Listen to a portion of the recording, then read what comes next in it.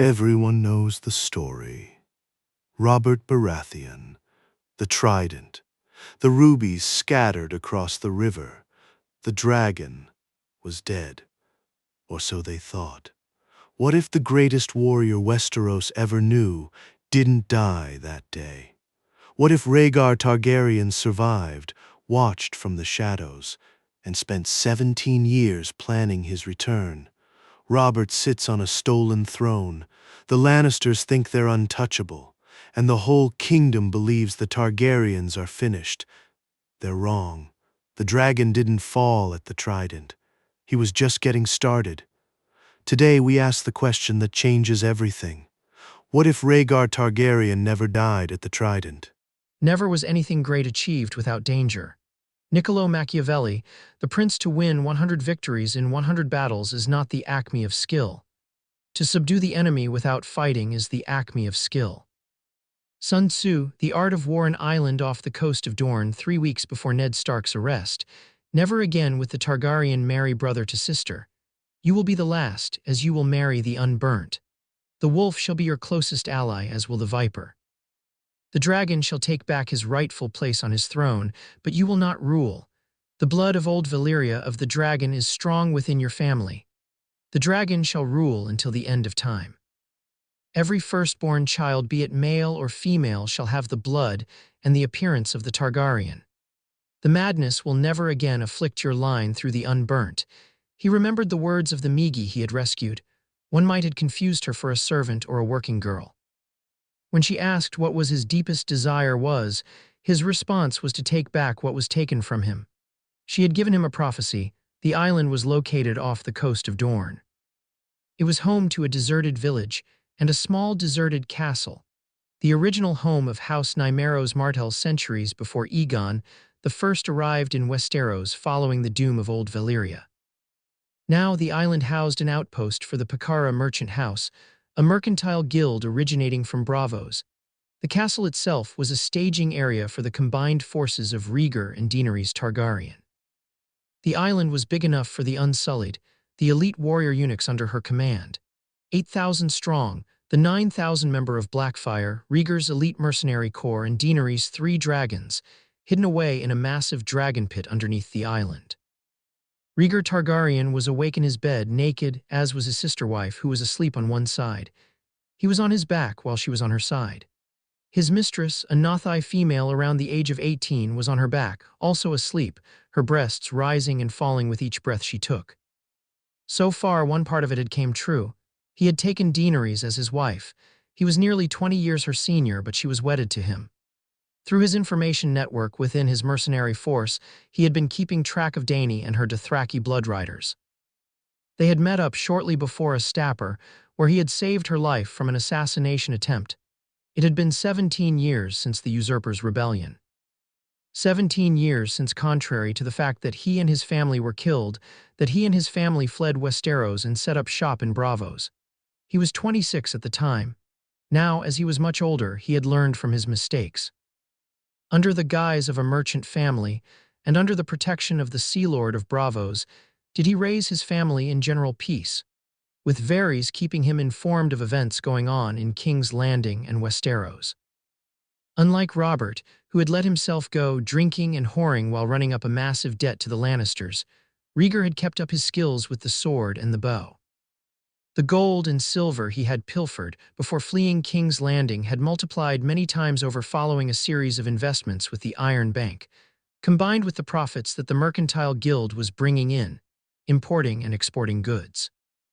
He could have bought the Golden Company and had them march on Westeros and King's Landing.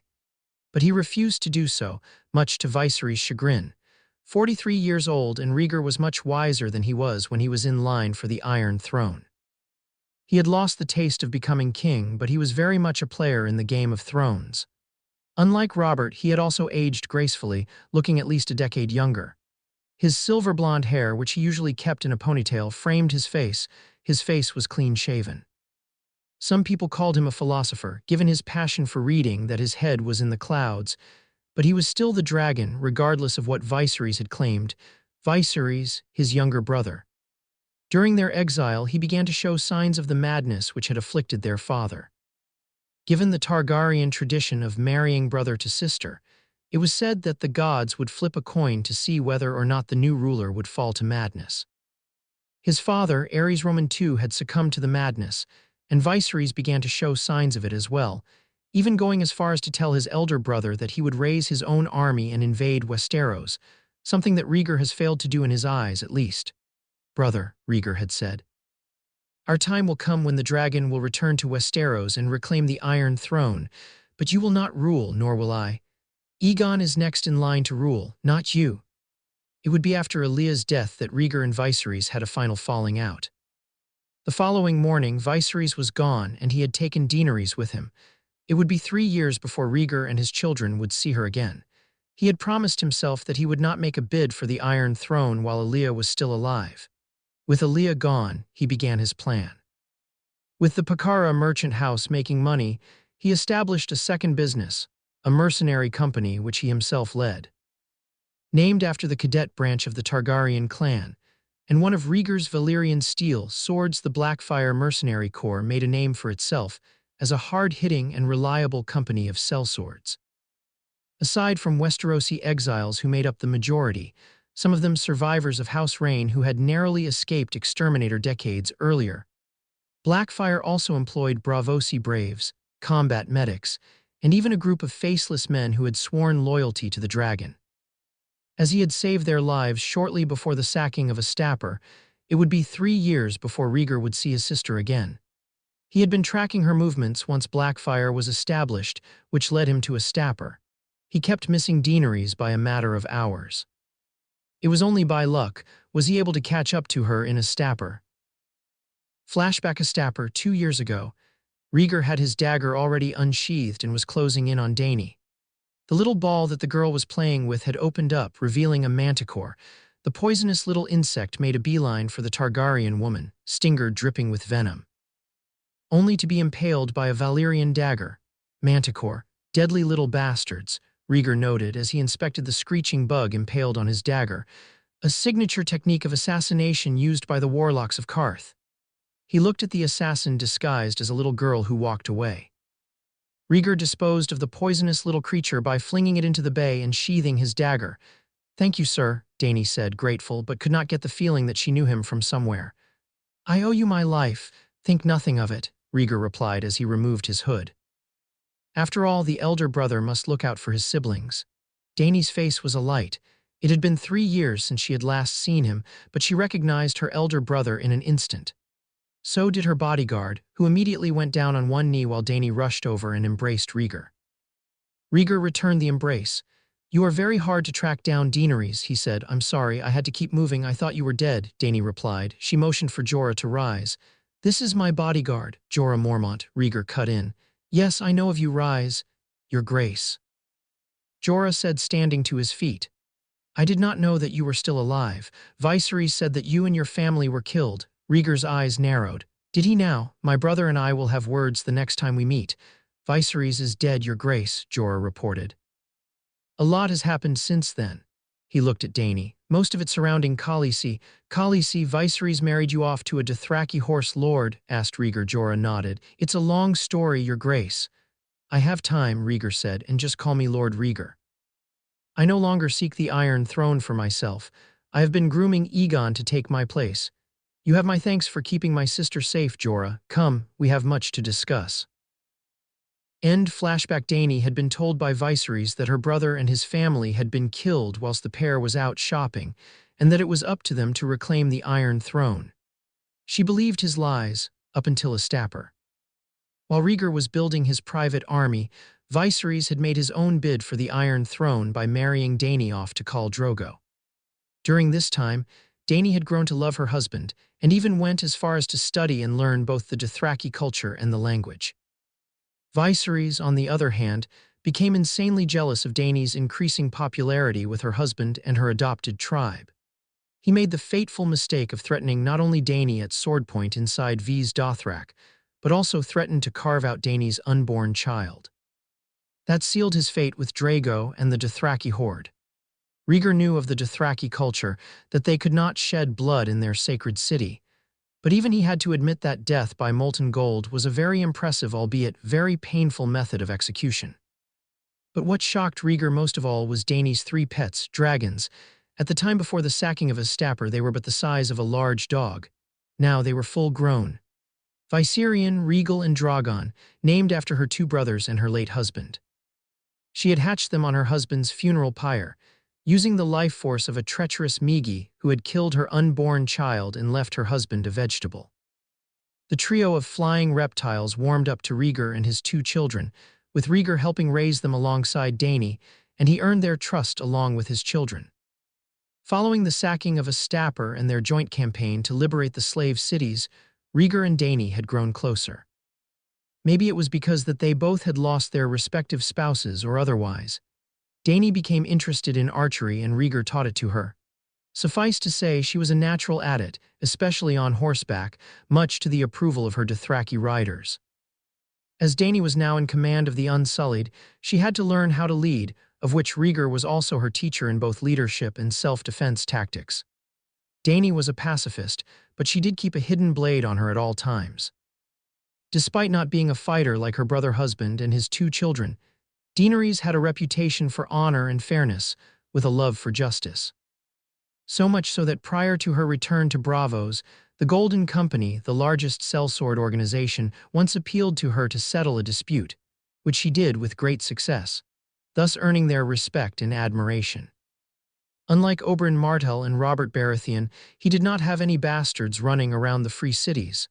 But that does not mean that he occasionally gets the itch. Dany, on the other hand, was a completely different story. The night before the Targaryens were to leave Braavos for Dorne, Dany had snuck into his room and into his bath. Flashback: having returned from the Iron Bank and paying his respects to the Sea Lord of Braavos, Rhaegar opted for a nice, hot bath once he, Dany, and his children returned to the inn. He made it very clear to his children that he did not want it to be disturbed. Like Daenerys, he had a high resistance to heat, which meant a scalding hot bath would be nothing for him. His children did not share his enthusiasm for extremely hot baths. Then again, neither did Viserys. The dragons, the Unsullied and Blackfyre, had already left on the longships, which would take them to the Pakara outpost in Dorne a week earlier. Rhaegar and his family remained behind to settle some affairs, leaving Jon and Daario in command until their arrival in Dorne. Even worse, there was a storm coming in on the horizon, which would more than likely put a damper on his and his family's plans to return to Westeros. After 15 years of exile, 17 years of licking his wounds, 17 years of careful, meticulous planning that would make Tywin Lannister proud, if he was not on Rhaegar's death list. 15 years, and the usurper's reckoning was long overdue, as was the Lion's, no matter, Rhaegar thought as he enjoyed his bath, eyes closed. I've waited 17 years. I can wait a while longer to return to Westeros. His eyes snapped open when he felt the presence of another person in the bath. Dany stood before him, wearing nothing but her robe, her hair secured in a bun falling down her back. "Oh, it's you, Daenerys," said Rhaegar as he calmed down. "Sorry to have disturbed you," Dany said. "May I join you?" Rhaegar nodded and Dany disrobed. The elder Targaryen did not so much as bat an eye upon seeing Dany's naked form, as he had seen it before while on campaign. They shared baths together back then, so why now would it be different? Dany entered the bathtub and sat on the opposite end. "There is a storm coming in," Dany noted. Rhaegar nodded. "It will delay our return to Westeros, I'm afraid, only by a day, 2 at most," he smiled. "I remember when you were younger, you always were scared of thunderstorms. I grew up." "That you did. You've come a long way since then, Daenerys. Mother would have been proud of you." "I think we all came a long way since our exile. You've trained both Aegon and Rhaenys very well," Rhaegar smiled. "They both make me proud. They have the blood of the dragon, yet they can't stand a little heat. Even to this day, they wonder why I can stand a bath like this, one with extremely hot water. Then again, my children are half Dornish. Viserys outright hated such baths as these. He was always the weak link." "He was no dragon," Dany said, reciting what she had told Jorah when Drago killed her brother that night in V's Dothrak. "Fire cannot kill a dragon." Something then caught her eye. "Your hand," she said, scooting over closer to him, his hand in hers, one slender finger trailing the scar. "Oh, that," Rhaegar said as Dany continued to trace the scar. "I did that." When she looked at him, Rhaegar continued to speak. It was close to 6 months since we fled King's Landing. Your Aunt Aaliyah had not spoken to me when I confessed what I had planned, to leave her for the wolf girl. But most importantly, I had lost my right to rule the 7 kingdoms, mainly due to a betrayal from the lion. This scar is a reminder of the blood oath I had taken in front of Aaliyah. I confronted her with my dagger and I ran the blade across my hand. In High Valyrian I made this vow. He then switched to High Valyrian, knowing that Dany could understand him. Flesh of my flesh, blood of my blood, the lion and the stag shall receive their reckoning. They will pay for their crimes against House Targaryen. And they will pay, Dany said, also in High Valyrian. It is time for the dragon to reclaim what is rightfully theirs. Rhaegar noticed that Dany was holding onto his hand a bit longer than necessary. He realized that she was holding it the way that a lover would hold it. He knew this because Aaliyah did the same to him years earlier, back when he was heir to the Iron Throne. The look in her eyes was that of wanting. Daenerys, what? I've loved you for a long time, Rhaegar, ever since a stapper. Ever since the slave cities, Dany confessed, her voice a whisper. We're both alike, you and I. We both married for political reasons, you marrying Princess Aaliyah and I marrying Drogo. I know you loved her despite your attraction to the she-wolf, and I loved Drogo.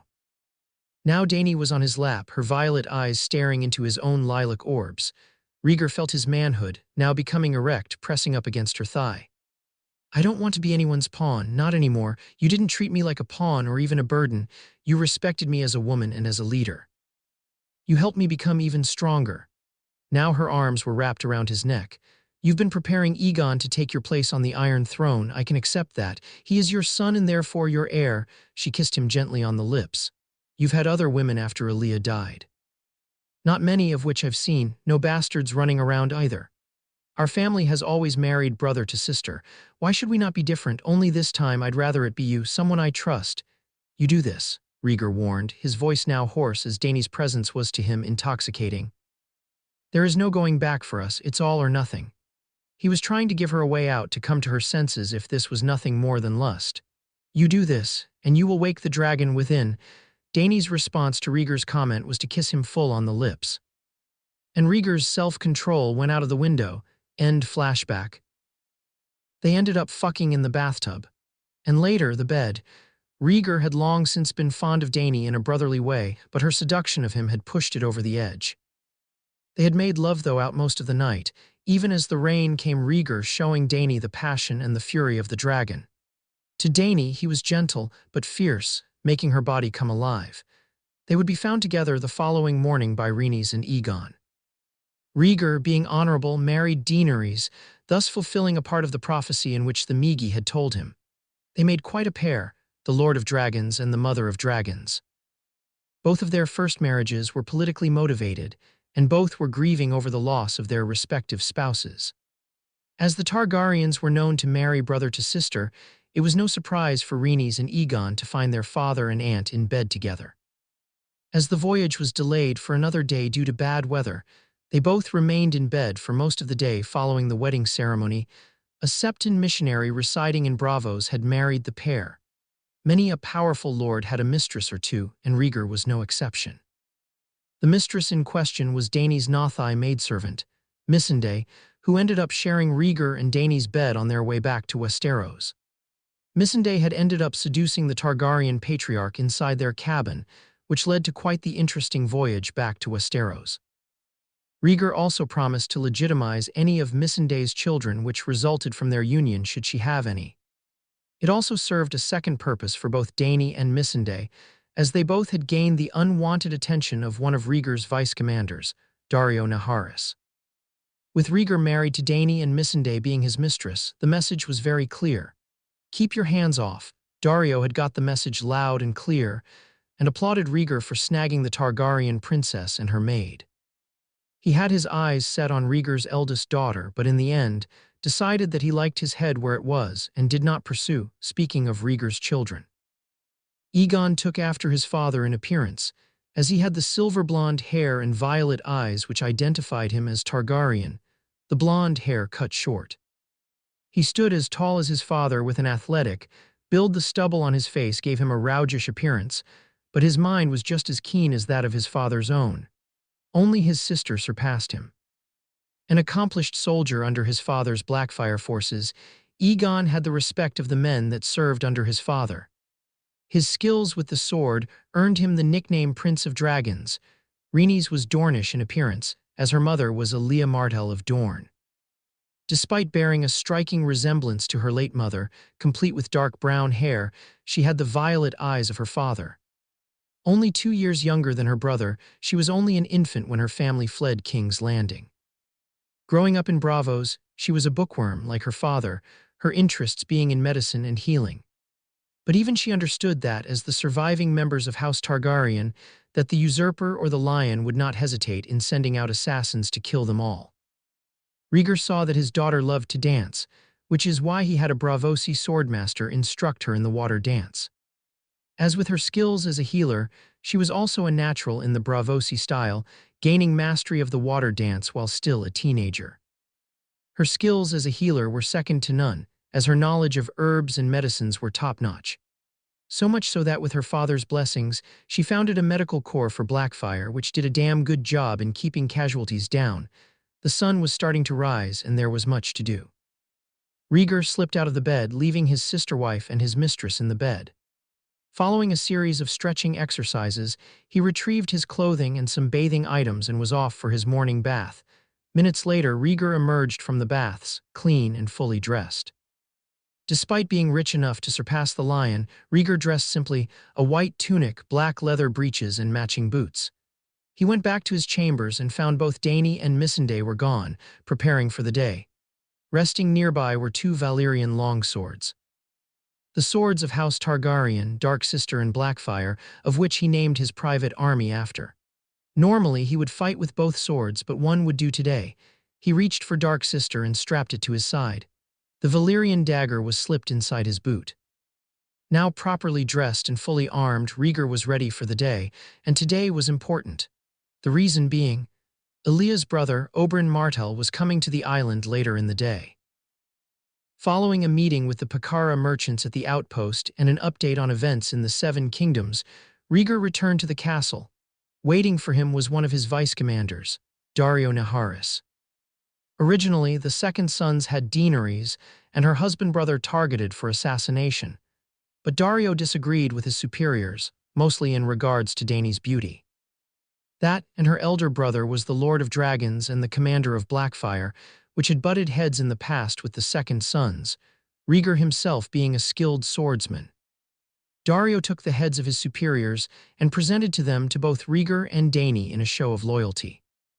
Impressed with his boldness, but not impressed with the fact that he wanted to fuck his sister, Rhaegar accepted Daario's oath of loyalty and absorbed the second sons into Blackfire. "Lord Rhaegar," Daario greeted. "Daario," replied Rhaegar as Daario fell into step beside him. "What business do you have with me? I have a lot to do and not enough time to do it in."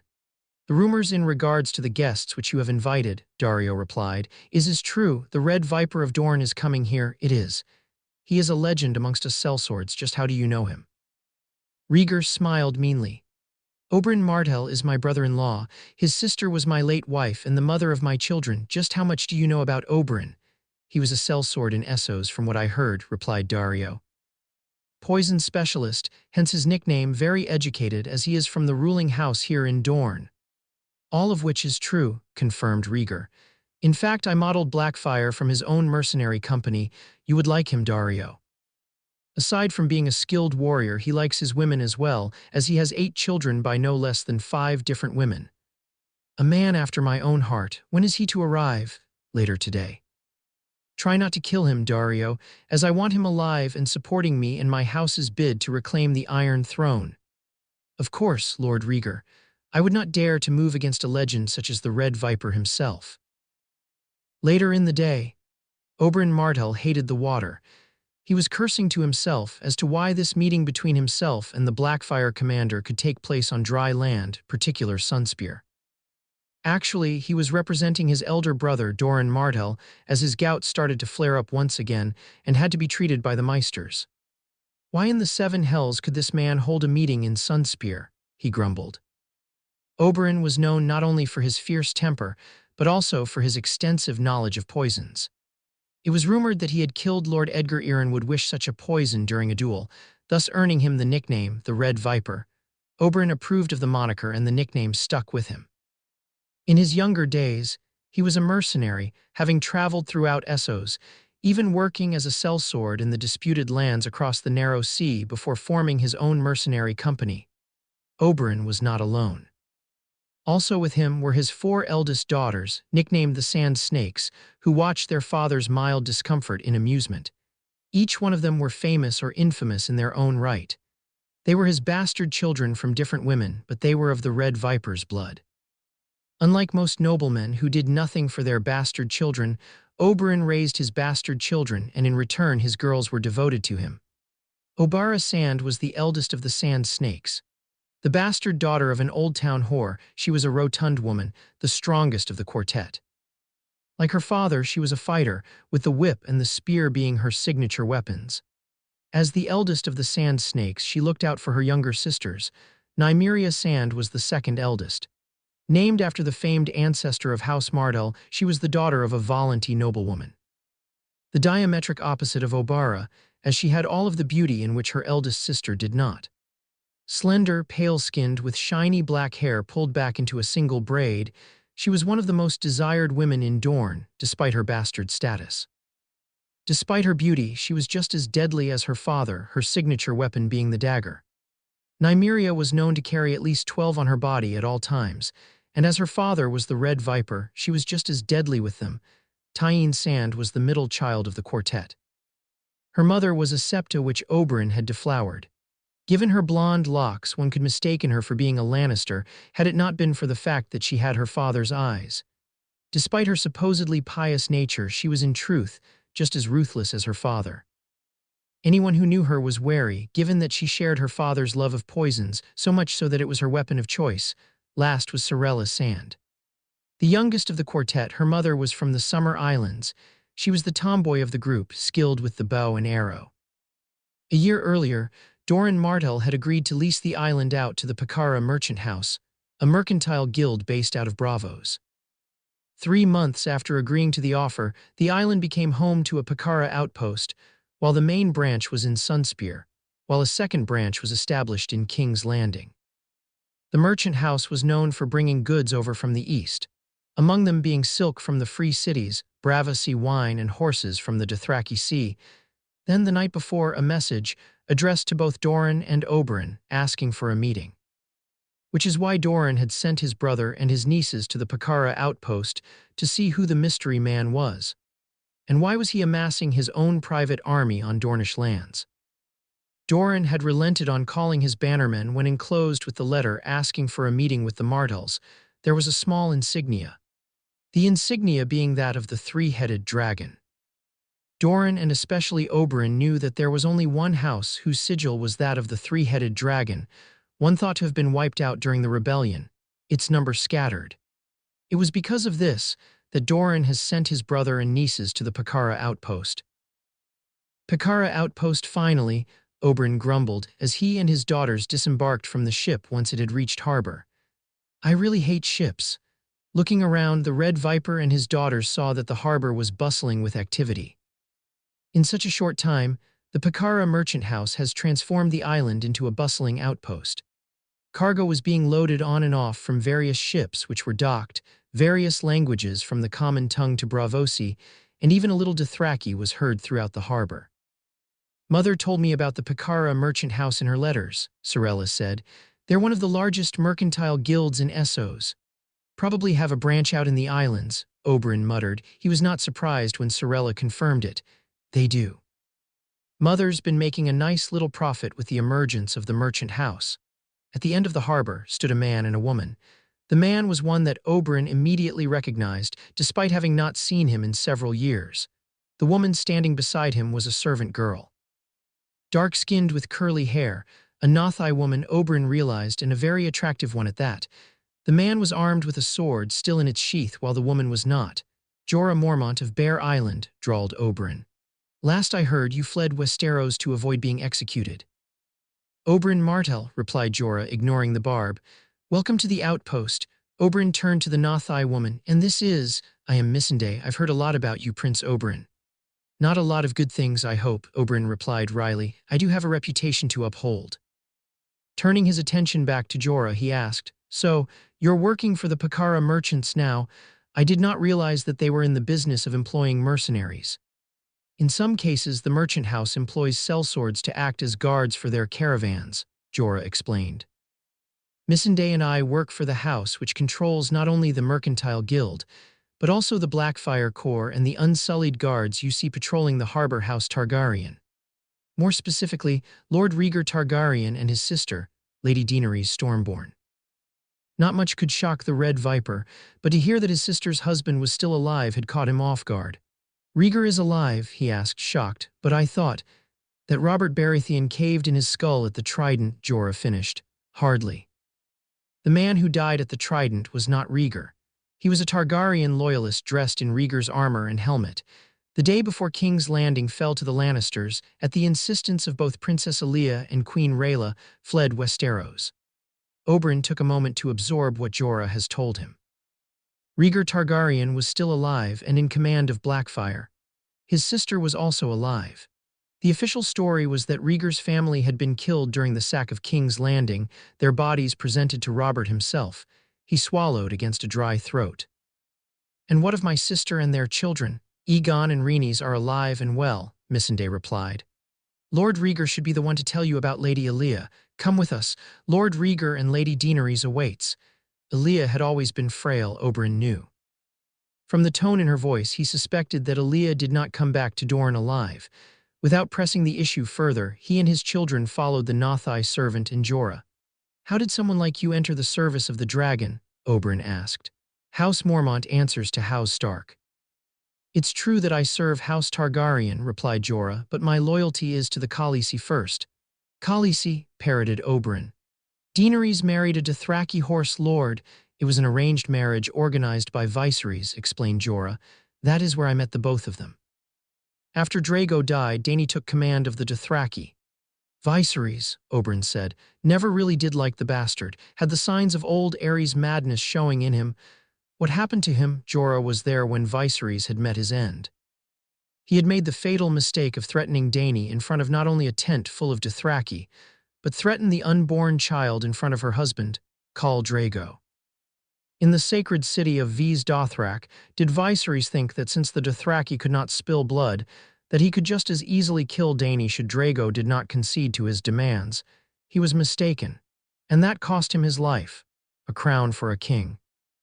Drogo had growled right before appending a stew pot containing molten gold over Viserys' head.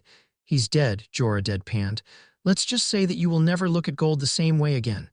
That bad, Jorah nodded. Very, Oberyn then asked Missandei, what about you? How did you end up working for Rhaegar and Dany? I was a slave at first. The good masters of Astapor had given me to Lady Daenerys as a gift. She gave me my freedom, and now I serve House Targaryen. In more ways than one, Jorah mumbled. It was clear that he was in love with Dany, but the mother of dragons was in love with Rhaegar. Rhaegar had treated her well, a sharp contrast of the Mad King and Rhaela. The fact that it was Viserys and not Rhaegar who had Aerys madness was an added bonus. As long as Dany was happy, then Jorah was content. Oberyn caught Jorah's comment. In more ways than one, he thought. Could Rhaegar be fucking the Nothai girl as well? He grinned. So he has a mistress, the old dragon. Dear brother-in-law, you are full of surprises. He filed that idea away for later, as he followed the exiled knight and the Nothai servant further into the castle. As it was nearly noon, Rhaegar would be found at his personal training grounds within the castle. As Daenerys watched from the sidelines, the Lord of Dragons found himself in an impromptu 2-on-1 match against his son and daughter.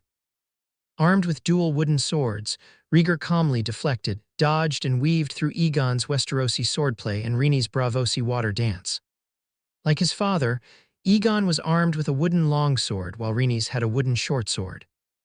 That was where Oberyn Martell and the Sand Snakes found them, having been led there by Missandei and Jorah. Missandei was about to announce their presence to Dany, but Oberyn's hand on her shoulder stopped her. Dany spun around, but the Red Viper's eyes told her not to say a word. He wanted to see how this impromptu sparring session play out. Oberyn knew that Rhaegar was an excellent swordsman. From the look of things, even after 17 years in exile, Rhaegar was still the best. After all, the Lord Commander of the Kingsguard, Sir Barristan Selmy, had taught him how to wield a sword, a man that even Oberyn respected. Add the fact that Rhaegar commanded his own mercenary company and had fought in Essos, he showed no weak spots. After several intense minutes of swordplay, Rhaegar ended the duel, first by rapping the wooden sword blade on Aegon's sword hand, causing him to drop his sword, then repeating the same with Rhaenys, forcing her to drop her own sword. "I win," Rhaegar said. There was no cockiness in his tone. "It was simply fact. You made it too easy for them, Targaryen," Oberyn's voice cut in. "Had it been me they were facing, they would have been leaving with a couple more welts." Rhaegar turned around. "I was wondering whether or now you would show up, Martell," he said as he tossed the wooden swords to the side, his face breaking into a wide grin. The two men shook hands, then shared a brotherly hug. "My brother-in-law, commander of a mercenary army," Oberyn said, "a long way from King's Landing, and to think that I've rubbed off on you. Where's Aaliyah?" Rhaegar's expression fell, as did Aegon and Rhaenys. "Your sister was always frail, Oberyn. She passed about a year before I established Blackfyre. We were all there. She went peacefully. Her last wishes was to be cremated, her ashes returned back to Dorne. I've honored her request. I brought her back home." Oberyn nodded. "Thank you." He turned to the Sand Snakes. "Girls, this is your Uncle Rhaegar. Rhaegar, my 4 eldest daughters, my Sand Snakes. Obera, my eldest." Obera took a knee, head bowed. "Uncle," she said before going back to her feet. Nymeria, the 2nd eldest. The regal Nymeria performed a flawless curtsy. "Uncle." "And there's Tyene, the next to youngest." Tyene dipped her head. "Uncle," and Sorella, the youngest. Sorella followed Tyene's lead. "Uncle, yes, I know your mother," Rhaegar said. He then introduced his own children. "My son Aegon." Aegon nodded in greeting. "And my daughter Rhaenys." "Hello," greeted Rhaenys. "We have much to talk about," Rhaegar said. "Come, lunch is almost ready." "How was the way in?" Rhaegar asked over lunch. "I hate the seas." "There's been a development," Oberyn said. "Jon Arryn's dead, died a couple of weeks ago. Varys has already notified me by Raven. My own spy network out in King's Landing has confirmed it. He suspects that either Littlefinger, Cersei, or her twin brother is responsible." Shame," Rhaegar said. "He was a good man. Surprised that the usurper would pick him to run the kingdom while he drowned in drink and women. Who is his replacement?" Oberyn grinned. "Eddard Stark of Winterfell." Rhaegar cocked one eyebrow. "Ned Stark, Lyanna's brother, one and the same. He should be arriving in King's Landing within the week. Then again, I'm not surprised as to who the usurper chose to replace old Orinna's hand," Rhaegar mused. "The old wolf is an honorable man. But honor can get you so far, especially when dealing with the Vipers in King's Landing. No offense. None taken. Personally, I would just kill him and be done with it," Oberyn said. "No, I have no ill will towards Ned Stark or his family. Out of the love and respect I had for his sister, I will not harm him." Rhaegar's voice was firm. "This whole mess started when Lyanna came with me. Had I kept my impulses in check, I would be sitting on the Iron Throne. No, my quarrel is with the usurper himself. From what Varys has told me, Robert has really let himself go in the years." Oberyn nodded. "That he has." Sure, Oberyn liked drink and women as much as the next man, but the Red Viper did not have as many bastard children running around Westeros. That and he kept in shape and was still a formidable warrior. "It's obvious that you plan on taking back the Iron Throne from Robert," the Red Viper said. "There's still the matter of the Lannisters." "I've heard that Robert has married Cersei," said Rhaegar. "And her brother is still a member of the Kingsguard. A move to placate Tywin Lannister and to earn his loyalty, no doubt." Growing up, Rhaegar respected Tywin Lannister as he served as hand to his father. But that respect immediately disintegrated when the Lannisters betrayed his father and sacked King's Landing. Varys had informed him of his parents' death. Aerys at the hands of Jaime Lannister, while his mother was raped and beaten to death by Gregor Clegane, the Mountain that Rides. A Lannister always pays his debts, Rhaegar thought darkly as the lunch continued. And House Lannister owes House Targaryen a great and terrible debt to me and my family. Later on, "You've changed," Oberyn noted as he and Rhaegar stood on the tower overlooking the beach where the Unsullied and Blackfyre made camp. Daenerys and his 2 children had taken the Sand Snakes to see the dragons and to retrieve Aaliyah's ashes. The Silver Prince, now Lord of Dragons. He looked down at the camp containing his and Dany's joint army. 8,000 Unsullied and 9,000 Blackfyre. "I'm impressed." "That and 3 dragons," Rhaegar said. "17 years, Oberyn, 17 years have I planned for this moment. The usurper have been focused on Dany, that he fails to realize that I am still alive. Can I count on your brother's support when the time comes for me to take back the Iron Throne? I'll speak to Doran about it," replied Oberyn, "but I can guarantee that House Martell will back you in your plans." His expression then grew into a sly one. "So, you and Daenerys?" Rhaegar simply nodded. "Yes." "I'm not surprised," Oberyn said, shrugging his shoulders, knowing of the Targaryens' dynastic incest. "When did this happen?" "About a month ago, before we left Braavos for here." "And the servant girl, Missandei?" Again Rhaegar nodded. "She is my mistress. Dany, of all people, was the one who encouraged it." He smiled wryly. It made for quite the interesting return trip back to the west. Oberyn playfully punched Rhaegar's shoulder. "You old dragon, I am jealous. I've been trying to get another woman with Ilaria and myself for quite some time. What is your secret?" "What can I say? Women can't resist the dragon, but Dany was the one who seduced me in the bath. Missandei was always attracted to me. And Dany learned how to please a man from a slave during her time with the Dothraki. And Missandei, she's very limber. You always did have that natural charisma about you, as does Aegon. If Robert did not throw a fit when you spirited the wolf girl away, you would have made a fine king." Oberyn then turned serious. "You do realize that Ned Stark, honorable as he is out of his league when it comes to the Game of Thrones. Honor can carry you so far when dealing with the likes of Littlefinger and the Spider." "Between the Spider and Littlefinger," replied Rhaegar, "I'd trust the eunuch." "Things have changed since your exile," continued Oberyn. "Robert Baratheon is in debt to both the Lannisters and to the Iron Bank. Despite the Council's best efforts, he is driving the Seven Kingdoms into ruin." "So I hear," replied Rhaegar. "Ned Stark is too damn honorable for his own good. Against the likes of Cersei, Littlefinger, and the usurper's brothers, it will get him killed. Lyanna made me promise that I would not harm her brother or anyone else under House Stark." "I wonder," Oberyn remarked. "Who is the more honorable, you or Ned Stark?" Rhaegar chuckled. It was good to be back home once again. 1 week after Ned Stark's arrest in the following months, Rhaegar had been plotting. His original plan consisted of marching on King's Landing with his Blackfyre Corps and the Unsullied backing him. He planned on killing the usurper himself by making him a head shorter and take back the Iron Throne for the House of Targaryen. One single message from his spy network inside Pakara's King's Landing branch had all but derailed those plans. Robert Baratheon dead. Cersei Lannister and Joffrey Baratheon named Queen Regent and King against the usurper's dying wishes. Ned Stark arrested on charges of treason. Robb Stark has rallied the Northern Bannermen to free his father. Tywin Lannister has rallied his own bannermen to defend King's Landing. With that message, Rhaegar was forced to change his plans. The assault, called Operation Downfall, would take place within the week. With the ensuing war between the Lion and the Wolf, Rhaegar decided to use that to his advantage. He had his daughter, Rhaenys, to go to the Stark camp, acting as a volante medic by the name of Talisa Meager, with the orders to observe and gauge the fighting potential of the Starks and their bannermen. She was to return to Dorne after 3 weeks with the Starks. Rhaenys would return a week past the deadline, having been snuck out of the Stark camp by Blackfyre mercenaries on her father's orders.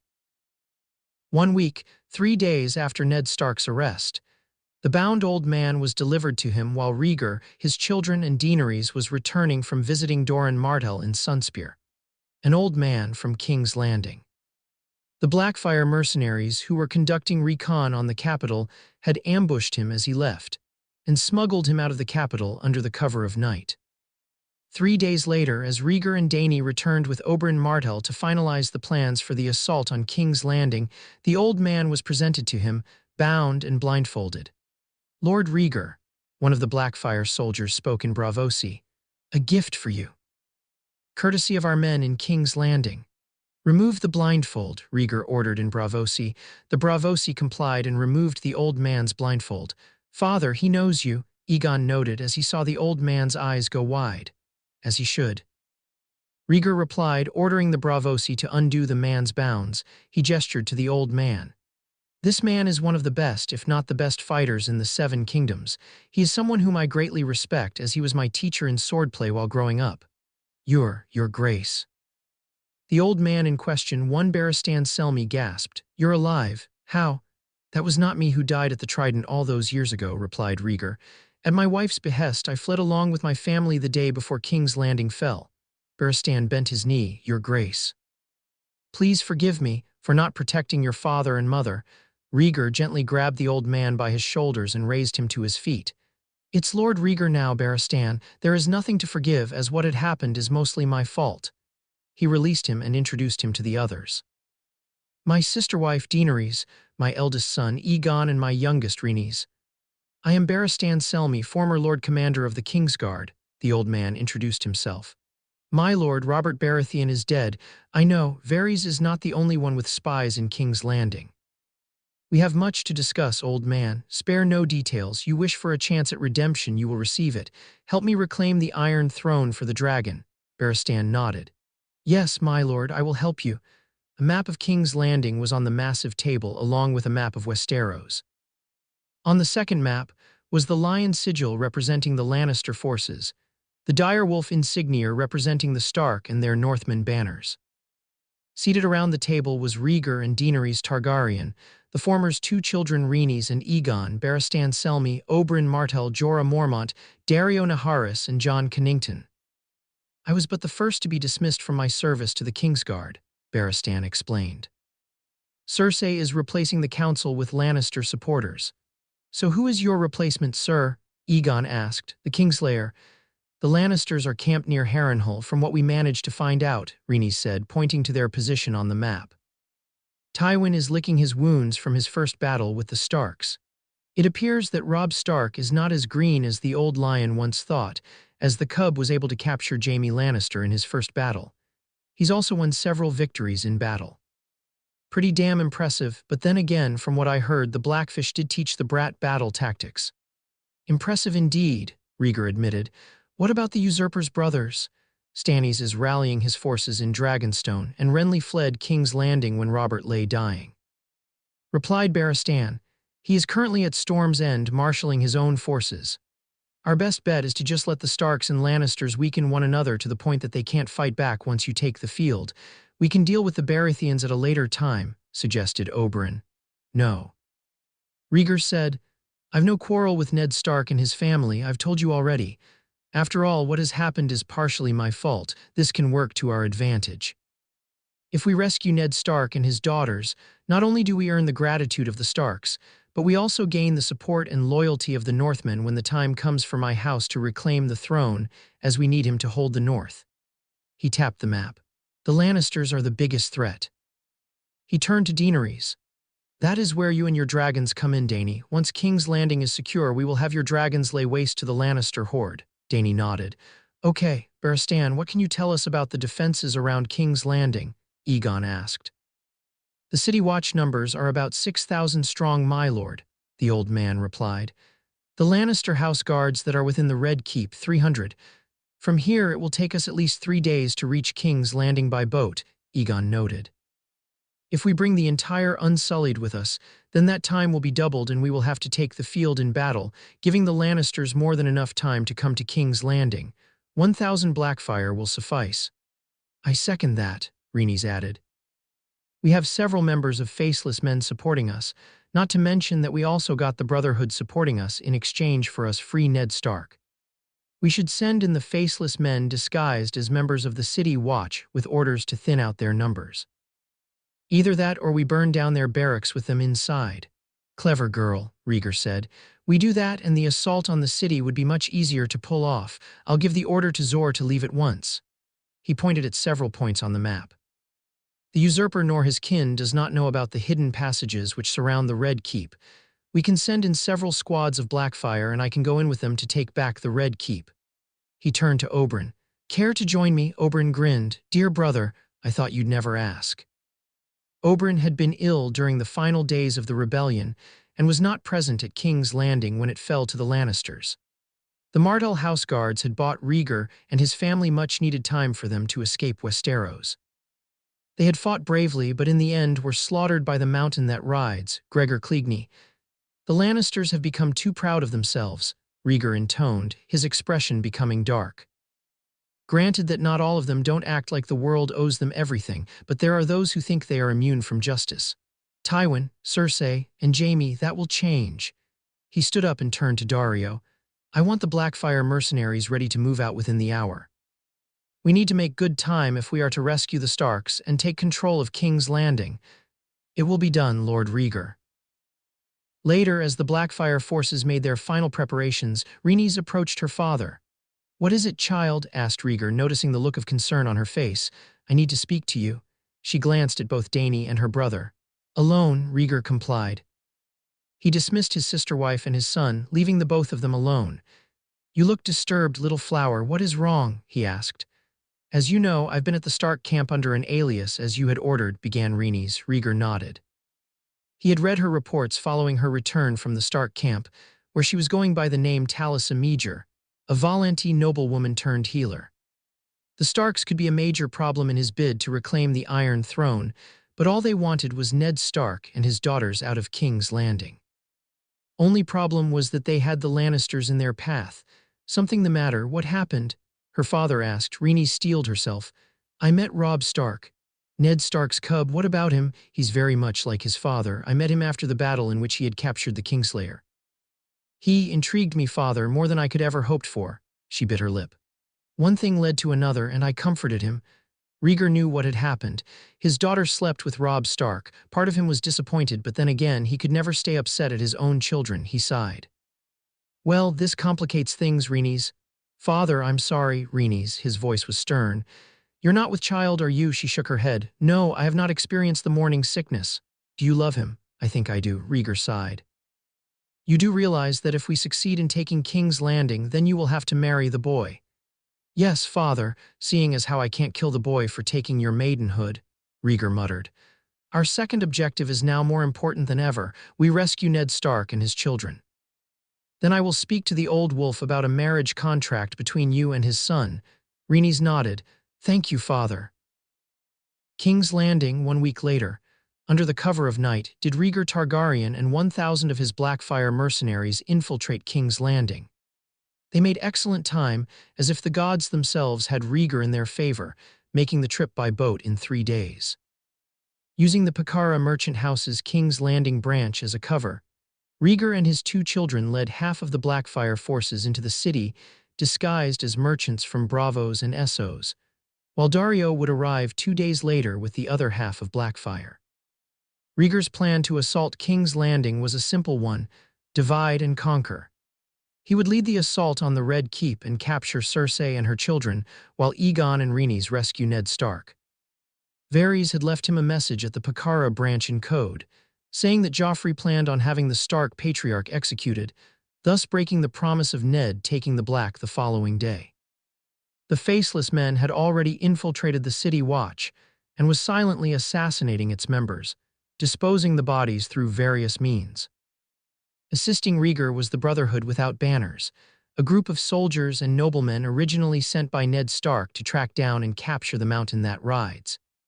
Originally loyal to the usurper, they swore their swords to Rhaegar once the truth about Cersei and her children was known.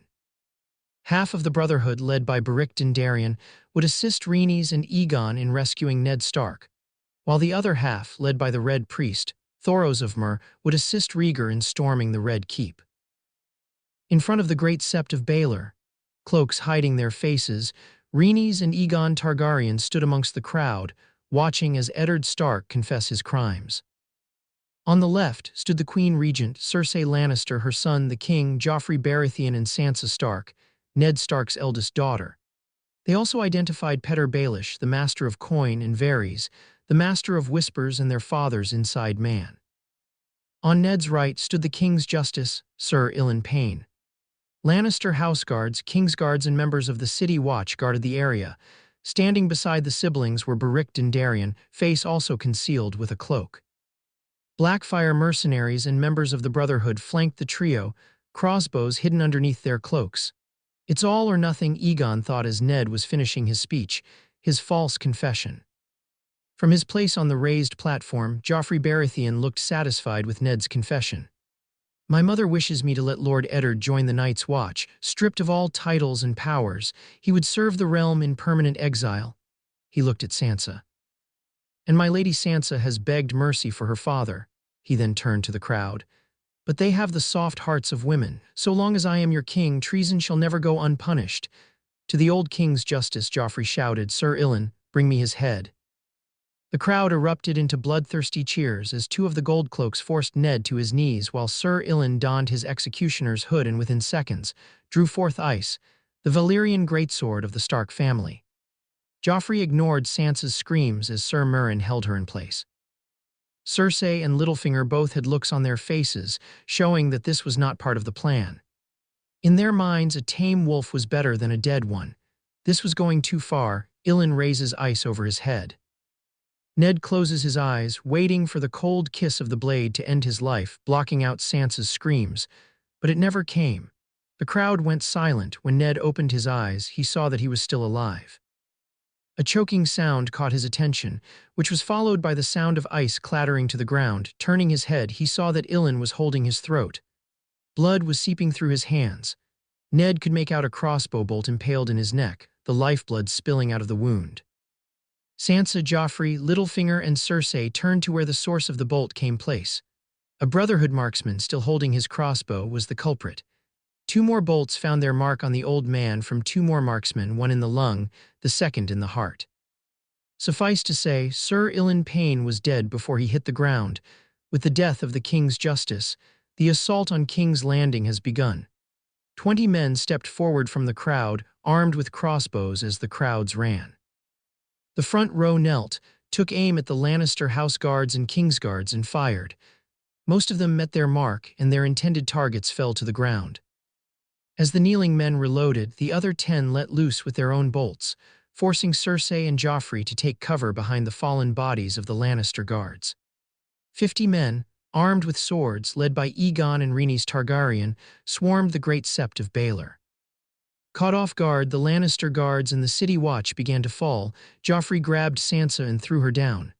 "Kill her," he shouted to the surviving member of the Kingsguard, Sir Meryn Trant, and the remaining member of the Lannister House Guard, Sir Amory Lorch, as he and his mother retreated back to the Red Keep, pointing to both Sansa and her father. "Kill them both." Ned managed to reach Sansa to shield his body with his own. Amory and Meryn unsheathed their swords and moved in for the kill, but before they could bring their blades down, Valyrian steel intercepted their own blades. Rhaegar had 2 blades forged from Valyrian steel and presented them to his children, both as gifts and as a means for self-defense. Rhaenys was presented with a curved short sword which was perfect for her water dancer style, AN for a visual reference. Think Daston's black Shamshir sword. Engraved onto the blade in High Valyrian was the phrase, "Praised to be the order brought forth from the very edge of chaos." Rhaenys christened her blade Shadow Dancer, in reference to what her brother once said about Rhaenys and her water dance. Rhaenys always loved to dance. Only in this case she dances, you die. Aegon had a traditional Valyrian longsword which he had christened Balerion after the famous dragon of legend. Unlike Rhaenys' blade, which was a more traditional gray-silver color to the blade, Aegon's was black. Sansa looked up and saw a man and a woman blocking both Sirs Meryn and Amory. Then the pair tossed off their cloaks and initiated combat. Aegon faced Meryn Trant while Rhaenys fought Amory Lorch. Amory was the one who had killed Rhaenys when Tywin ordered King's Landing sacked, claiming to have stabbed the girl over 100 times. That was false, as he faced off against the real Rhaenys Targaryen. Amory was one of the best swordsmen to have served under House Lannister, but Rhaenys was a prodigy in the Braavosi water dance. Rhaenys calmly parried and dodged Amory's attacks, lithe and graceful, Shadow Dancer an extension of her arm. Amory never fought against someone who danced the way that Rhaenys danced. Before he knew what was happening, her sword found his throat. Rhaenys pulled her sword out and impaled Amory through the heart, killing him. Aegon was having little difficulty with Meryn Trant. With his father and Jon Connington drilling him in the Westerosi style of swordplay and having honed his skills by fighting with the Blackfire in the east, Meryn soon fell to Aegon, his head severed from his body. A group of Goldcloaks emerged onto the scene, armed with pikes. Against the duo, they stood no chance. With the threat out of the way, Rhaenys sheathed her sword and crouched over Ned and Sansa, who was now cradling the body of her father. She had the look of fear in her eyes until Aegon managed to calm her down. "It's okay, we're friends. Please." Sansa pleaded. Help him her training as a healer kicking into overdrive, Rhaenys conducted a quick inspection. A fever, sweating, he is delirious. Was he injured in any way? Sansa nodded. Yes, a spear wound on his left leg. Rhaenys quickly produced a dagger and sliced open Ned's breeches. Her suspicions were confirmed. 7 hells, this wound is infected. In the meantime, Yoren had forced his way through the crowd, carrying Ned's youngest daughter. Arya Stark had watched the entire episode play out, from her father's confession to his and Sansa's rescue. She had ordered him to get her to her father, of which he complied. Who are you? Arya asked. I am Aegon. Aegon introduced himself. She is Rhaenys. Is my father going to die? Asked Arya with tears in her eyes, holding her father's head in her hands. Not if I can help it, Rhaenys replied, determination in her voice. Turning to her brother, she said, we have to move him so I can treat his wound properly. Aegon looked around. The Brotherhood and their father's Blackfire mercenaries were fighting off reinforcements from members of the Gold Cloaks, which had managed to avoid being killed by the Faceless Men, but it was still too dangerous for them to stay out in the open. The Sept of Baelor, Yoren shouted, take him there. Aegon nodded. With Yoren's help, he was able to carry Ned Stark, now having lost consciousness inside the Great Sept of Baelor, Sansa and Arya following close behind. A squad of Blackfire, assigned to protect Rhaegar's children, stood guard outside as the battle for King's Landing continued. With Rhaegar at the Red Keep, the hidden passages which led to the Red Keep were still present. Rhaegar and his forces had spent most of the night infiltrating the Red Keep. Disguised as Lannister house guards, Rhaegar, Jon, Oberyn, and Daario first subdued the spies of both Cersei and Littlefinger, ambushing them in their sleep. Instead of killing them, Rhaegar had them bound and hidden within the Red Keep, planning on releasing them when the invasion was over. When Ned Stark was brought to the Great Sept to confess his crimes, Rhaegar struck. In an ironic twist of what the Lannister houseguards did to the Stark houseguards, the Blackfire forces ambushed and killed them. Rhaegar's orders were very simple: give no quarter, show no mercy. However, there was a contingent of City Watch stationed inside the Red Keep, led by Janos Slynt, which led to a full-out battle for the Red Keep. Against battle-hardened soldiers led by the Lord of Dragons, the City Watch could only delay the Blackfire forces. In desperation, Janos Slynt had sent a runner to the East Gate barracks, only for the runner to find that the men inside had been poisoned to death thanks to the Faceless Men and some poisoned wine, and had been dead long before Ned Stark was brought before the Great Sept. Unknown to Janos, the Gold Cloaks in the West Barracks had been locked inside their building by the Faceless Men, right before they set the place on fire. When the runner did not return, as he was impaled on a spear by Oberyn Martell, Janos knew that it was only a matter of time before the capital fell. When Cersei and Joffrey returned from the Great Sept with Sandor in tow, the Queen Regent and her son were greeted with the sight of her houseguards dead, slain by the invading force which had saved Ned Stark from execution. One swordsman stood out from the others, dressed in black armor, cloak concealing his face, the 2 long swords in his hands stained with Lannister blood. There was only one place for Cersei and her children to run to, the throne room, which is precisely where Rhaegar wanted her and her little bastards. In the corridor before the throne room, Rhaegar and his forces were carving through the final defenses. A Lannister guard screamed as Oberyn Martell impaled him with his poisoned spear, right before Daario Naharis gave him a merciful death by slashing his throat with his arak, blood staining his armor as his life gave out. The Red Viper and the Tyroshi mercenary had hit it off whilst in Dorne, bonding over war stories, wine, and women. Both men also respected one another for the combat prowess, even going as far as to testing the other in battle. So far, both men were tied at 2 victories apiece. It was almost one-sided as how the assault was going in his favor. Had Rhaegar had the time, he would have laughed at how pitiful the City Watch was faring. The Gold Cloaks were always corrupt and poorly trained, preferring quantity over quality. Knowing Oberyn, he would be laughing his ass off, as he was expecting a better challenge. Jon Connington hacked a Gold Cloak to death with his own sword, while Thoros set one on fire with his own flaming sword. Rhaegar Targaryen led the assault, cloak over his head, the Valyrian swords Blackfire and Dark Sister in both hands. One Lannister guard lost his sword hand. His head soon followed his hand. Rhaegar impaled 2 at once with his swords and knocked them to the side. He knew the Red Keep like the back of his hand, despite not being there for a decade and a half. He knew where to go. Barristan carved through 2 gold cloaks with ease. 2 more gold cloaks rounded the corner, armed with spears. Rhaegar hacked the first gold cloak's spear in 2 while severing his partner's carotid with blackfire. Dark Sister impaled the second gold cloak through his armor and into his heart. He continued to press on, his goal within reach. The throne room. Cersei Lannister was furious. King's Landing was being invaded, but that was the least of her concerns. No, her main concern was that her son had called for Ned Stark's execution at the Grand Sept of all places. Joffrey Baratheon was seated on the Iron Throne, furious that his display of power had all but failed, but at the same time, a feeling of dread was creeping over him. Nearby, his brother and sister were whimpering. Littlefinger and Varys stood nearby, the former looking very worried while Varys looked rather composed. Grand Maester Pycelle was busy comforting and consoling Tommen and Mycella.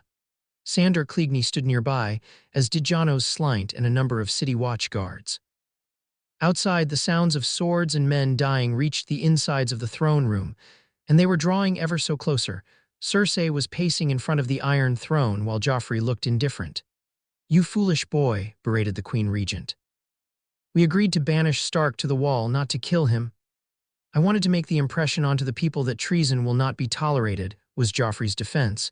"You are going to have him killed," shouted Cersei, "in front of the Great Sept of all places." Cersei was not a religious woman by any means, but knew that spilling blood on the Sept of Baelor would have serious ramifications for her family and the king. "No matter," Joffrey sniffed. "The traitor and his bitch of a daughter are now dead. Sir Meryn and Sir Janos will see to that." Outside, the sounds of battle reached the doors. With every sword striking metal, with every scream coming from outside, it had put Cersei further on edge. Even she knew that there was no escape. Not for her or her family.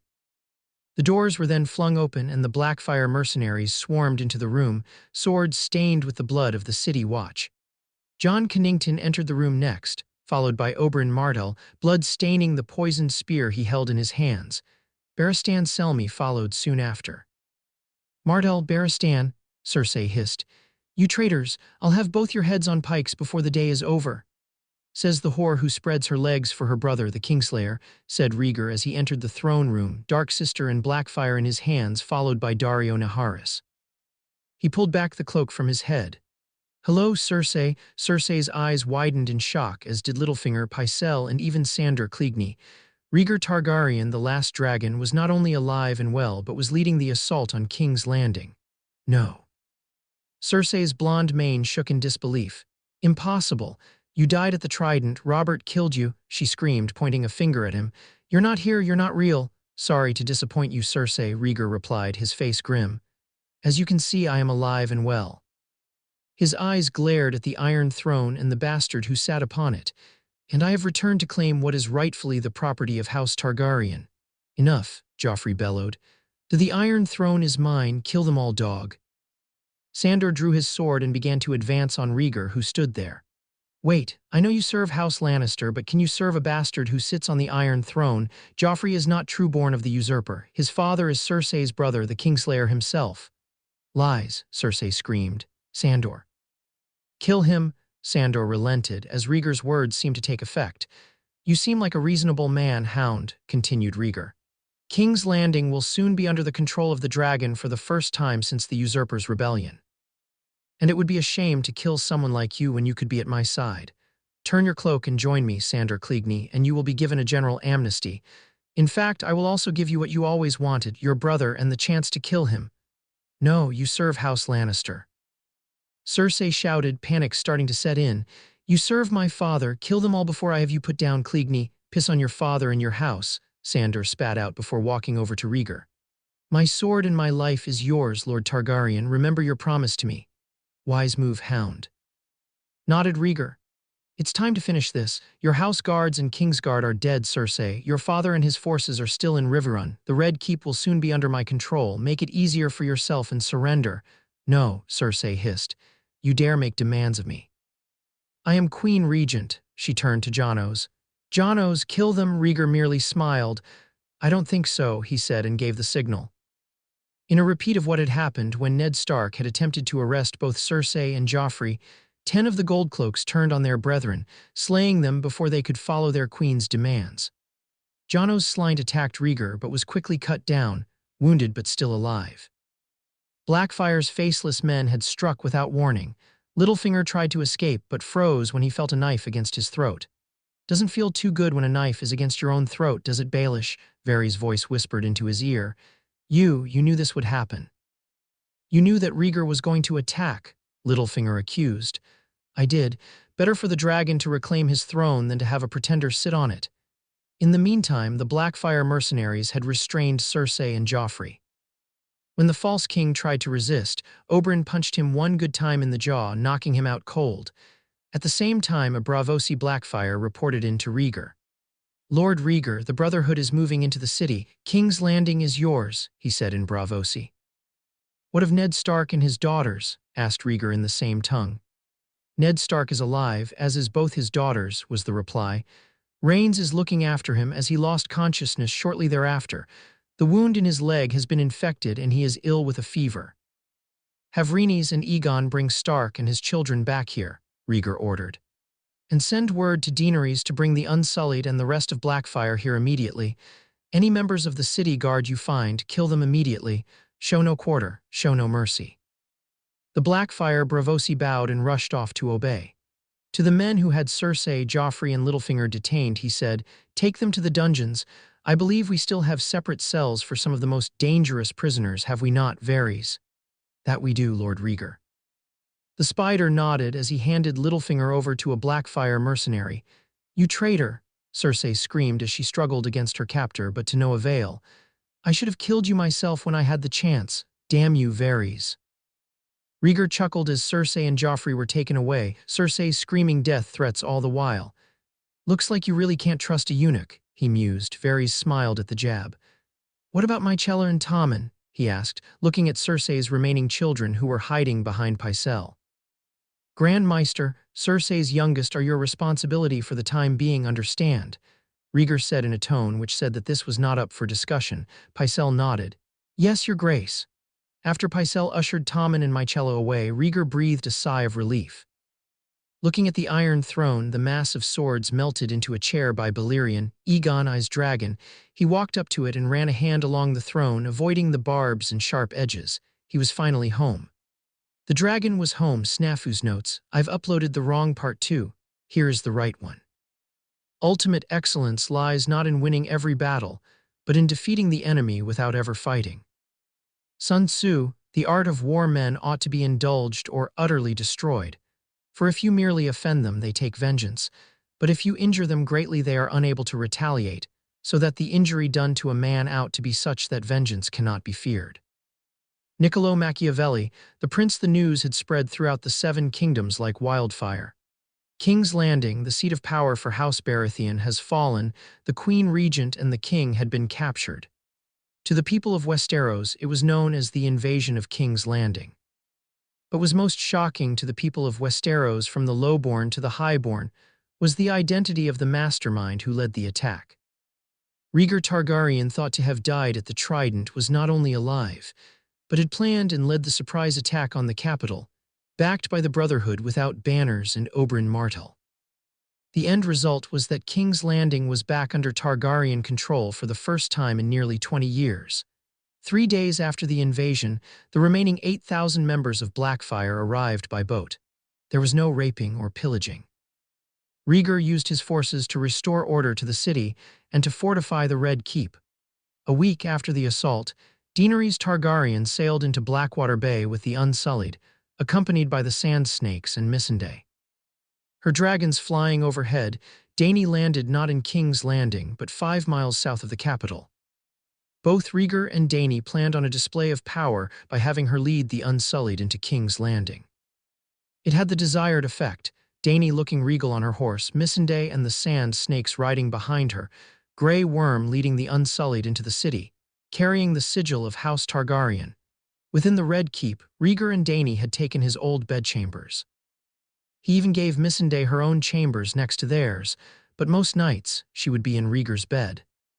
The following day after Dany's arrival, Rhaegar called for a meeting of his Blackfire forces. With House Targaryen back in control of King's Landing, there was no further need for Blackfire as a mercenary force. They were to become his bannermen.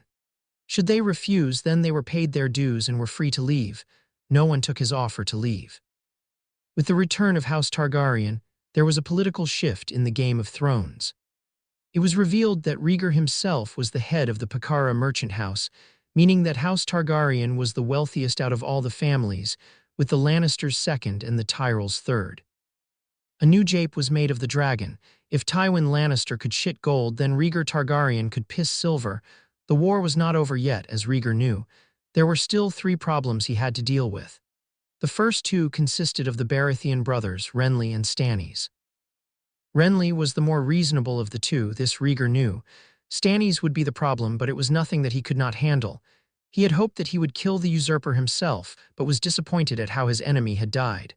Then there was the matter of the Lannisters. It was time for the dragon to pass sentence on the lion.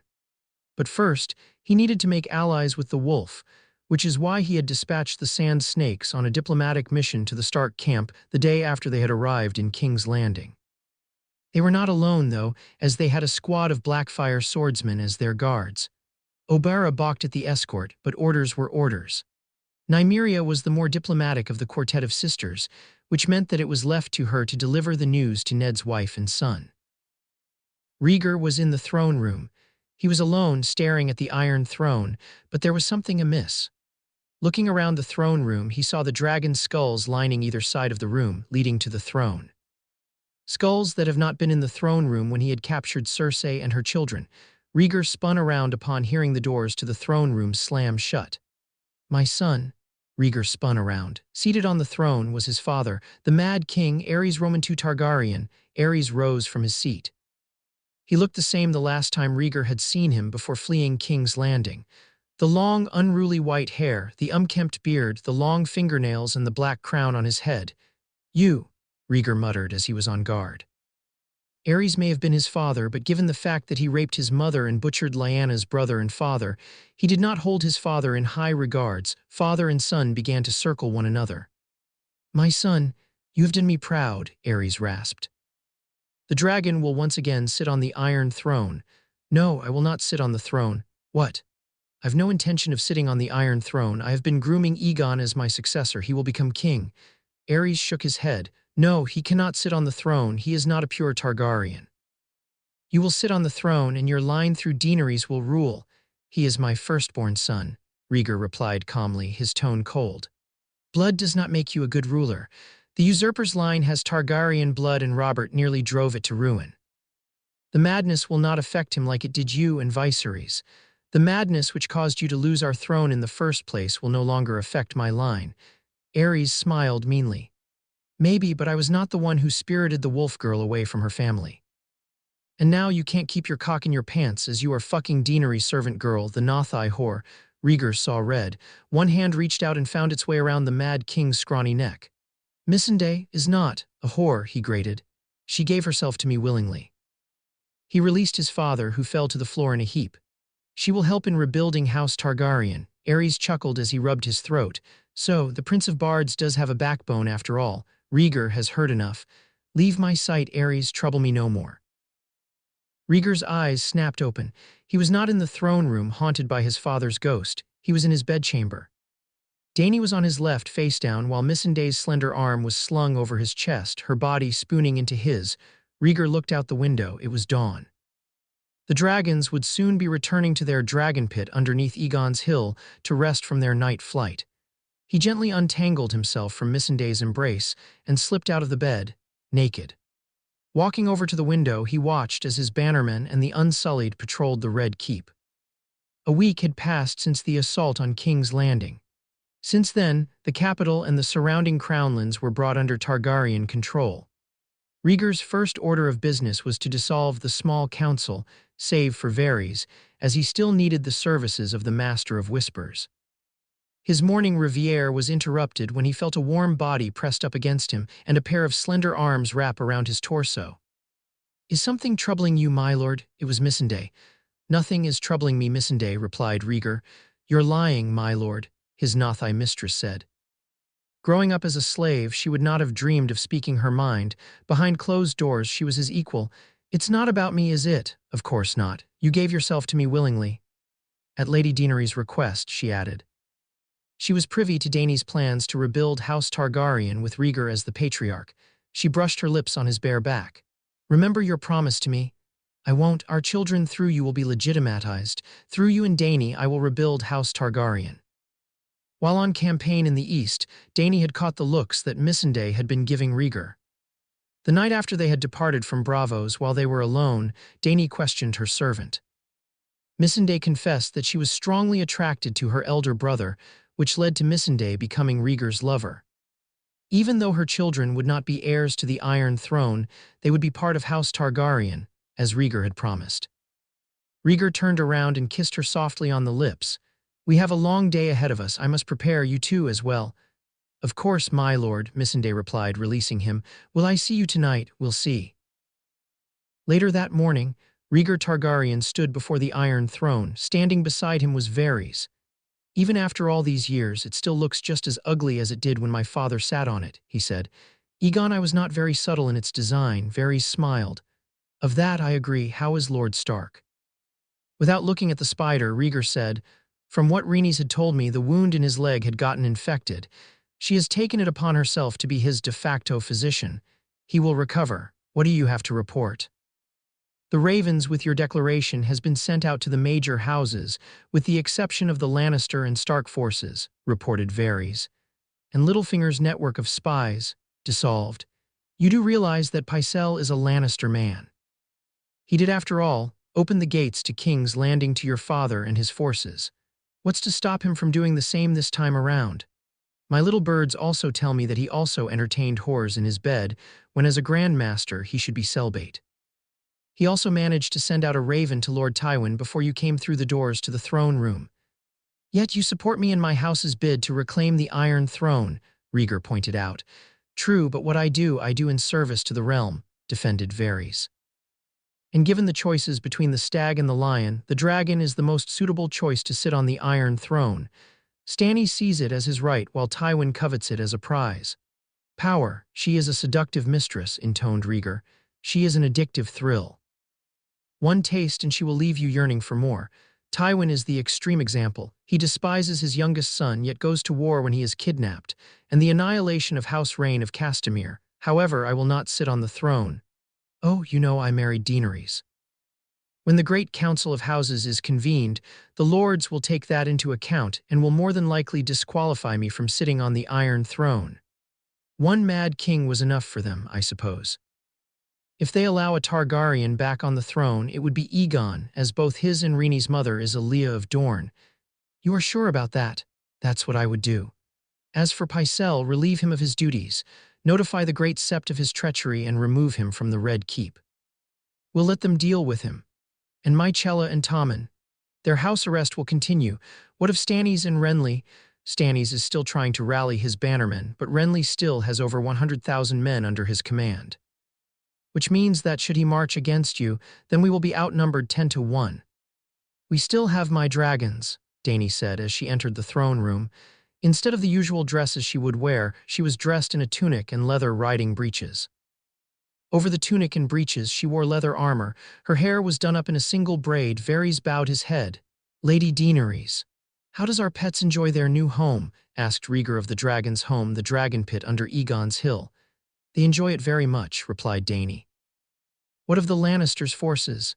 They left Harrenhal several days ago, Varys reported. Their last known location is 30 miles south. Rhaegar turned to Dany. You will head for the Lannister camp with the dragons and burn it to the ground. Leave at midnight. Destroy the host, but not Tywin himself. He should be inside his main tent. Wipe out his host and destroy his supply lines. Once that is done, I will send the Brotherhood to clean up. Dany nodded. It will be done, husband.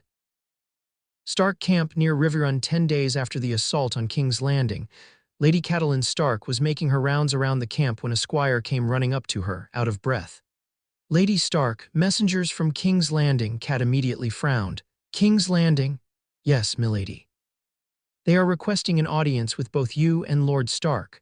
Possibly sent to us by Cersei to negotiate her brother's release, no doubt, Cat sniped. The messengers are not of House Lannister, milady. They carry the crest of House Nymeros Martell the Sun and spear. House Martell. Who is the messenger? Oberyn Martell. No, the Sand Snakes. Cat's frown deepened. She knew of the Sand Snakes, a quartet of bastard daughters sired by the Red Viper and just as infamous as their hot-headed father. But she also knew of the long-simmering rivalry between the Lannisters and the Martells, seeing as how the Mountain had killed Princess Alia and her children, or so she thinks. They wish for a meeting, then so be it, Cat replied. Bring them to the meeting tent. And summon my son and the other lords as well. The squire rushed off to obey. Inside the main tent, the Sand Snakes sat on one side, Catelyn Stark, her son Robb Stark, the great Jon Umber, Lord Richard Karstark, Lord Roose Bolton, the Blackfish, and Theon Greyjoy. The Frey representative had left the camp with his host once it became known that Robb had broken their agreement by sleeping with the missing medic, Talisa Meager.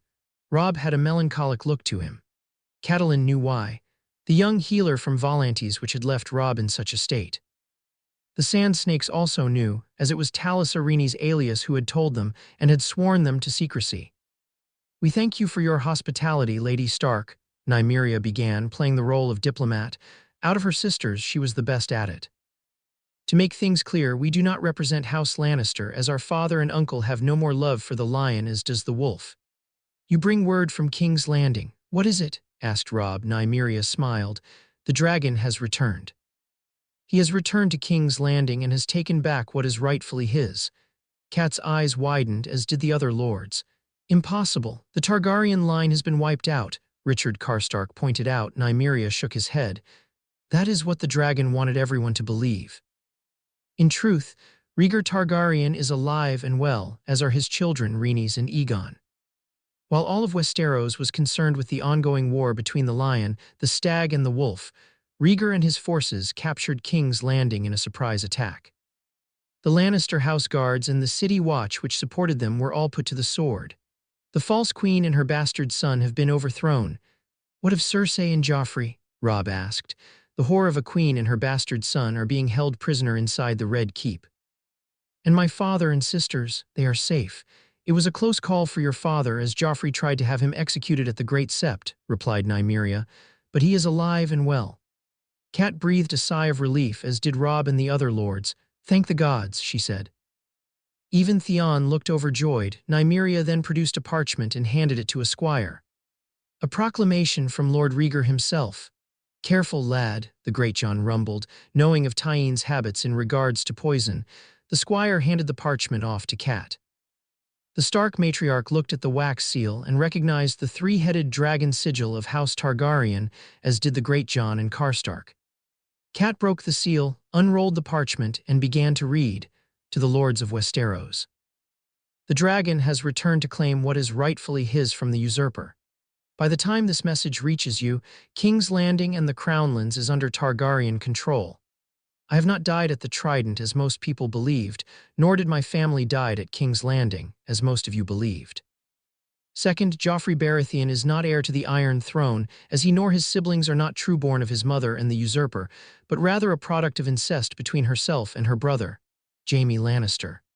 Cat stopped reading, eyes widened in disbelief before continuing. Both mother and son are detained within the Red Keep.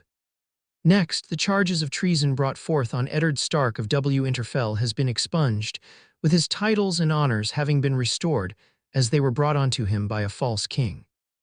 Finally, Lady Daenerys and myself call on the House Lords and one of their retainers to come to King's Landing for a mandatory meeting of the Council to swear fealty to my house. In exchange for your loyalty, my house will forswear vengeance on those who supported the usurper in his rebellion. Lord Rhaegar Targaryen and Lady Daenerys Stormborn of House Targaryen. Long story short, your husband discovered that Cersei's children are not Robert's. The father is the Kingslayer himself. Cersei had your husband arrested and branded a traitor in an attempt to keep the secret safe. Said Nymeria. 7 hells, the great Jon muttered. A bastard for a king. There's also the matter of the Kingslayer, continued Nymeria. He is to come to King's Landing to face charges of regicide in regards to Aerys Roman II Targaryen, and that number could rise by the time Rhaegar's investigation into the Lannisters is complete. But one thing is for certain. Jaime Lannister will die for his crimes, as will Tywin Lannister. Finally, some justice in this world, Karstark muttered. I don't trust them, the Great Job rumbled. I don't know what's worse, the lion or the dragon. We have no choice but to trust them, Robb replied, standing up.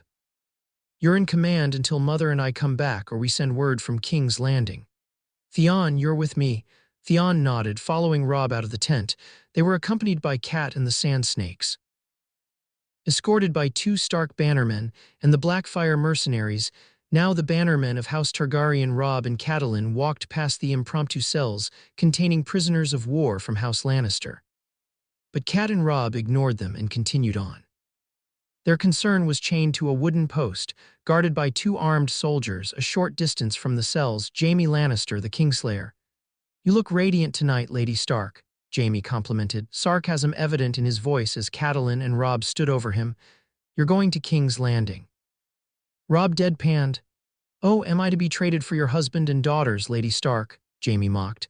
Enjoy your time with him as much as you can before he takes the black. This is unexpected of my sister, having to trade me for your father and sisters. Your sister is no longer Queen Regent, nor is your bastard son king, Catelyn said, hoping to get a reaction out of Jaime. She was disappointed when Jaime looked. Relieved, so you figured it out, I take it, the Kingslayer asked. No, my husband did. So, who is in control of King's Landing now? Renly, or is it Stannis? No matter, you have no idea what my father is capable of. He looked at Robb. Just you wait, boy, we will settle this like men once my father crushes your army. You do know that us Lannisters take our debts very seriously. In that case. Nymeria interjected as she and her sisters approached the 2 Starks and their prisoner. Since you like to proclaim how Lannisters always pays their debts, it's high time for you and your father to pay what you owe. Nymeria Sand and the Sand Snakes, Jaime sneered. To what I owe the honor of your presence, came to say that your uncle has thrown in their lot with the Starks, a losing bet if you ask me. You're wrong, Kingslayer, Tyene said. We came to see the look on your face when we tell you that neither Stannis nor Renly is in control of King's Landing. So who is then, your father, the Red Viper, or your uncle? Tyene's smile sent chills down Jaime's spine as she spoke only 2 words. Rhaegar Targaryen. Jaime's expression fell. Impossible, Rhaegar is dead, Nymeria tusked. On the contrary, he is alive, as is our cousins.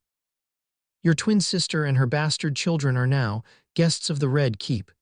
As for you, you are to be brought to King's Landing to face charges of regicide, a charge which carries an automatic death sentence. A nod of the head and Obara knocked Jaime out with a blow to the head. Make sure he is properly bound, as we can't have him escaping on the road back to King's Landing, Nymeria ordered the Targaryen bannerman. As you command, Lady Nymeria, the bannerman said, and went about his task on adding further restraints on the unconscious Lannister. At the same time, at the Lannister camp, 50 miles south of Harrenhal. After licking his wounds, Tywin Lannister marched out of Harrenhal. Following a 2-day march, he had set up camp in order to plan his next move. Had he remained in Harrenhal, he would have received word in regards to King's Landing and the return of the Targaryen. He would have remained in Harrenhal and had fortified it. He would instead receive the news from a Lannister messenger rather than by Raven once his men had settled in for the night. The messenger had came from Harrenhal, the news urgent. He was taken to the command tent where Lord Tyrion Lannister, his brother, Sir Kevan Lannister, and several high-ranking officials were discussing strategy and of how to defeat Robb Stark and the Northmen. Also present was Tyrion Lannister, Tywin's youngest son, and his companion, Bronn. One of the guards posted outside of the tent entered the tent. Messenger from Harrenhal, my lord, send him in, ordered Tywin. The messenger was ushered in minutes later, out of breath. Tyrion poured a cup of wine and had Bronn hand it to the messenger. Drink up, Tyrion said. The messenger nodded his thanks and downed the wine in several gulps. What news you bring from Harrenhal? Kevan asked. King's Landing has been invaded, sir, the messenger reported. The capital has fallen. He reached into his satchel and pulled out the proclamation Rhaegar had written. The scouts intercepted this earlier today. Lord Tywin, Rhaegar Targaryen is alive. If Tywin was furious, he did not show it. The anger in his eyes spoke volumes as his brother accepted the parchment, unrolled it, and read it out loud for everyone to hear. Once he was done, he handed it over to Tywin. The old Lion of Lannister prided himself on being 10 steps ahead of his enemies. However, he had underestimated Robb Stark, and Jaime was now captured. Now the Targaryens, thought to have been killed at Robert's hands, was alive, as was his family, thought to have been killed on his orders. He had watched Rhaegar grow up from a child to a man during his tenure as Hand to the King. Now, over a decade later, and Rhaegar was an unknown. He had no idea what he nor his forces were capable of. That Tywin knew made him even more dangerous. The fact that he was able to capture and occupy King's Landing showed proof of that.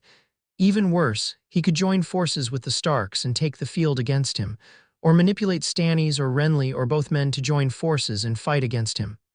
"What do we do?" Kevin asked his brother. "Rhaegar has ordered all House Lords to converge onto King's Landing," replied Tywin. "I will do as he asks, only I will bring my entire army with me.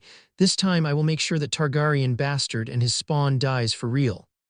"There's one problem with that, father," Tyrion cut in. Out of most of the Lannisters, he got along with Rhaegar the best, and hoped that the Lord of Dragons remembered that, lest he lost his head alongside his father. 17 years is a long time for anyone. Rhaegar is an unknown. We have no idea as to how many men he has fighting for him. You may have watched him grow from a boy to a man, but now, as much as I hate to say this, he holds all the cards. What's to stop him from slaying Cersei and the others should you arrive with your bannermen? He does have a point, Kevin said, ignoring the glare his elder brother was giving him. We cannot afford a battle on two fronts. And what do you suggest, brother? Tywin shot back. Go to King's Landing and grovel at the feet of the dragon, beg for him to give back my children and grandchildren, hope that he forgives me for ordering the death of his mother and his family. I did not say that. As strong as we are, we cannot afford a battle on multiple fronts. We were lucky so far with Robert's brothers, but we will be crushed if Stark attacks us and Rhaegar joins in. We will be overwhelmed if the dragon convinces Renly and Stannis to fight for his side. Even worse. If the other lords believe in what Rhaegar has written, they would rise against us if they believe that Joffrey is. You may be my brother, but I will kill you myself should you finish that sentence, Tywin stated. Kevin closed his mouth. This fighting is pointless, Tyrion said. We need to figure out a course of action. He looked at his father. If the dragon has indeed returned from exile, then it only means one thing. He plans on making you and Jaime a head shorter. Worst-case scenario is that he puts all of us to the sword as a measure of vengeance. Before Tywin could answer, a voice was heard from outside, a female voice loud and clear echoing throughout the camp. Dracarys, and all hell broke loose. Overhead, Daenerys Targaryen loved riding on the backs of her dragons, with Drogon being her favorite. Named after her first husband, the Dothraki Horse Lord, she was to him Balerion reborn. When she reunited with Rhaegar shortly before sacking a stapper, he had helped in raising the dragons. Because of this, Drogon allowed Rhaegar to ride him, but preferred Dany.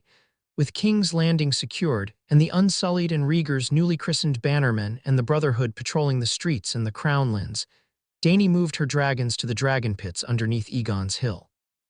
Once they were fed and rested up, it was off to Harrenhal. The night was clear, save for the full moon. Perfect time for Daenerys and her children to take to the skies, even more perfect for a sneak attack on the Lannister horde. They were outside of Harrenhal, just as the reports had said, easily identified by the red Lannister armor. Her orders were clear from her brother-husband: cause as much damage as you can, but leave Tywin and his brother alive. Dany's voice was clear and loud enough for the Lannister camp to hear. Dracarys. With an ear-splitting roar, Drogon swooped in, Viserion and Rhaegal following close behind. Drogon opened his maw, and from his gullet came black and crimson flames. The soldiers inside the tents had no time to react as they were immolated. Dragonfire shot out from the maws of Viserion and Rhaegal, the colors of pale gold tinted with red and orange-yellow tinted in green. Men died in their sleep as the flames consumed them. They were the lucky ones. Curses and screams were heard throughout the camp. The sound of men dying in droves. Most who tried to run were incinerated. Others managed to get away. Dracarys. An inhuman roar was heard, followed by the sound of fire and men screaming. Bronn quickly drew his sword, as did Kevan. The three Lannisters and the sellsword rushed to the tent's opening and looked out into the camp. The intense heat from the flames drove the men back several steps, but they stood, watching as the Lannister camp was awash in a sea of flames. The camp was burning. The entire camp was burning. Bronn soon saw the reason why. He pointed to the sky. "Look up there." Tywin, Tyrion, and Kevan followed Bronn's finger and saw them. Beings of legend now made flesh. 7 hells, Tyrion muttered, glad that he had sent she to Harrenhal dragons, 3 of them. One black, the largest of the trio, one snow white, and the other the color of emeralds. Up until that very night, the dragons had been extinct, majestic, mesmerizing, and outright terrifying. Several of the Lannister marksmen tried to shoot the dragons down with arrows and crossbow bolts, only to be incinerated in the dragon's flames, which burned even hotter than the wildfire that the Mad King planned on using on King's Landing. The dragons then broke off, incinerating anything and everything in their path. Again, arrows and crossbow bolts did nothing against their thick hides, but damned if they didn't try, and Tywin saw her, a young woman with the silver platinum hair. A Targaryen, riding on the back of the largest dragon. Said dragon had targeted the supply tents, its black flames destroying the contents inside. Men on fire scream as the flames cooked them from the inside out before falling over, dead. Human and animal alike were being cooked by the flames. The dragons and their mistress made 2 more passes at the camp before flying off into the night. It had lasted only 5 minutes. 5 minutes, and Tywin Lannister watched as his bannermen were slaughtered by 3 dragons. The fires left behind from the dragons had created a firestorm, which was heading in the direction of where Tywin and the others were still standing, shock evident on their faces as to what had just happened. "Tywin, we have to go, now," Kevan shouted, dragging his brother to the back of the tent where their horses were tied to the post. Kevan and Tywin each mounted one, while Bronn ended up sharing one with Tyrion. Behind them, as they rode to Harrenhal, the Lannister camp burned. After a full night of riding, Tywin Lannister, Kevan Lannister, Tyrion Lannister, and Bronn arrived in the safety of the ruins. Kevan had a haunted look in his eyes. He had seen death before, but not on such a scale. The Maesters present had to sedate him. Bronn decided to drink himself into a stupor and headed in the direction of the mess hall. Tyrion slowly made his way to She's chambers, leaving his father alone. By midday, the survivors of the attack began to file into Harrenhal. It was a brutal surprise attack. Less than 1,000 Lannister bannermen survived the fiery attack as they made their way back to Harrenhal out of over 100,000. Less than 1,000 men remained in Harrenhal. Despite it being ruins, it could withstand a siege. Dragons, on the other hand, that was a different story. That was when Tywin received a message by Raven from King's Landing. It was addressed to him. It was written by Rhaegar Targaryen to Tywin Lannister. "It is said of your house that a Lannister always pays his debts. In that case, you and your children owe a great and terrible debt to my house and to my family. You have seen what my sister-wife's dragons can do. Would you like for me to turn the Westerlands from Lannisport to Casterly Rock into an inhabitable wasteland for the next 100 years? These are my terms. Unconditional surrender. A squad of the Brotherhood will arrive in a matter of days to take you into custody.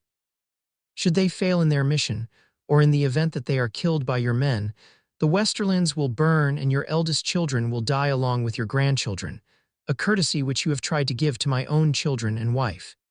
You have evaded justice for your crimes long enough. Now your debt to the dragon shall be paid in blood. Lord Rhaegar Targaryen of House Targaryen."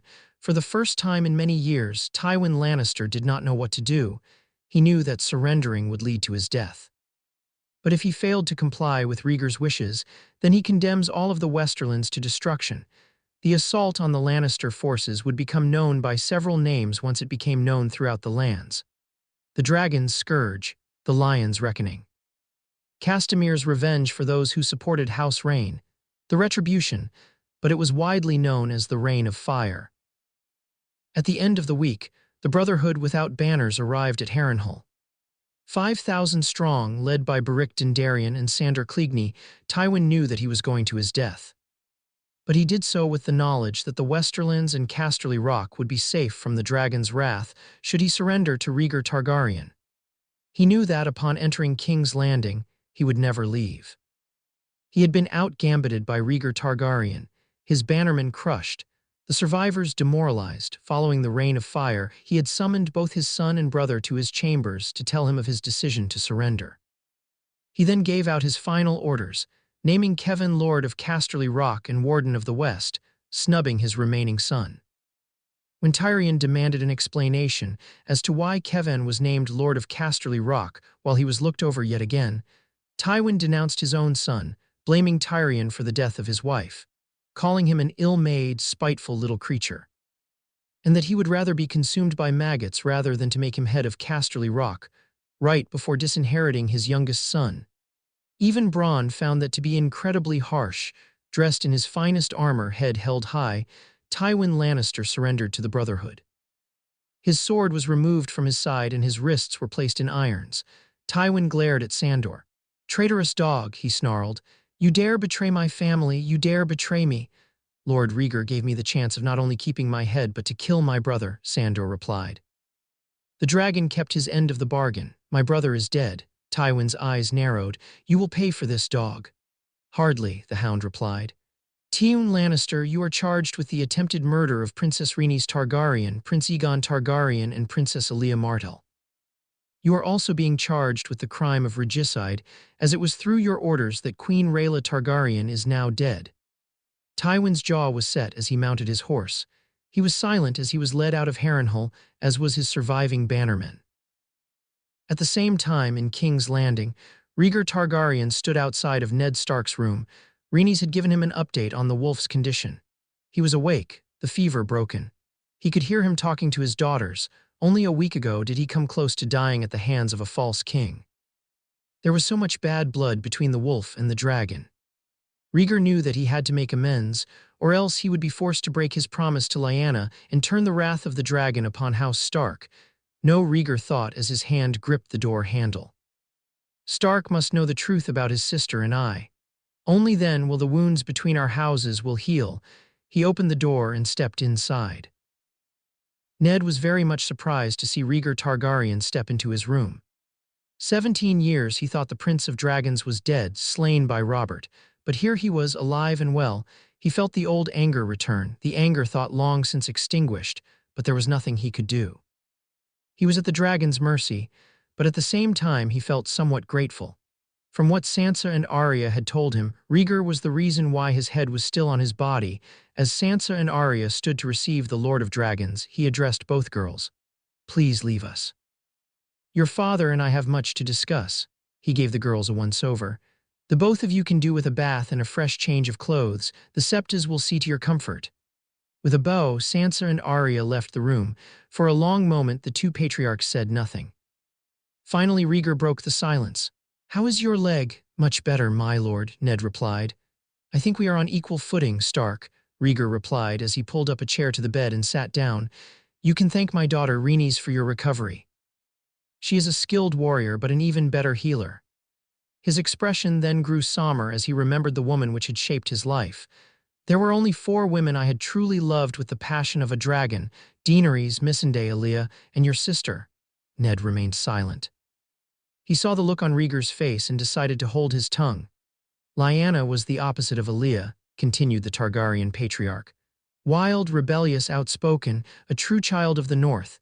It was that reason what attracted me to her the first time I saw her, a she-wolf who refused to be tamed."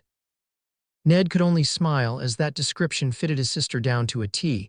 So much of Lyanna was seen in Arya. The feelings were mutual between herself and me.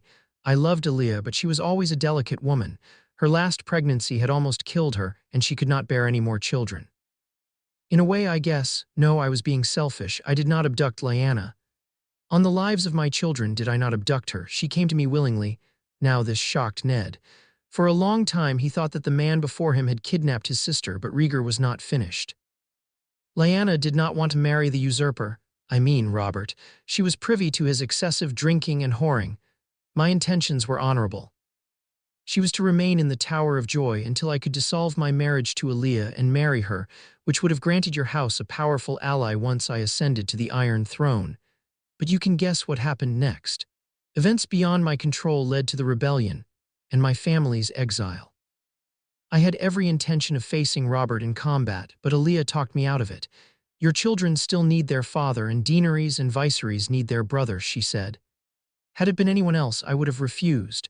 A Targaryen loyalist rode off to the Trident in my place. Thank the gods for Robert and that oversized mallet of his. Mother was still weak from giving birth to Daenerys and decided to remain with father in the city. Rhaegar sighed as he ran one hand through his hair. Elia never truly forgive me when I told her once we settled in Bravos. Only on her deathbed did she grant me absolution. Now you know the truth, Stark. He reached into his vest and pulled out several letters, placing them on the bed. Correspondence between Lyanna and myself. Your wife and son should be here within the week with Jaime Lannister. Furthermore, as your confession on the Great Sept was under false pretenses, it has been declared null and void.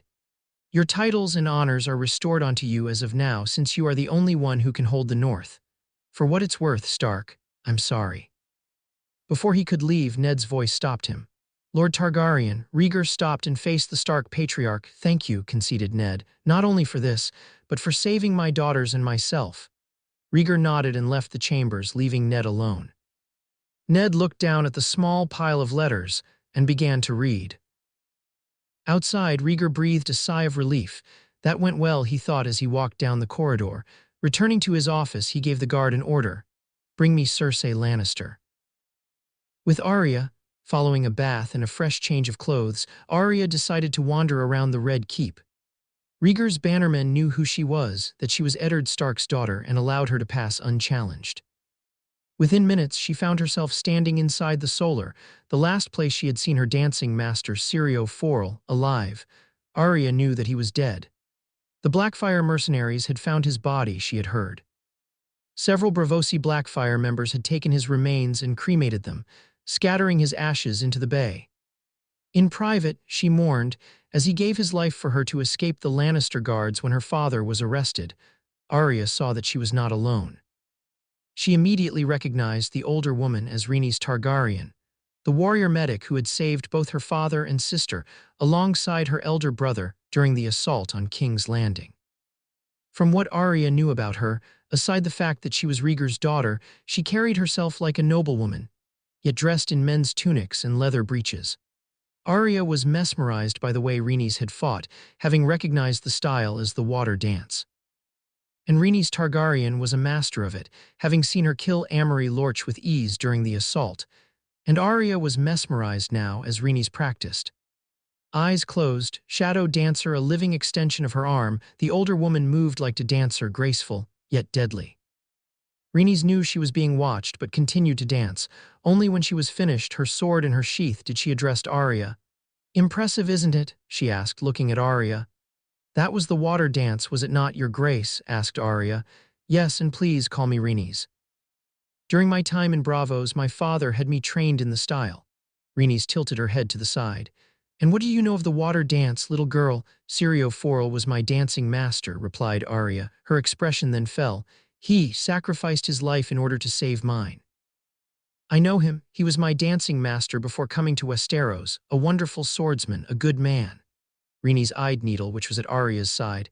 "May I?" Arya consented and handed Needle over. Rhaenys balanced the blade on her index and middle fingers. Very light and strong, good workmanship. She tossed it in the air and caught it by the handle. After a moment, she returned Needle to Arya. "There is an old saying, the teacher shall appear once the student is ready. The water dance is not something that is to be taken lightly, as you have seen. It is a refined style, a graceful style, unlike the traditional Westerosi swordplay. I can teach you how to move and how to think like a bravo. Do you still wish to learn the water dance?" Arya nodded. Rhaenys smiled as she patted Arya on the head. "Be here tomorrow at noon. I'll begin your training. Just so you know, I am a hard teacher, but I am fair. The path before you is not easy, but you have the potential if Syrio Forel was your dancing instructor." With Sansa had a lot to think about as she emerged from her room, fresh and clean from her bath. The servants had laid out a simple blue dress for her and done up her hair into a single braid. As the servants tended to her needs, Sansa had learned some hard truths in regards to life in King's Landing. Life in court was not like what she read in the fairy tales. She learned the hard way when Joffrey tried to execute her father. She saw hints of his cruelty on the Kingsroad, but decided to ignore them. She thought that she was leading her father to his death when she appealed to Joffrey to spare her father's life. Now she knew the truth. Joffrey was a bastard born of incest, with the Kingslayer as his real father, not Robert. and Cersei had her husband murdered and attempted to blacken her father's good name in order to keep the secret. But her father was still alive, and both the bastard who called himself king and his whore of a mother were overthrown, as was Littlefinger, who had betrayed her father. She wandered through the corridors of the Red Keep, lost in her thoughts. As she rounded one corner, she ran into Aegon Targaryen, who was heading in the opposite direction, accompanied by Jon Connington. She would have fallen had it not been for Aegon gently grabbing her shoulders, steadying her. "My apologies," Aegon said, releasing Sansa. Sansa realized who she had just ran into. She went into a quick curtsy. "Your Grace," she squeaked. From what she managed to find out, Aegon Targaryen was the eldest son of Rhaegar Targaryen and Aelia Martell, and was a veteran of several campaigns back east. Aside from that, he was a total and complete enigma. He was the diametric opposite of Joffrey Baratheon.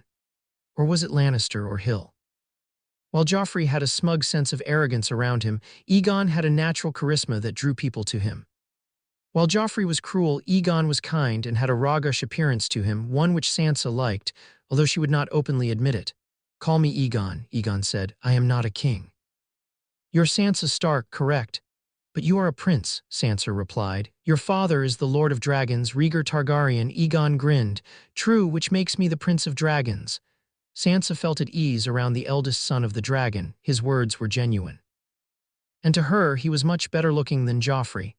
"I never got the chance to properly thank you for what you and your sister did at the Great Sept. Your gratitude is not necessary. It was merely the right thing to do, but if you insist on thanking me properly." "Would you walk with me, Lady Sansa? It has been a while since I was inside the Red Keep, and I need to get my bearings around this place." For some strange reason, Sansa's heart fluttered. I'd love to." Office of the Hand. Rhaegar Targaryen set the massive tome on the desk. Missandei, who was assisting him with matters concerning the Pakara merchant house as well as other issues, cocked her head at the sight of the book. "What is that?" she asked. "This is the lineages and histories of the great houses of the Seven Kingdoms," explained Rhaegar as he sat down and opened the book. "Written by Maester Mallion, it details the royal lineages of the great houses in all of Westeros." He opened the book. "This is what both Jon Arryn and Ned Stark used to figure out, that the usurper's children were not his own." "Oh." "House Baratheon is known for producing children with black hair and blue eyes. House Tully has red hair and blue eyes, as you have seen with young Sansa Stark." Missandei immediately caught on what Rhaegar was saying. "Robert's children should have his appearance, but instead they look like the Lannisters." "Ah, you're learning." Missandei smiled as she continued to leaf through the documents. Rhaegar was slightly distracted with Missandei close to him. The last time they were this close, they both ended up fucking on the desk a couple of days earlier. He thought about doing that to Missandei again until one of his newly christened bannermen entered the room. "We have brought the prisoner, Lord Rhaegar." Rhaegar quickly composed himself. "Send her in." Cersei was hauled in moments later as Rhaegar appeared to be casually flipping through the massive tome. In the week following her imprisonment within the dungeons of the Red Keep, Cersei was a mess. Her dress was filthy, her blonde hair greasy and unkempt, her face smudged with dirt. Irons were on her wrists and ankles, as Rhaegar was not taking any chances. Cersei was half dragged into the room and planted into the chair facing Rhaegar.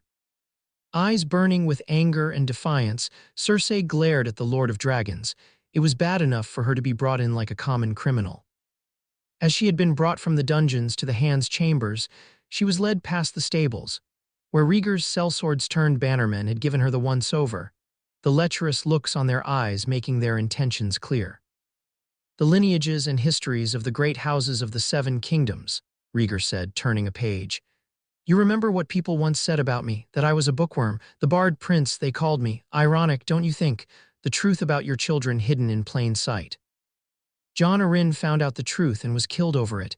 Ned Stark found out about your children and your bastard son tried to make him a head shorter."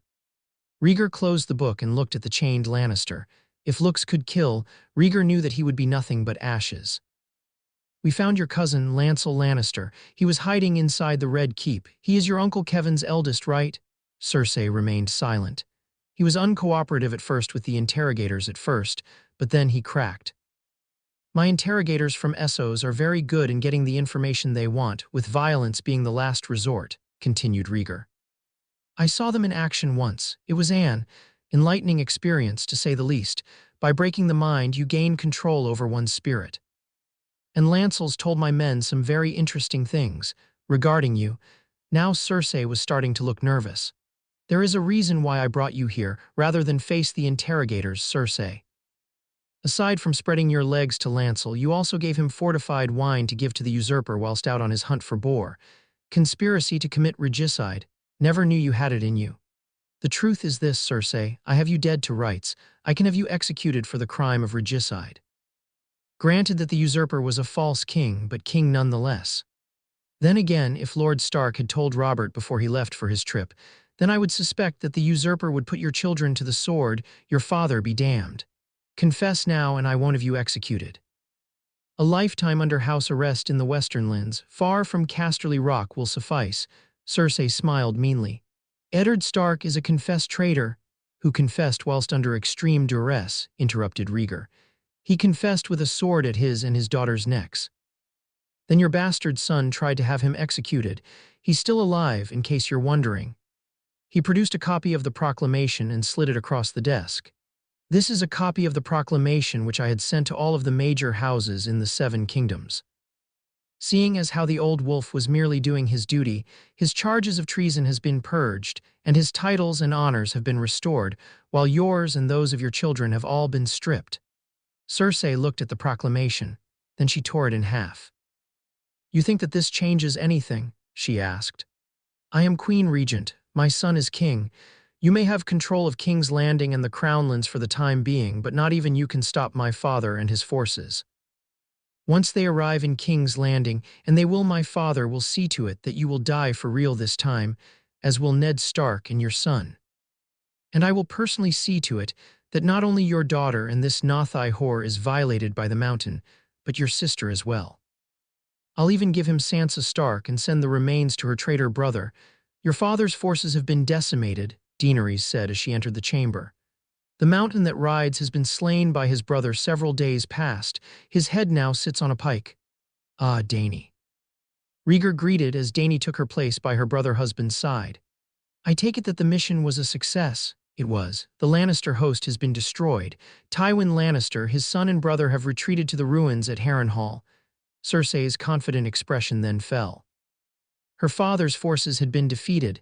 You lie, Rhaegar chuckled. I've been playing the Game of Thrones a lot longer than you have, dear Cersei. Of course your father and his forces were the bigger threat. So they had to either be destroyed or crippled to the point that they would not raise their banners in rebellion again. There is a reason as to why Daenerys is known as the Mother of Dragons. Amazing what one can do with 3 fully grown dragons. The Lannister forces have been crushed, and once the Northmen find out about this, they will swoop in to finish the job. He looked at Cersei, who was now visibly scared. What, no witty comeback, no sense of defiance from the lioness? Cersei was fuming. You know there are different ways one can kill a man. Flesh can tear, bones can shatter. I find that by destroying their will is far more effective. You have nothing but empty threats, Cersei, and they can't harm me. He leaned back in his chair. 17 years I have been planning and plotting. 17 years. Have I not forgotten the offenses your house have done to my family? The only thing that is stopping me from eradicating your house is that there are decent and good people within the house of Lannister, among them being your uncle and his wife, not to mention the imp. Your female spies and those of Littlefingers who refused to join with me and Lord Varys. I gave to my men for their enjoyment. What would happen if I handed them you? You wouldn't dare. Oh, but I would, the Lord of Dragons replied. You noticed how my men were just licking their chops as you walked past, salivating at the thought of fucking a queen, especially one who already spread her legs to her brother and cousin. My men are a wild bunch, but they are loyal. The majority of them are Targaryen loyalist. But some are descendants of House Rhaen, as is my chief interrogator. When I found out that some had survived the destruction of their house and set up shop in Bravos, I offered to revive their house, provided that they prove their worth to the dragon. You think you know suffering, Cersei. You have seen nothing yet. You think Jaime would still want you after you've been passed around like a piece of meat, with the men of House Rhaen going first? Or you think Jaime will still want you after I force him to watch as my men fuck you for hours on end? You think he would still want you after being fucked like the whore that you are? Then again, how would he want you if you are fucked to death? You're bluffing, countered Cersei. Am I? Please feel free to call my bluff anytime. I'm not the same Rhaegar Targaryen you once knew. You think that with your wealth and influence that your family is safe. You are wrong. In my exile, I have become wiser, but I have also become less forgiving to those who commit such offenses to the dragon. The lion has been complacent in his abilities. All Tywin has to do is play the reins of Castamere, and the rebellious shall fall into line out of fear. But your father made one fatal mistake. That mistake was not making sure that my family and I were dead. House Stark is the least of his worries now. His army, for all intents and purposes, is gone. His supply lines are gone, but this is just the beginning. Lannisters always pay their debts, but the dragon does not forget. The dragon does not forgive. The lion owes a great debt to the dragon, and the dragon will collect with fire and blood. My father will destroy you, just as he had done to House Rain when they rebelled against him. I don't think so. Can't destroy the dragon when his army is in ashes. Rhaegar leaned forward in his chair. You, your twin brother, and your father have absolutely no idea who you are fucking with. I am the Lord of the Dragons. For your family's crimes against my house, I can exterminate the House of Lannister in such a way it would make what your father did to House Rain look like a minor dispute. The lion will be nothing more than a rumor. It will have never existed. I will give your children the same courtesy your father tried to give to mine when he sacked King's Landing. Your father will be alive long enough to watch as the dragon takes his revenge. And when Casterly Rock is nothing but rubble and the Westerlands are engulfed in a sea of dragonfire, the lion will know misery and pain. Your family will know despair and sorrow. And on that day when the lives of your father, cousin and brother end and their souls are sent screaming to the seven hells, only then will the debt to my family will finally be paid. Cersei felt the temperature in the chamber drop. She looked at Rhaegar, then at Dany. She still looked defiant. Still think that I am bluffing? Rhaegar asked. They say that the greatest suffering that a parent can know is the loss of a child. You have 2 more children aside from Joffrey. Cersei's eyes widened as the realization of what Rhaegar planned hit her. No. She whispered, her mind going back to the prophecy given to her by Maggie the Frog in regards to her children. Gold shall be their crowns and their shrouds, and when your tears have drowned you, the Valonqar shall wrap his hands about your pale white neck and choke the life out of you. Still don't believe me, then a lesson is in order. Rhaegar turned to one of the guards. Kill her children, save Joffrey for last, bring their bodies to her. Wait, quick and clean for Mycella and Tommen, slow and painful for Joffrey. Wait, stop, a glance to the soldier stopped him mid-step. Please, Cersei pleaded. My children, not my children, you think I'm still bluffing? Rhaegar asked. Cersei shook her head, the tears running down her face. The lioness was now broken. You have something to say to me, Cersei? Rhaegar asked. If I confess, she whispered, broken. My children, they will be spared the sword. Unlike Joffrey, I keep my word, Rhaegar confirmed.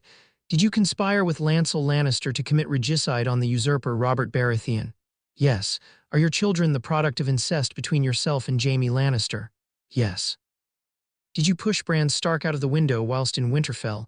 No, Jaime did that. The boy caught Jaime and I together. Jaime had hoped that the fall would kill him. Did you send the assassin to murder Bran Stark? No, I did not. Did you or your brother murder Jon Arryn? No. Rhaegar looked satisfied. He looked at her guards. Return her to her cell. As the men hauled Cersei to her feet, he added, You will be brought back to sign a confession of what you have told me this very day, and it will be presented to the lords of all the main houses in Westeros once they arrive to swear fealty to my house. Cersei was taken back to her cell. Once Cersei was gone, Dany asked, You were bluffing about her children? Yes, unlike Tywin, I do not hurt children. So what do you have planned for Cersei's little bastards? Joffrey will take the Black, and the other 2 will join their mother in exile. I ran into Varys on my way here, Dany said. He wanted to relay a message to you. Renly Baratheon is on his way to King's Landing. He should be joining up with the Starks and their envoy once they enter the Crownlands. And his brother, still on Dragonstone. Your proclamation should reach him by now, as with the other houses. Rhaegar leaned back in his chair. Good. Once it becomes known that your dragons were responsible for the annihilation of the Lannister forces, the other houses will fall into line. And if they don't, Missandei asked, they won't consider the thought of rebellion, trust me on this. All we do now is wait for the lords to come and recognize the dragon as the rightful ruler of the 7 kingdoms. But should they rebel, Then they won't be around to argue. Dany and Missandei left the issue at that. One thing for certain is that the next couple of weeks would become very interesting once the Grand Council of Lords was convened. King's Landing 3 days later, under heavy guard, did Tywin Lannister arrive in King's Landing. Sandor and Beric had made excellent time, having arrived in King's Landing in 3 days' time with their prisoner. Tywin knew that he was going to his death. But he did so with the knowledge that the Westerlands and Casterly Rock would be safe from the dragon's wrath should he surrender to Rhaegar Targaryen. He knew that upon entering King's Landing, once he entered the Red Keep, he would never leave alive. He had been out-gambited by Rhaegar Targaryen, his bannermen crushed, the survivors demoralized, and the Westerlands were being held hostage in exchange for his surrender. Upon entering the Red Keep's main courtyard, Tywin saw that Rhaegar and Daenerys Targaryen was waiting for him, flanked by 3 squads of Unsullied.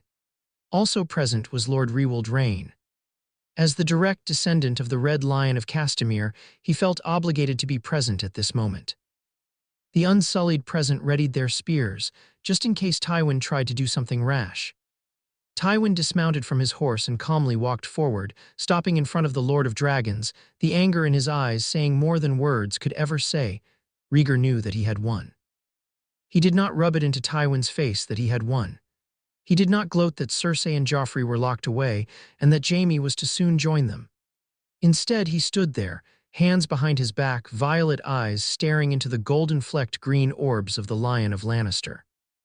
When Cersei had Ned Stark arrested, she believed that a tame wolf was better than a dead one. In Rhaegar's case, however, a dead lion was better than a tame one. Tywin's jaw was set as Rhaegar ordered 2 of the Unsullied to strip him of his armor in High Valyrian, leaving him in his tunic and breeches. Irons were brought in and snapped on his wrists. Before Tywin could be taken away, Rewald Rhain stepped forward. Before anyone knew what was happening, Rewald's fist slammed into Tywin's torso, knocking the air out of his lungs, causing Tywin to sink to his knees, coughing. "For my great-grandfather, the Red Lion." Rewald snarled before his fist smashed into Tywin's jaw, knocking out several of his back teeth. "For Castamere," he finished. As 2 of the Unsullied grabbed Tywin by the arms and dragged him to his feet, Rhaegar intoned in a scornful tone the first lines of the reigns of Castamere. "And who are you?" the proud lord said, "that I must bow so low?" Tywin said nothing. Rhaegar smiled meanly. "You are charged with entering King's Landing under a false banner of friendship," he intoned, "and regicide in regards to Queen Rhaela Targaryen. Both crimes which carry the death penalty. Now we shall see whether or not the jape about you being able to shit gold is true or not." To the Unsullied, he said in High Valyrian, "I want him confined in a solitary cell for the time being. Put him next to his daughter and grandson." Tywin Lannister was then forcibly hauled away to the dungeons. The greatest victory is that which requires no battle. Sun Tzu, The Art of War, appear as you may wish to be. Niccolo Machiavelli. The prince, just as fast as the news of both the assault on King's Landing and the return of the House of Targaryen had spread throughout the 7 kingdoms. The reign of fire and Tywin Lannister's surrender and arrest had spread across the lands. Those houses who thought that the dragon could be a major contender in the race for the Iron Throne had to rethink their strategy. With House Lannister's military might destroyed and Tywin removed from power, House Targaryen was once again the dominant power in the 7 kingdoms. But Rhaegar knew that in order for his family's legacy to be secure, he needed the support of the other houses if he wants his son to sit on the Iron Throne, which is why he has requested that the Grand Council is to be convened. He already had the support of House Martell.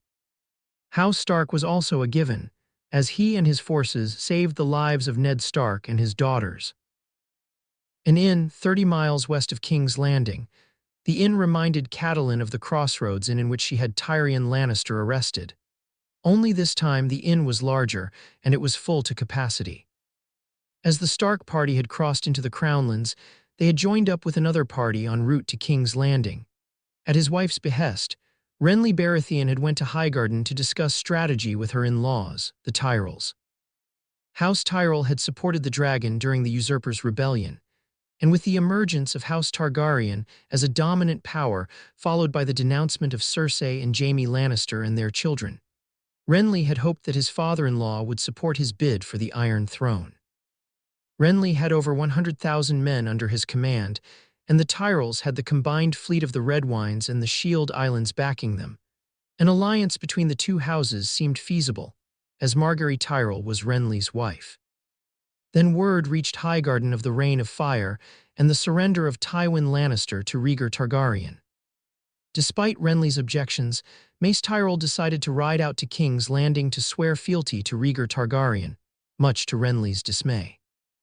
But after hearing about the Reign of Fire, Renly decided to take up the offer of amnesty that Rhaegar Targaryen was offering. The dragons soaring overhead as the group ventured through the Crownlands was a deciding factor in trying to get on Rhaegar's good side, lest his bannermen suffered the same fate as the Lannister forces. So now Renly Baratheon of Storm's End and Lord Mace Tyrell had met Lady Catelyn Stark, her son and ward, and the Sand Snakes on their way to King's Landing. Accompanying Renly and Mace was Renly's wife, Margaery Tyrell, Willas Tyrell, and Loras Tyrell. Catelyn Stark was seated inside the inn's main hall along with her son and ward. It was dinner time, and the Starks were sharing the table with the Baratheon Tyrell party and the Sand Snakes. Jaime Lannister was in his room, guarded by the Targaryen bannermen. 4 were in his room and 2 guarded the door. Should any Lannister soldiers try and free him, the 4 bannermen were to immediately kill Jaime. Cat wondered how things might have played out if she had not acted so rashly in having Tyrion Lannister arrested months earlier. Had she acted rationally, things might have been different. Robert would still be alive, but he would have to deal with the Targaryens and their dragons.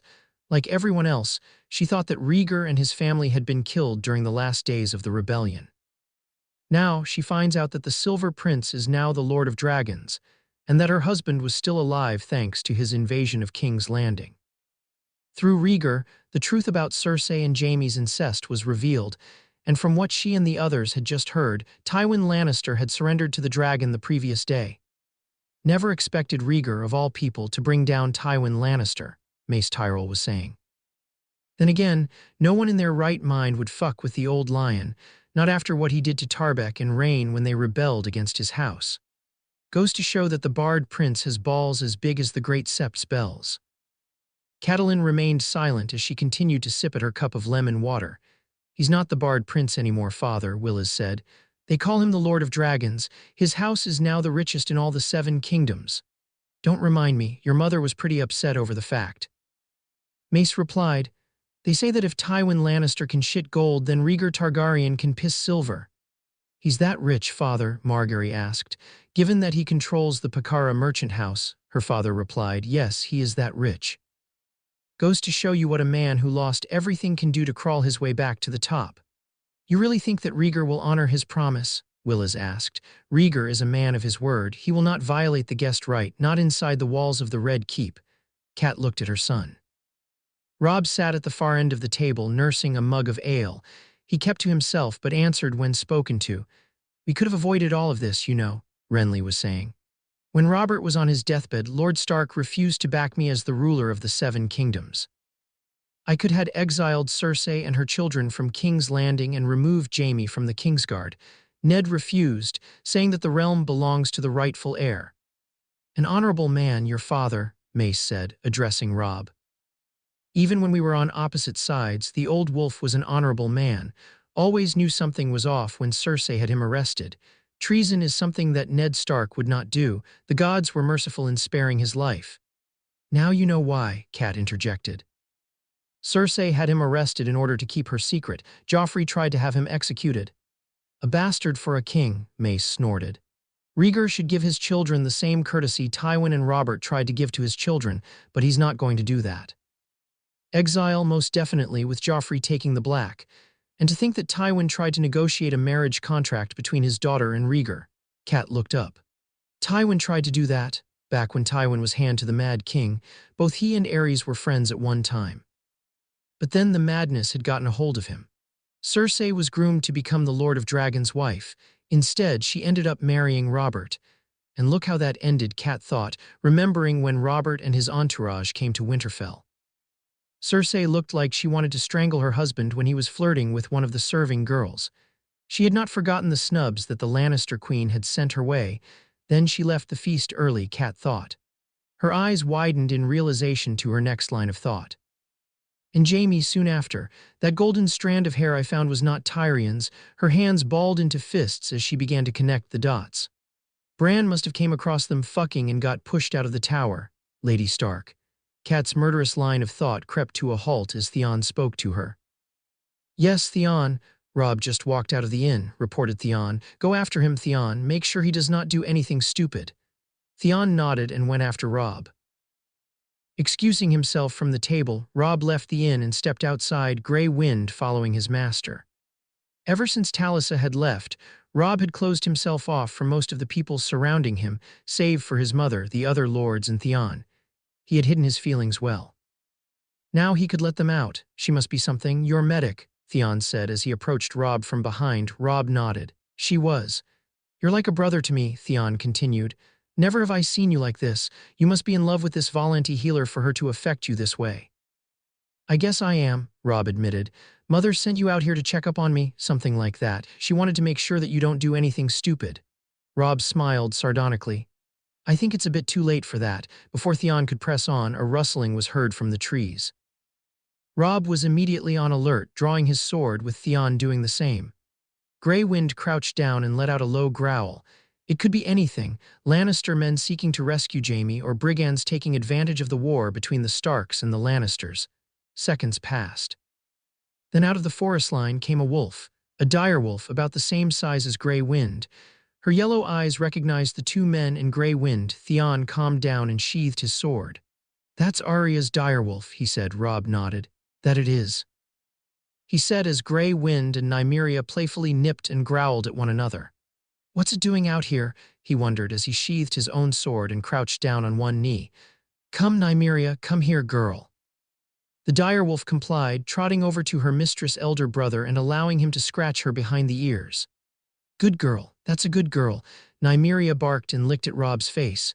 What's going on out here? Kat asked as she exited the inn with Renly and Margaery in tow. She took one look at the direwolf, which was licking at Robb's face, and immediately knew. That's Nymeria. What's it doing out here? I don't know, Robb replied. The fact that she survived out here for so long is a miracle in itself. She's beautiful, Margaery said, petting the direwolf. What's her name? She asked as Nymeria licked her hand. Nymeria, Kat replied. Bring her inside, Robb, and let's get some food inside of her. Robb nodded. Clicking his tongue, he managed to get Nymeria to follow him back inside the inn. King's Landing the following day. Just as Rhaegar had a squad of Unsullied with him when Tywin Lannister surrendered, Daenerys Stormborn had a squad of her warrior eunuchs, and Jorah Mormont with her when the Stark Tyrell Baratheon party arrived with the Sand Snakes and their prisoner in tow. Two direwolves came running in, putting the Unsullied on alert, but Daenerys barked out a sentence in High Valyrian and they relaxed. Direwolves Khaleesi, Jorah explained. They are the sigil of House Stark. You hardly see them in the south. Dany nodded but kept silent.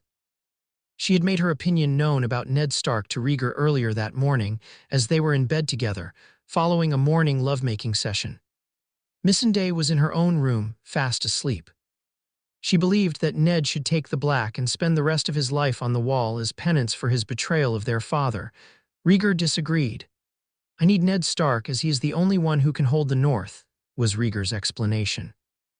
By keeping him alive with his honors and titles intact, we have the support of the North. Dany, I know you don't like this, but this is the only way. So Dany kept her mouth shut but avoided Ned Stark like the plague. She did warm up to Sansa and Arya, so it was not that big of a loss to Rhaegar. Robb Stark rode into the courtyard, followed by Catelyn Stark and Theon Greyjoy. Renly and Margaery Baratheon followed, along with the latter's father and two brothers. The Sand Snakes and their prisoner brought up rear. As Robb and the others dismounted, Oberyn shoved Jaime Lannister from his mount, causing him to fall and land hard on his side. Oops, was all Oberyn said as she and her sisters dismounted. Two Unsullied dragged Jaime to his feet and brought him before Dany. Cold violet eyes stared down emerald orbs. Jaime Lannister, Kingslayer, Dany began, you are to be tried on the charges of violating your oath and the charge of regicide. I wonder what my father would say about that, quipped Jaime. You can ask him that yourself when you are taken to your cell. To the Unsullied, she said in High Valyrian, get him out of here, place him inside a single cell. Once Jaime was taken away, Jorah introduced Dany to Cat and the others.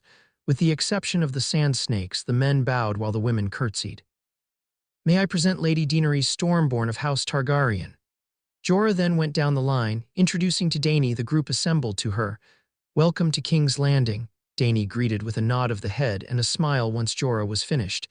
"I trust that the journey was not too hard on all of you." "Not hard at all, milady," Mace replied. Once the group was back on her feet, Margaery could not help but to feel a pang of jealousy as she gazed upon the daughter of the Mad King. She was very beautiful, quite possibly the most beautiful woman in all of the Seven Kingdoms. Such was her beauty men would gladly go to war for. She could also see that Dany was the kind of woman to use her mind, not her body, to achieve her goals. "Please proceed inside the castle.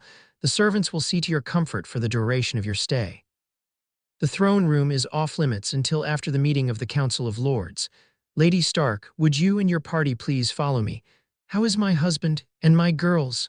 Cat asked as she fell in step with Dany, Theon, and Robb following her. The Sand Snakes also left the group to pay their respects to their father. "Lord Stark is fine, as is Arya and Sansa," Dany replied. "Your husband was wounded whilst fighting the Kingslayer and has been recovering from his injuries." While Cat and Dany made small talk, Nymeria stopped in her tracks, sniffing the air. This caught Robb's attention. The direwolf then turned down a corridor. Without hesitation, Robb and Grey Wind went after her, leaving Dany and Cat unaware that Robb had separated from their party. With Ned, in the Red Keep's gardens, Ned Stark sat on a bench, watching his eldest daughter and Aegon Targaryen walk along the pathway. Arms interlinked, the Prince of Dragons and the Rose of Winterfell made pleasant conversation with one another. His recovery was complete, and Ned was able to walk without the assist of a cane, unlike the last time. He did, however, walk with a limp. The informants of Cersei and Littlefinger were gone, replaced by unsullied guards which patrolled the area, while gardeners, some hired by Rhaegar, whilst the others were Varys' little birds tended the flowers. So much has changed since coming to King's Landing. He had uncovered a conspiracy and nearly lost his head over it. As much as he hated to admit, he owed his life to Rhaegar Targaryen. His sister looked at him with disdain, however. Ned recognized the glares directed at him, as it was the same look that Cat would give to Jon. Rhaenys had told him that Dany wanted Ned to be sent to the wall for his role in the usurpers' rebellion. Rhaegar thought otherwise, pointing out that Aerys did murder both Rickard and Brandon Stark in cold blood. The reason Ned was not being forced to take the black was because Aerys had acted first by killing his father and brother. "It appears that my son is quite smitten with your daughter, Lord Stark." Rhaegar's voice drawled. "That he is," Ned said. Rhaegar took a seat on the bench alongside Ned. "Tywin Lannister surrendered at Harrenhal several days ago. He is now a guest inside the cells of the Red Keep. Rhaenys told me. She told me about the Reign of Fire." "Do I detect a hint of disapproval in your voice, Lord Stark?" Rhaegar asked, amused. "Personally, I would have faced Tywin in battle. It would have been the honorable thing to do. You and your honor, it's your best quality, Lord Stark. It's also your weakness." Off Ned's look, Rhaegar continued, "What has your honor got you? A spear wound to the leg whilst fighting the Kingslayer and his bastard son nearly took your head. Don't get me wrong. It's good to strive to be an honorable and respectable man as one finds favor in the gods by following the correct path. But it also does well to be a pragmatist. It's how we survive. I've learned some hard truths during my years abroad commanding Blackfire. To people like the Lannisters, honor means nothing to them. Winning is all that matters. Does not matter how one wins, so long as you come out as the victor. Jaime broke his vows by slaying my father and sleeping with his sister. Tywin entered King's Landing under a treaty of friendship and not only had the city sacked, but also had my mother killed and tried to do the same to my wife and children." "That much is true," said Ned, nodding. "What are you saying? That I should abandon my honor and become like Tywin Lannister?" "Gods no, I seriously doubt that you would be able to shit gold like him. If anything, you Starks would probably shit ice and piss ice water. Honor has no place in King's Landing, let alone the Game of Thrones." Ned chuckled. Being around Rhaegar was a bit easier now, given what he had read from Lyanna's letters to him. Cersei was right about one thing. In the Game of Thrones, you either win or die. There is no middle ground. So true, Cersei's main flaw is that she hides behind her family name. If words fail, then she tries to seduce her way to her goals. I always believed that a woman's mind, not what's between her legs, is what makes her more dangerous. It's something I've taught to Rhaenys. Cersei's problem is that she thinks she's as clever as her father. She is a fool. The imp is more clever than her, despite his drinking and whoring, yet both her and Tywin despises him. Ned knew as much. Out of most of the Lannisters, Rhaegar had gotten along with Tyrion the best. And Jaime, what's to say about the Kingslayer? He, too, hides behind his father and his family name, the brawn to Tywin and Tyrion's brains. While in Bravos, I had a Volonty philosopher instruct both Aegon and Rhaenys. During that time, we had several enlightening conversations in regards to being an efficient ruler. His name was Meager, which is where Rhaenys got the name from. He said that the ruler who honors his word is praised by others. But in all cases, most rulers achieve the greatest of success when they are cunning and able to mislead and deceive others. You can fight by two ways, the law or by force. To survive, you must learn to do both by becoming man and beast. If the ruler decides to use force, he acts like a beast. There are two types of beasts the ruler must emulate to survive, the fox and the lion. A lion can't protect himself from traps, while the fox can't defend himself from the wolves. One must be a fox to recognize the traps and a lion to fight off the wolves. Ned glared at him. Sorry, it's a bad analogy given your animosity with the Lannisters, but the theory rings true, admitted Rhaegar. Tywin Lannister was the biggest threat to the dragon. He grew proud, complacent in his abilities. The old lion cared not for honor but his own legacy and power. Anyone who stands in his path he will either intimidate with that wretched song of his or destroy without a single thought. What's to stop him from killing a dozen men at the dinner table rather than 1,000 on the battlefield if it saves lives? Him ordering the sacking of King's Landing showed just that. Thousands dead, including my mother. I invaded King's Landing and there were no casualties save for the Kingsguard and the City Watch. Then again, Jono's Slynt was a corrupt little shit. Meanwhile, Sansa was laughing at a jape which Aegon had told her. Young love, reminds me of myself when I was courting Aaliyah, said Rhaegar. I just hope that Aegon learns from my mistakes and don't repeat them. Had I thought with my mind instead of my cock, I would be sitting on the Iron Throne, he sighed. That reminds me, did Rhaenys tell you that she served as a medic in your son's camp? Before Ned could answer, Catelyn's voice rang from the courtyard. Sansa, Ned. Sansa spun around just as Ned's head snapped into the direction, both recognizing Kat's voice. Sansa broke into a run, shouting, Mother. Ned rose to his feet, just as Sansa ran into Kat's open arms, mother and daughter weeping tears of joy. Daenerys and Theon stayed behind as Catelyn reunited with her daughter and husband, having just arrived inside the Red Keep moments earlier. Ned noticed that Robb was absent. Thank the gods you're safe, Kat said. She then pulled Sansa away in order to look at her. Are you okay? Did that bastard hurt you in any way? Sansa shook her head. No, Mother, I'm fine. Ned walked over to his wife. This time, Kat embraced her husband, Ned returning the embrace, breathing in her scent. You were right, my love, he whispered. I should have told Robert no. Rhaegar, in the meantime, left the courtyard as he suspected that Robb would find his way to Rhaenys. He would have words with the cub. Sansa introduced Aegon to her mother as he approached the reunited family. Mother, this is Rhaegar Targaryen. Aegon, my mother, Lady Catelyn Stark of Winterfell. The Sand Snakes have told me of how you and your sister saved my husband, Kat said. You have not only my thanks, but that of the North as well. She then looked around for a moment. Where's Arya? With my sister, most likely, Aegon replied. Arya has taken a shine to Rhaenys, especially when it comes to her dancing lessons. You and your son know her very well. We do. Asked Kat. Aegon nodded. You know her as Talisa Meager, a Volonty healer. She is in truth my sister, Rhaenys Targaryen. With Robb Stark must have made the men and servants nervous as he and Grey Wind followed Nymeria through the corridors of the Red Keep. After all, it was not every day that you see direwolves in King's Landing, let alone too nearly the size of a small pony. Nymeria had picked up Arya's scent and was leading her to her elder brother. The unmistakable sounds of practiced swords reached Robb's ears. He knew this sound well from his days growing up in Winterfell, in which his father had taught him how to use a sword. Nymeria barked and increased her pace. Arya was close. Lunge right, lunge low.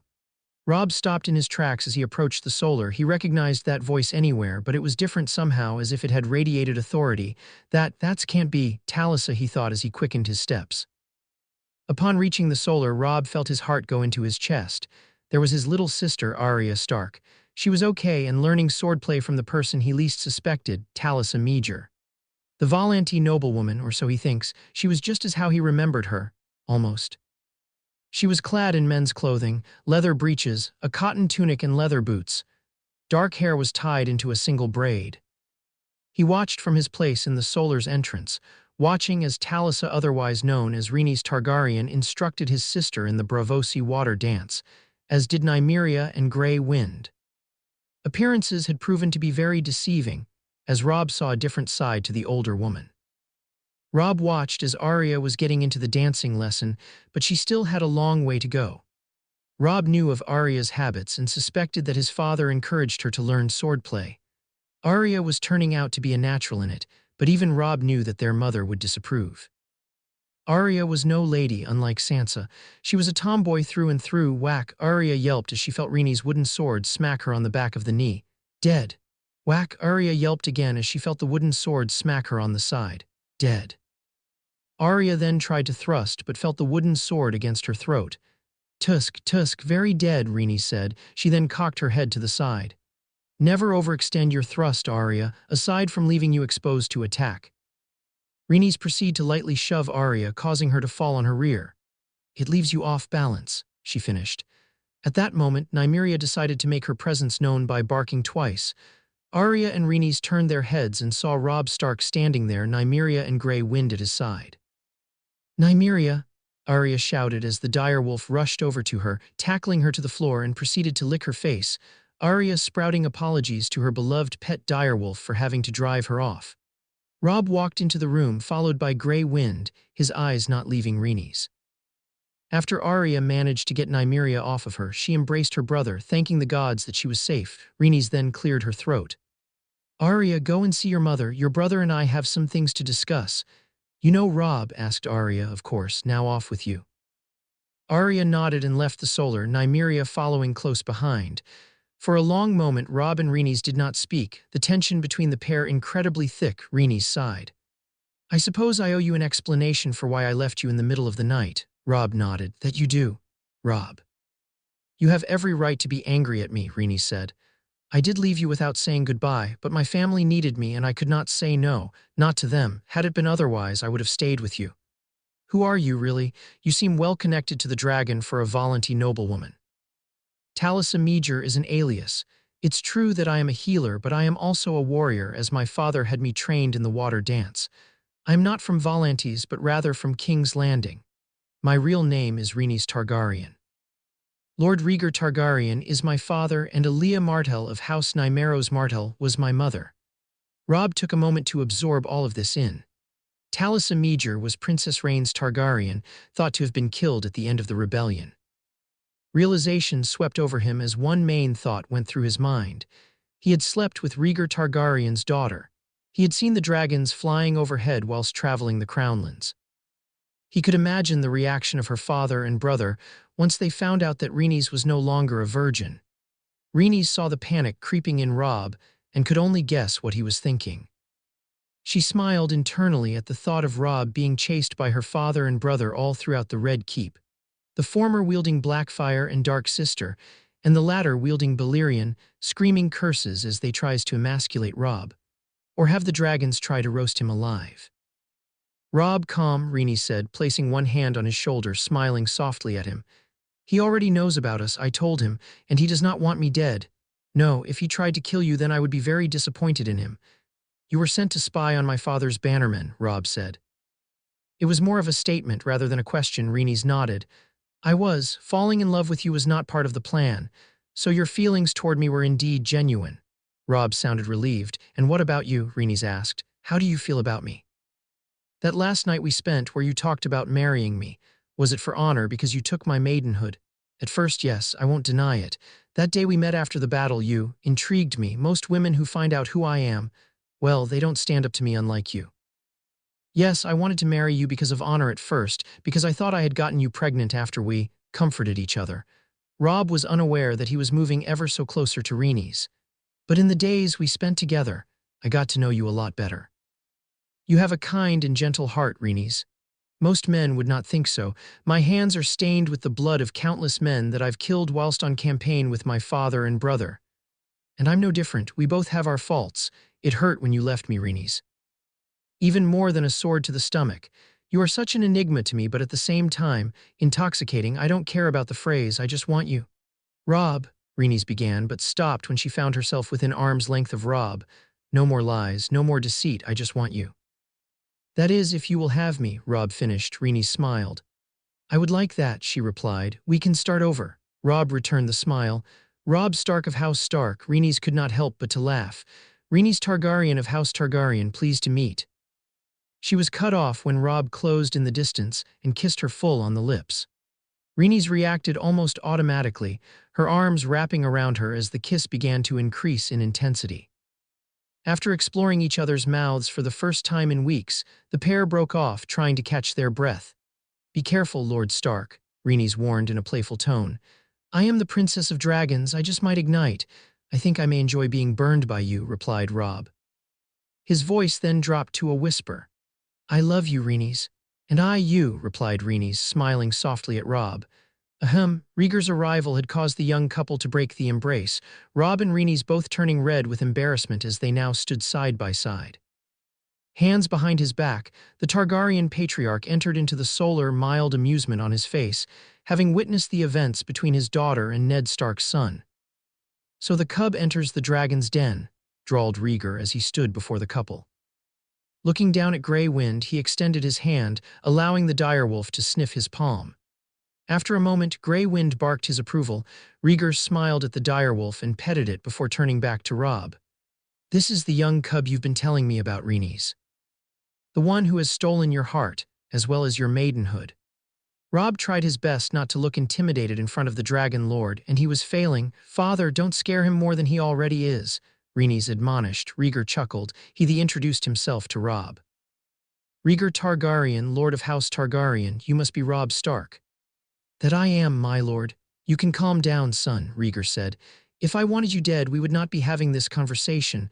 My daughter has told me a lot about you. The fact that you've captured the Kingslayer in your first battle was very impressive. Thank you, my lord. It is clear that my daughter is quite fond of you, and since you have taken her virtue, I want her to be married to you with all due haste.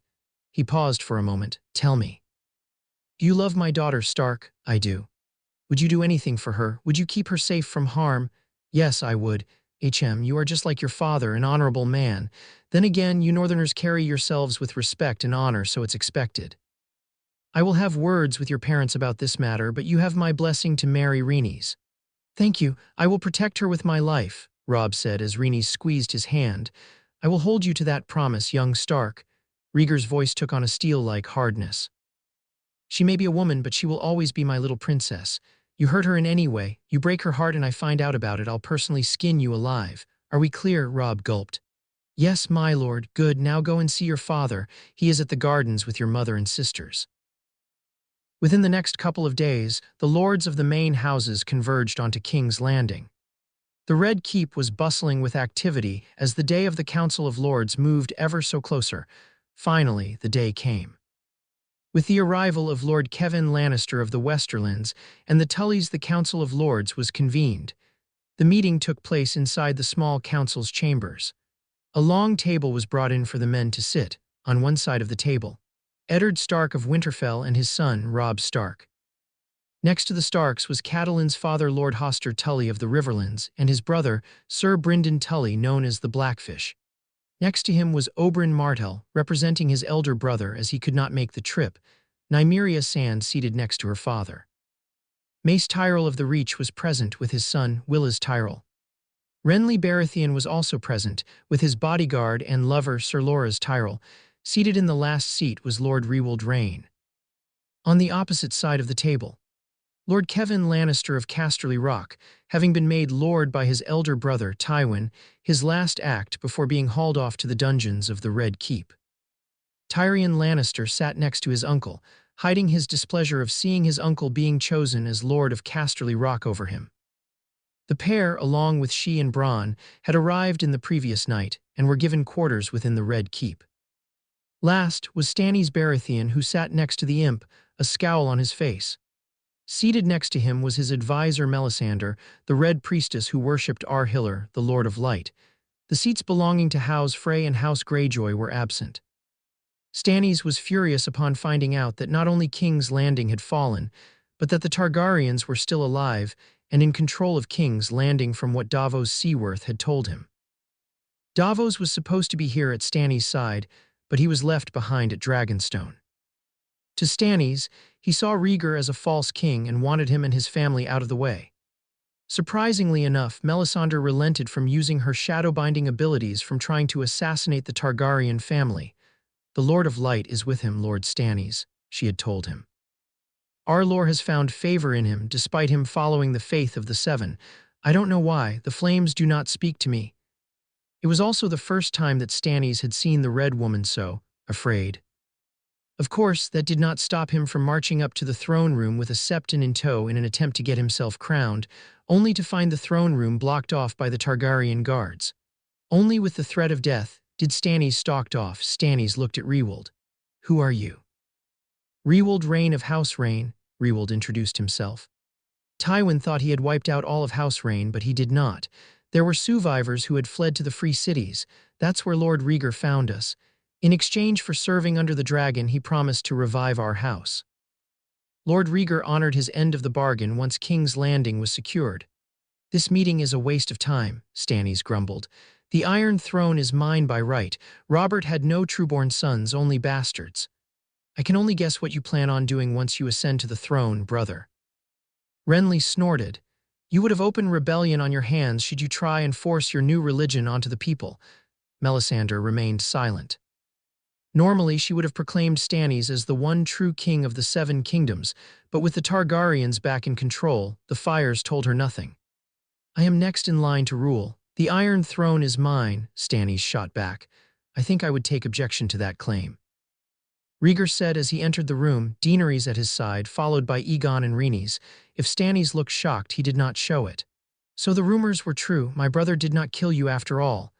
"I've been getting that line a lot lately," Rhaegar said as he took his seat at the head of the table, Dany seated beside him, while Aegon and Rhaenys stood behind their father and aunt. "This is no sorcery or trickery. Robert killed a Targaryen loyalist at the Trident. At my late wife's behest did I flee along with her, my siblings and my family to the Free Cities." He introduced his family. "My sister-wife Daenerys Targaryen, my eldest Aegon and my youngest Rhaenys." "You've been busy," the Blackfish commented. "That I have," replied Rhaegar. "Busy is an understatement," Mace Tyrell said. "Oberyn had told stories of your exploits, commander of a mercenary force and head of a prosperous mercantile guild. Alarai raised a big stink over the fact that your house is the richest in all of Westeros, with the Lannisters second and us third. So much so that a jape was made in regards to your wealth. That if Tywin Lannister can shit gold, then I can piss silver. I've heard of the jape, crude but true," said Rhaegar. "Now, as to why all of you are here, I have convened this Council of Lords. While the Starks and the Lannisters were at each other's throats, I launched a surprise invasion of King's Landing with support from my private mercenary force, Blackfyre and the Brotherhood without banners. The end result is what you see. The dragon is in control of King's Landing for the first time since the rebellion. Cersei Lannister and her bastard son of a king are now being kept prisoner within the Red Keep." "Is it true?" Hoster asked. "About the parentage of Cersei's children?" "It is." Dany replied. "Each family has distinguishing characteristics. The Baratheon has dark hair and blue eyes. The Tully have red hair and blue eyes. Jon Arryn discovered the truth and was murdered to keep it a secret. Lord Stark discovered it and nearly lost his head over it. Robert Baratheon is not the father of Cersei's children. Jaime Lannister is. I confronted Cersei about what I had found, and she confirmed it," Ned said. "She had Robert killed before I could tell him." No one did not bother to argue against Ned's claims. Everyone present knew that Ned Stark was a man of honor, despite that it had nearly gotten him killed and dishonored. "I could have crowned myself king once King's Landing was under my control," Rhaegar continued, "but I did not. I could have taken my vengeance on those who supported the usurper during his rebellion, but I did not. I called this council here to support the dragon as he takes back his throne." Stannis snorted at that remark. "This proves my point. The Iron Throne is mine by right." He rose from his chair while Melisandre rose from hers. I will be crowned by noon. I expect all of you to bend the knee at my coronation ceremony and swear loyalty to me. He glared at Rhaegar. This time I will make sure that you and your house will not threaten my kingdom again. Sit down, Stannis, ordered Rhaegar. You are in no position of any kind to make demands of me. I am the true king, began Stannis. I said sit down, Rhaegar ordered with steel in his voice, showing the anger of the dragon in which the Targaryens were famous for. Do you have any idea who you are dealing with? Demanded Stannis, taken aback by the change of tone in Rhaegar's voice. Do you? Retorted Rhaegar. Look at where I am, Baratheon, and look at yourself. Continue down this path and you will make an enemy out of myself and of House Targaryen. Raise your arms against the dragon as you wish, but consider this my solemn pledge. Declare war on my house and I will destroy you. Now, sit down. Melisandre gave Stannis a pleading look. Lord Stannis, please, let's not be hasty, she whispered. You should listen to your red woman, Baratheon, Rhaegar said. I'm not as forgiving towards those who offended my house as Tywin Lannister found out the hard way. In a huff, Stannis returned to his seat. Now then, the reason why we are here, Rhaegar continued. King's Landing is under Targaryen control, as is the Crownlands. The dragon has returned to his throne. Before that can take palace, there is the matter of the bannermen under the command of the Wolf and the Lion. I am ordering a cessation of hostilities between House Stark and House Lannister. The war between your two houses is over as of now. Done, Kevin said, not like he had any choice in the matter as the Rain of Fire had destroyed the Lannister forces. Ned and Robb both nodded in the affirmative. Last, as House Targaryen will once again ascend to the Iron Throne, all of you will swear fealty to myself and to my house. In exchange for your fealty, I am offering a general amnesty to those who fought alongside the Stag during the Usurpers' Rebellion. An oath of loyalty, and in exchange I will not seek vengeance against those who were involved. If we say no, Stannis prodded, if we can't at least be friends, countered Rhaegar, then we shall be enemies. And I give you my word that I will do my best to destroy those who seek to destroy the dragon, Stannis scoffed. Bold words from an exiled prince. Your mercenary force comes to what, 1,000 men, and the unsullied with your wife are what, 7, maybe 8,000. What is to stop any of us from marching onto King's Landing and finish what my brother started with his rebellion? What's to stop me from having your head on a pike along with the rest of your family? Rhaegar's response came in the form of an ear-splitting roar which came from outside, causing most of the men to cover their ears. There's my response, Baratheon. Go and look outside, into the sky. Stannis and Melisandre were the first to reach the windows. Seconds later, the other House Lords, save for Ned, Oberyn, Rewald, and Kevan joined Stannis and his Red Priestess at the windows. Shock and awe were the evident expressions on all their faces as they saw the 3 winged lizards flying in the morning sun, one black, the other white as snow, and the other the color of emeralds. Yes, Dany confirmed. Dragons live again. I am also known as the Mother of Dragons as I hatched them on my first husband's funeral pyre. The black one is Drogon, Balerion reborn, the white one is Viserion, the green one is Rhaegal. Melisandre fell to her knees, whispering prayers to the Lord of Light, completely mesmerized by the sight of the dragons flying in the air. Kevan and Tyrion need not to see, as they already knew what the Targaryens' dragons were capable of. I knew it, Melisandre whispered. Azor Ahai, you are Azor Ahai and she is Nissa Nissa reborn. You are all familiar with the Rain of Fire, Rhaegar asked. That is what Dany used to execute that plan. To Stannis, he said in a dry tone. I believe those 3 dragons are what is stopping you from marching onto King's Landing, Stannis. Rhaegar waited for a moment for the others to return to their seats. Stannis composed himself by taking a long pull from a glass of water. What you have all seen was not an illusion. After over a century, the dragons have returned, the Lord of Dragons said. You follow the Lord of Light, right? Slowly, Melisandre nodded. Yes, I was the one who converted Lord Stannis and all who reside on Dragonstone. That reminds me, Rhaegar said, snapping his fingers. You and your family and retainers are to vacate Dragonstone and return to your house's ancestral home in Storm's End, immediately. Dragonstone belongs to my family. He leaned back in his seat. It is said that death by fire is the purest way to die in your faith, Baratheon. Should you continue down this path, then we shall put that theory to the test. With Dragonfire, We have a moment to consult with the other lords, Lord Rhaegar, Melisandre asked. Rhaegar stood from his seat, as did Dany. Take all the time you need, was all he said before he and his family exited the chambers. After an hour of deliberation, the Targaryens were called back inside the council chambers. Well, Rhaegar asked as he and his family settled back down in their seats. What is your decision? Everyone looked at Ned. The Lord of House Stark had been made the impromptu leader in the council, and it was through him that the other lords made their decision known. Lord Targaryen, in light of current events, we accept your terms and swear fealty to House Targaryen, however, as you have married Lady Daenerys. Rhaegar raised one hand, silencing Ned. I cannot sit on the Iron Throne. One mad king was enough, I suppose. He looked at Aegon. As Aegon is the eldest, he will rule the 7 kingdoms. I may not sit on the Iron Throne, but my descendants will rule once again. Aegon Targaryen, do you accept this responsibility? Ned asked. Aegon closed his eyes and took a deep breath. Assuming that I can name my father hand to the king, I need someone that I can trust to help and guide me. Who better than my own father? Ned looked at the other men. Most of them nodded in the positive, save for Stannis. Agreed. The first order of business is what to do with Robert's bastard children, Rhaegar said. From what the spider has told me, the usurper has 16 children in total. Mya Stone is the eldest and resides at the Vale, whereas the youngest is the mother of a whore at Chathays's brothel. You don't mean to kill them? Mace Tyrell asked. No, I have no reason to have them killed. I do want them fostered with both Renly and Stannis, as they are the blood of their elder brother, legitimatized if possible. No child should go through life without knowing who their father is. With your permission, I would like to take Gendry Waters as my ward, offered Ned. Under the condition that he is legitimatized and recognized as Robert's son. Stannis sighed. Done, and the others? Rhaegar asked. We'll see to it that they are cared for, Renly said. Rhaegar nodded. Fair enough, this meeting is adjourned. Chamber of the Hand, noon. Rhaegar Targaryen was going over some documents when Missandei entered the office.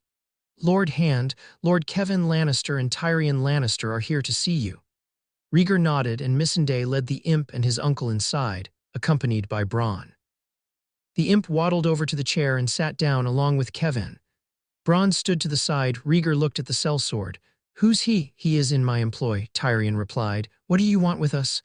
I actually wanted to have a word with you, Tyrion, Rhaegar replied. First off, Mycella and Tommen are safe and healthy. I have no quarrel with the both of them. Can't say the same about Joffrey. What do you plan to do? Kevin asked. In regards to your elder brother and nephew, I will make them both a head shorter for their crimes. As for Joffrey, a life of servitude on the wall will be his punishment. Mycella and Tommen will be exiled from King's Landing and will return to Casterly Rock. And Cersei? Kevin asked. I've received a request from the High Septon at the Great Sept of Baelor. They have received word of Cersei's crimes. Combined with the fact that her son had nearly spilled the blood of an innocent man on its steps, the High Septon has requested that Cersei performs a walk of penance. Just what is the walk of penance? Asked Kevin. Cersei will be stripped naked, her hair shaved from her entire body, and will walk from the Great Sept to the Red Keep, escorted by my bannermen. When will this take place? Tyrion asked. After the trials of the Lannisters and Littlefinger, of which the latter is why you are here, Tyrion. Oh. You've done right by me, Tyrion, continued Rhaegar. Shame that your father and sister cannot see that despite your deformities, you have a keen and sharp mind. I understand that you and your father had a falling out and that you have been disinherited. And since Littlefinger has been stripped of his position as Master of Coin, there is an opening for the position. Tyrion cocked an eyebrow. You want me to be your Master of Coin, of course. To make the proposal a bit sweeter, you will also gain ownership of Littlefinger's brothels. Bronn perked up at that. I accept your offer, Lord Hand, Tyrion said. Had a feeling that you would, Rhaegar said. He looked at Kevin. Something on your mind, Lord Lannister? I wish to confess something that I have kept secret during the end of the rebellion, Kevin said. In exchange for this secret, I wish for immunity for myself. It involves Lyanna Stark. Your request is granted, the Lord of Dragons said. Out with it, and Kevin told him. Tyrion was shocked while Bronn was not surprised. Rhaegar's reaction was instant. He had a servant to bring Ned and Catelyn Stark to his office. The Lord and Lady of Winterfell arrived minutes after Rhaegar gave the order. Upon entering the chamber, Ned and Catelyn were surprised to see Tyrion and Kevin Lannister seated before him. Behind Tywin's brother and the imp was Bronn, who Cat recognized as one of the men who had helped arrested Tyrion and later fought for him at the Vale. "Good, the both of you are here. Sit down, please," Rhaegar said. "Your son has made you hand." Cat noted, eyeing the golden pin on Rhaegar's jacket. Yes, it was his condition that I would be hand once he accepted the fealty of the other major houses. He then answered Ned's unspoken question. "Tyrion and Kevin are here at my request. Tyrion is now the master of coin. There has been a development in which both parties should hear in regards to our guests inside the keep's dungeons. It also coincides with what Lord Stark has already told me." "What about them?" asked Ned. Rhaegar took a sip of water. "It has to do with the incidents at Winterfell surrounding your son. I wanted both parties here so I can explain this once. Cersei already confessed to me in regards to the incident. When we interrogated Jaime to corroborate her story, he saw that it was pointless to deny that his children are his with Cersei. He knew that he was already facing a death sentence for the murder of my father, so he decided to confess his crimes in exchange for the lives of his children. He said that Bran had caught them in their adultery whilst climbing the tower. He thought that the fall would kill him. I knew it, Cat thought. It was either him or that bitch of a sister who hurt poor Bran. Ned was furious. And the assassin. Surprisingly enough, both Jaime and Cersei are innocent of the crime. It was Joffrey. Joffrey, Cat repeated, irate. Joffrey tried to have my son killed. Something that the usurper had said following Bran's accident, which Joffrey overheard, explained Rhaegar. Something along the lines of better for the boy to die instead of living as a cripple. Joffrey confessed to that when threatened by my interrogators that his mother will be raped in front of both him and Jaime, and that he would be gelded on the spot. I do not condone such actions, but my interrogators tend to produce results. Lord Rhaegar, please spare the lives of the children, Kevin pleaded. Your quarrel is with my brother and his children, of which I will admit, Tommen and Mycella, they are both innocent. Be thankful that I am not your brother, sir, Rhaegar replied. I will grant you your mercy for Tommen and Mycella.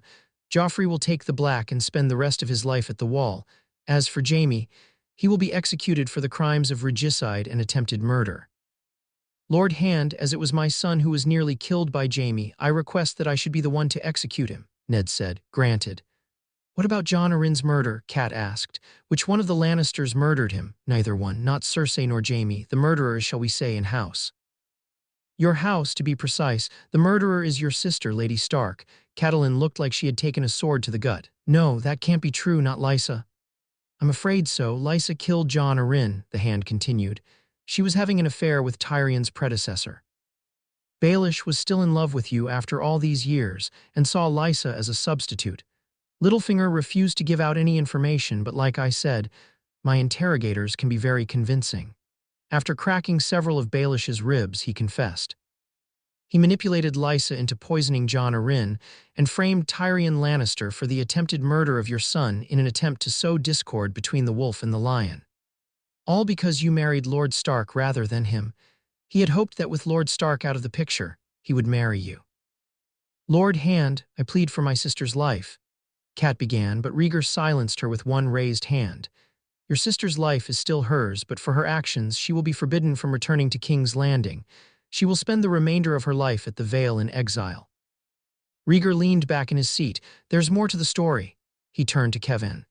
Sir Kevin can back which he is about to tell you. It concerns Lyanna, my sister. What about her? Demanded Ned. Tell them, ordered Rhaegar, looking at Kevin. He took me into his confidence and told me that he wished for Cersei to marry Robert, but the wolf girl was in the way, confessed Kevin. Tywin had her killed, poisoned inside the Tower of Joy. He told me that I should not tell a soul, and despite being his brother, threatened me with death should I told anyone about it. Tyrion shook his head. Father, you fool. A cold rage grew within Ned. It was bad enough for Jaime and later Joffrey to try and kill his son. It was bad enough for the little bastard to try and make him a head shorter, but this he could not let go. From the look of things, Rhaegar guessed that Ned was ready to run Tywin through with ice himself, Lord Stark. Rhaegar's voice cut through the old wolf's blind rage. Not only will I offer you Tywin Lannister's head along with Jaime's, but House Lannister has agreed to pay House Stark 2 million gold coins as restitution for the slights on your house. In response, you must forswear all measures of vengeance upon House Lannister, and House Lannister will do the same. You have my word, Ned said. Kevin nodded. You have mine as well. Very good, Rhaegar said. There has been too much bloodshed because of ambitious fools like Tywin and Littlefinger. My son and I simply want peace in the realm. Tyrion, Lord Kevin, you may go. I must speak with Lord Stark and his wife on an entirely different matter. Once the Lannisters departed from the chambers, Rhaegar made his intentions known. If you did not notice, my eldest son is quite smitten with your eldest daughter, and it does not take very little birds to see that the feelings are being reciprocated. Ned could only guess as to what Rhaegar was proposing, but remained silent. Robert once offered you a marriage proposal with Joffrey, continued Rhaegar. I would like to give you the same offer, but instead, Sansa will marry Aegon and will become Queen of the Seven Kingdoms, while Rhaenys will marry your eldest son and become the next Lady of Winterfell. There is bad blood between our houses, and this way, I hope we can heal old wounds. I spoke with Rob earlier, and he is agreeable to the proposal, as is my daughter. He looked at Kat. I believe you met her, Lady Stark. You know her as Talisa Meager, a noblewoman from Volantes. In truth, she is my daughter, Rhaenys Targaryen. I know that. Aegon told me and Rhaenys confirmed it. My daughter is a skilled warrior, but an even better medic, as your lord husband found out that day I assaulted King's Landing, Rhaegar continued. It also appears that little Arya has taken a liking to my daughter as well. Like I said before, I wish to mend bridges, and this is the best course of action. I accept your proposal, Ned spoke for his wife. Wait, Kat objected. Rob has promised to marry one of Walder Frey's daughters. I made the proposal in exchange for use of his bridge and his forces. He knows about Rob breaking the agreement by sleeping with Talisa. I mean, Rhaenys, he is petty and will not let this go.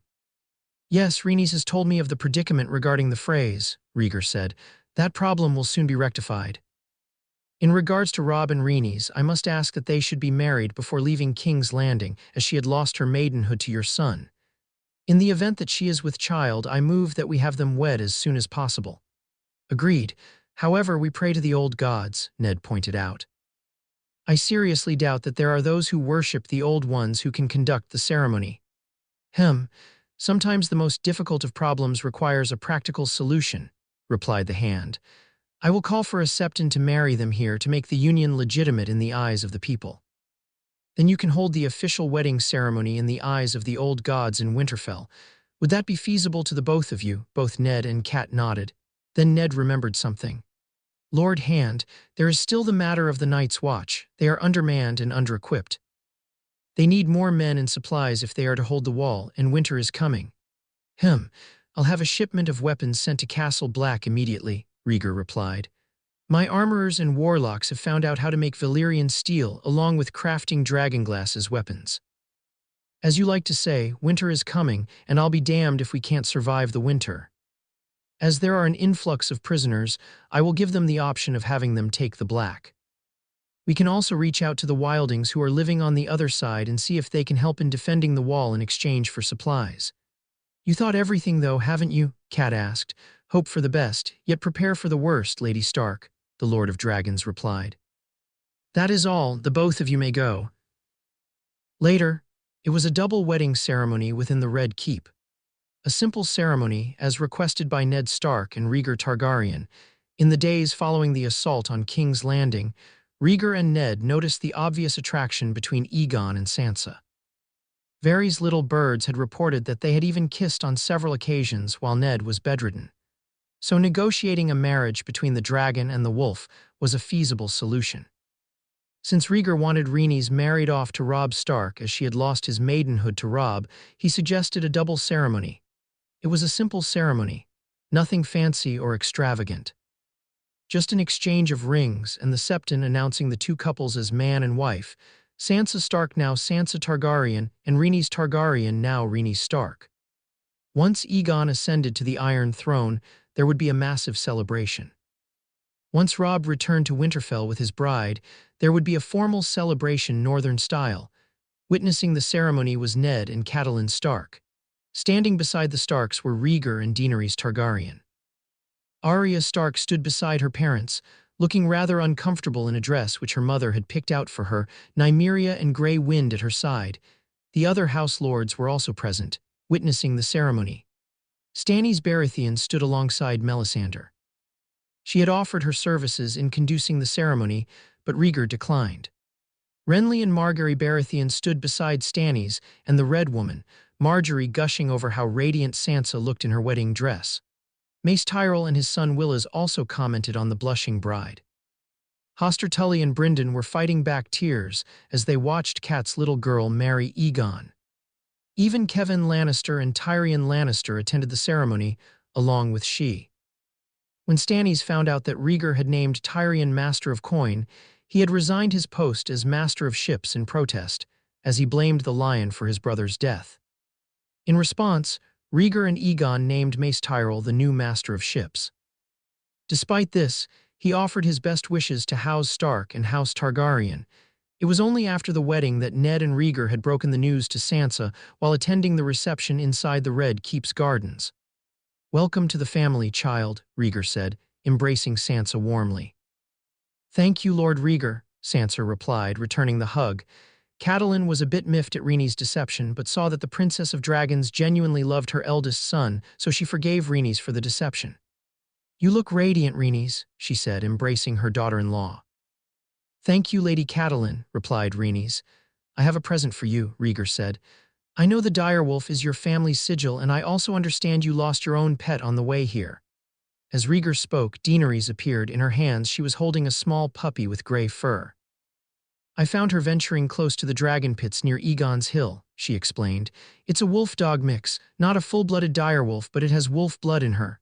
"She's adorable," Sansa cooed as Dany handed her the cub. The cub let out a whine and licked her face. It got a good laugh out of everyone present. "What's her name?" Cat asked. "Seeing as how I am married to the House of Targaryen, I think I will name her Viseria," Sansa replied. "A good name," Rhaegar said. "There's something that your father and I have neglected to mention until now. You know that the House Lords have arrived to swear fealty to my house and to recognize the dragon as the rightful rulers of the Seven Kingdoms, correct?" Sansa nodded. "The Council has recognized you as their king, your grace," she asked. "Not me." Rhaegar pointed to Aegon. "Him." Sansa's eyes widened as the realization of what Rhaegar has told her has crept over her. "My son is king," Rhaegar confirmed. "You are now Queen of Westeros and of the Seven Kingdoms." Sansa was at a loss for words. Then she fainted. Fortunately, Aegon made the save, catching her as she fell backwards, while Ned caught Viseria as Sansa fell. "I think we'll skip the bedding, father," Aegon said with a humorous tone. "You two are good for each other," complimented Ned. He looked at Sansa. "She is my eldest daughter. She means a lot to me." His eyes turned hard as he stared down the young soon-to-be king. "You hurt my daughter in any way, winter will come for you. Not your father or your aunt's dragons will save you from my fury." "If I hurt Sansa," Aegon replied, "I'll personally give you the sword." "Glad we are in agreement," Ned said. He then turned to Rhaegar. "Just how do you plan on dealing with old Walder Frey? He is a petty old man who never lets grudges go." Rhaegar smiled. "By simply appealing to his more baser instincts." The twins, two massive chests, were brought before Lord Walder Frey. Also present were his sons, all of them, and his 7 daughters. The messengers in question turned out to be Beric Dondarrion and Sandor Clegane, on orders from Rhaegar Targaryen. "Lord Frey," Beric began. "I am here on behalf of Lord Rhaegar Targaryen of House Targaryen and Hand to the King, and his son, Aegon, 6th of his name, King of the Andals and the First Men, Lord of—" Yes, Walder interrupted. "What business do the dragon want with me?" Beric produced a sealed parchment with the Targaryen crest and handed it off to Lothar Frey. Without a word, Lothar Frey accepted the scroll, broke open the seal, and read the message aloud so that everyone could hear. "Lord Walder Frey. It is with regret that I terminate the marriage contracts that has been made between you and Lady Catelyn Stark, as Robb Stark is now engaged to my daughter. Enclosed with this letter is compensation for the terminated engagements, which I hope you will find generous. Lord Rhaegar Targaryen." Beric then unlocked the chests and flipped them open. Walder's eyes went wide, as did his sons, as to what was inside the chests.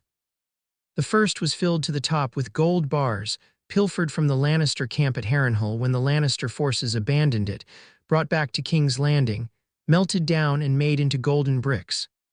The second chest was also filled to the top, but it was with silver bars instead of gold. Lannister gold and Targaryen silver, it had the desired effect on Walder and his sons as his greed overrode his losing face. "The dragon is most generous indeed," Walder said. "Tell him that I will forgive this slight from the Starks, and that I accept his compensation. He has the backing of House Frey." "Wise decision, Lord Frey," Beric said. "The king also requests that you send one of your daughters to Winterfell to act as a lady-in-waiting for Princess Rhaenys as a sign of good faith." Several hours later, Beric and Sandor left the twins with Rosalind Frey in tow. Once they were gone, Steveron Frey turned to his father. "Father, why did—" Walder cut him off. "It is best to stay on the right hand of the dragon than in its path. There is nothing we can do. The Lord of Dragons has made compensation for the terminated engagement, and that is good enough for me. Robb Stark is marrying the king's sister and thus is under his protection. I have heard of the carnage left behind in the wake of the Lannister camp. We all heard of it, the Reign of Fire. I will not have our family destroyed because we could not let go of a grudge. However, there might be hope for us just yet. With Rosalind going to Winterfell, Ned Stark may make a marriage contract with his other boys. Unlike Catelyn, he will honor his agreement. Walder may have been an old man, but he was no fool. He suspected that Rhaegar knew that he was in contact with Tywin prior to his surrender and the Reign of Fire, and rather than unleash his dragons and turn the twins into a smoking heap, opted to pay him in more gold and silver than Tywin Lannister could dream of. Now that he had accepted the compensation and had sworn fealty to support the dragon, and with Robb Stark now married to the dragon's daughter, even Walder Frey would not dare raise his hand against the couple, lest he would not only have to deal with Ned Stark, but Rhaegar Targaryen and his son as well. So Walder decided that it was best to let the grudge die. Snafu's notes. Rhaegar's battle armor is based off of Sylvanger's depiction of the Lord of Dragons. You can see the armor for yourself on Rhaegar's profile in a wiki of Ice and Fire. Also, I've modeled the older Arya Stark after Jennifer Lawrence in the epilogue, which I've done up Fallout style, by the rivers of Babylon.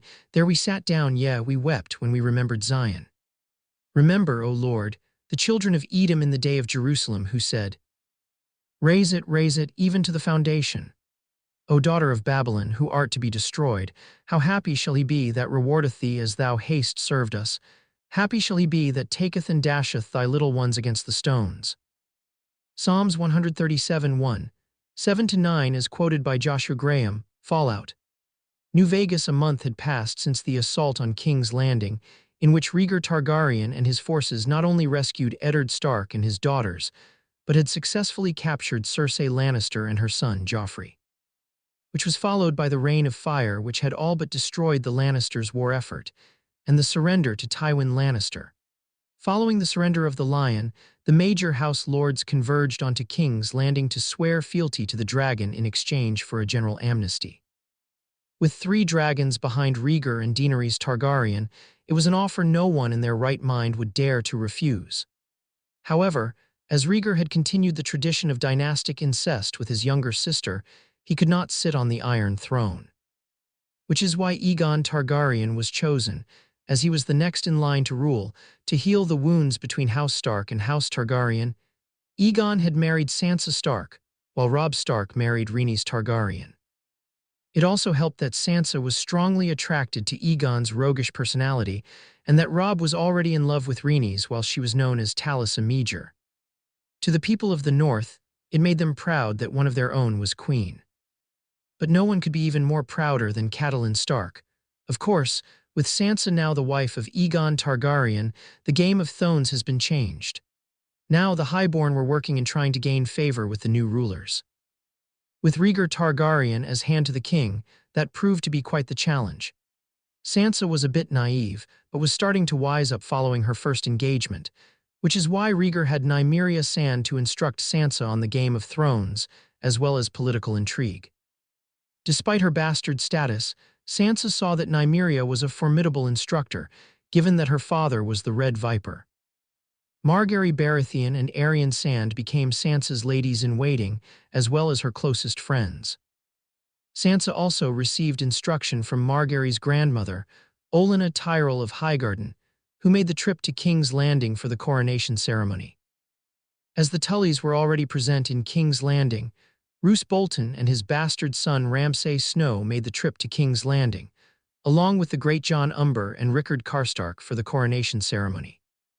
Once his bannermen were present, Ned had brought the men up to speed, from his arrest to Sansa marrying Aegon. As expected, Rickard and the Greyjohn raised a big stink over it, but saw the advantages of Sansa being Aegon's wife. The small council was overhauled as well, with Varys retaining his post as Master of Whisperers. Tyrion Lannister was the Master of Coin, while Mace Tyrell was the Master of Ships, following the resignation of Stannis Baratheon. Barristan Selmy was reinstated as Lord Commander of the Kingsguard. The Citadel had sent over a new Grand Maester to replace Pycelle, a man named Ian. With Stannis and his family relocating to Storm's End, Renly Baratheon decided to settle in King's Landing and to remain on as Master of Laws, as his wife was one of Sansa's ladies-in-waiting. Oberyn Martell was named the King's Justice to replace Ilan Payne, who was killed in the invasion of King's Landing. The Brotherhood Without Banners was formally recognized as a peacekeeping force, designed to help and aid the small folk, with Beric Dondarrion as its first commander. Aside from protecting the weak, they also performed charity services, which made them especially popular with the small folk and some of the highborn. Even the High Septon approved of their actions. Even more so, they were loyal to House Targaryen. Despite putting all of Westeros on a path to peace, the dragon knew that the biggest threat to their rule sat in the dungeons of the Red Keep. It was time for the lion to face its judgment. With Sansa and Aegon, "I think we're getting better at this," Sansa breathed as she laid in bed, her nude body covered with a bedsheet, red Tully hair in disarray. "You'd think that, would you?" Aegon replied as he took a pull from a glass of water before walking back to Sansa and handing it to her, who also drank from it, the king naked from the waist down. The first time was the night after the wedding. As expected for someone having sex for the first time, they were clumsy. Sansa was very much surprised to find out that despite having every single girl throw themselves at Aegon, from whores to serving girls, he was a virgin. The morning after, despite it all, Sansa was glowing, which did not escape the attention of Nymeria and her ladies-in-waiting. One thing she did reveal to Nymeria and the other girls is that Aegon was well endowed. "Count your blessings, your grace," Margaery had told her. "If I wasn't married to Renly, then I would have gone after him. But alas, he has eyes for you. The gods have truly blessed me, both the old and new," Sansa thought as she and Aegon kissed again, this time Sansa on top of her husband. The kiss intensifying as she felt Aegon remove the sheet that was covering her body shuddering as his hands roamed her back. Aegon was nothing like Joffrey, who was currently imprisoned within the Red Keep along with his parents and grandfather. Sansa couldn't help but to feel drawn towards him, with his silver blonde hair and violet eyes. Joffrey was a bad memory to her. Aegon was not only of a noble lineage, but from what she had seen, an honorable warrior. As much as Aegon would like to have stayed in bed with his new wife, he could not.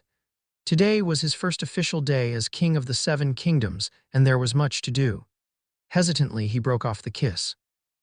There was the issue with the imprisoned Lannisters, and the Iron Bank of Bravos was sending representatives to King's Landing in hopes of opening a new branch in the capital. They would arrive by the end of the week. Sansa bit her lip. Out of all of the highborn girls, "You chose me to be your lady and queen, why me?" she asked. "You have a good heart, Sansa, a bit naive, but a good heart nonetheless." "Well, that and my greatest weakness is the tears of a woman." There was another reason as to why Aegon had chosen Sansa as his bride. Unlike the other highborn girls, who saw a chance for their families to gain influence through the wedding bed, Sansa was different. Sansa was indeed naive on how the Game of Thrones worked, but after her family's temporary fall from grace, she began to wise up and see that everything is not what they seem. She was also honorable, as her parents were Ned and Catelyn Stark. Nymeria Sand gave her opinion to her cousin one day while alone with Aegon. Sansa's view on being a princess has all but been destroyed by Joffrey's cruelty, but she can learn from her mistakes. Her mind is sharp, and with Olenna Tyrell also mentoring her, her tongue will be sharp as well. She has the potential to become a more popular queen than that of Cersei. "So, today is the day?" Sansa asked. Aegon nodded. "Yeah, today is the day of the lion's comeuppance." Sansa knew that this was a long time coming. No one in the Seven Kingdoms would dare to rise up against Tywin Lannister. Even she had listened to the Rains of Castamere, and it chilled her to the bone as Cersei and Joffrey had it placed for her and explained the song's meaning one night while her father was imprisoned, threatening to do the same to her house. But Rhaegar Targaryen did. He did not cower in the face of the lion. The Lord of Dragons had fought the lion and won. A song is just that, a song, Rhaegar had explained. He had listened to the song as well in his youth and was not impressed. So what will happen to them? Tywin and Jaime will be a head shorter, most likely, as is Littlefinger, Aegon replied. Joffrey will take the black and be sent to the wall.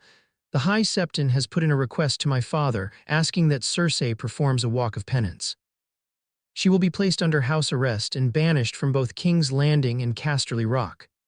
Sansa couldn't help but to smile. Joffrey freezing his cock off at the wall would be a sight to see. On top of that, he would have to take orders from Jon. Sansa's expression fell when she remembered her elder brother, Jon Snow, her father's bastard son. Like Catelyn, she had treated Jon poorly. Her time with Nymeria Sand had all but changed that. When she had the chance, she would write a letter to Jon and apologize for how she treated him.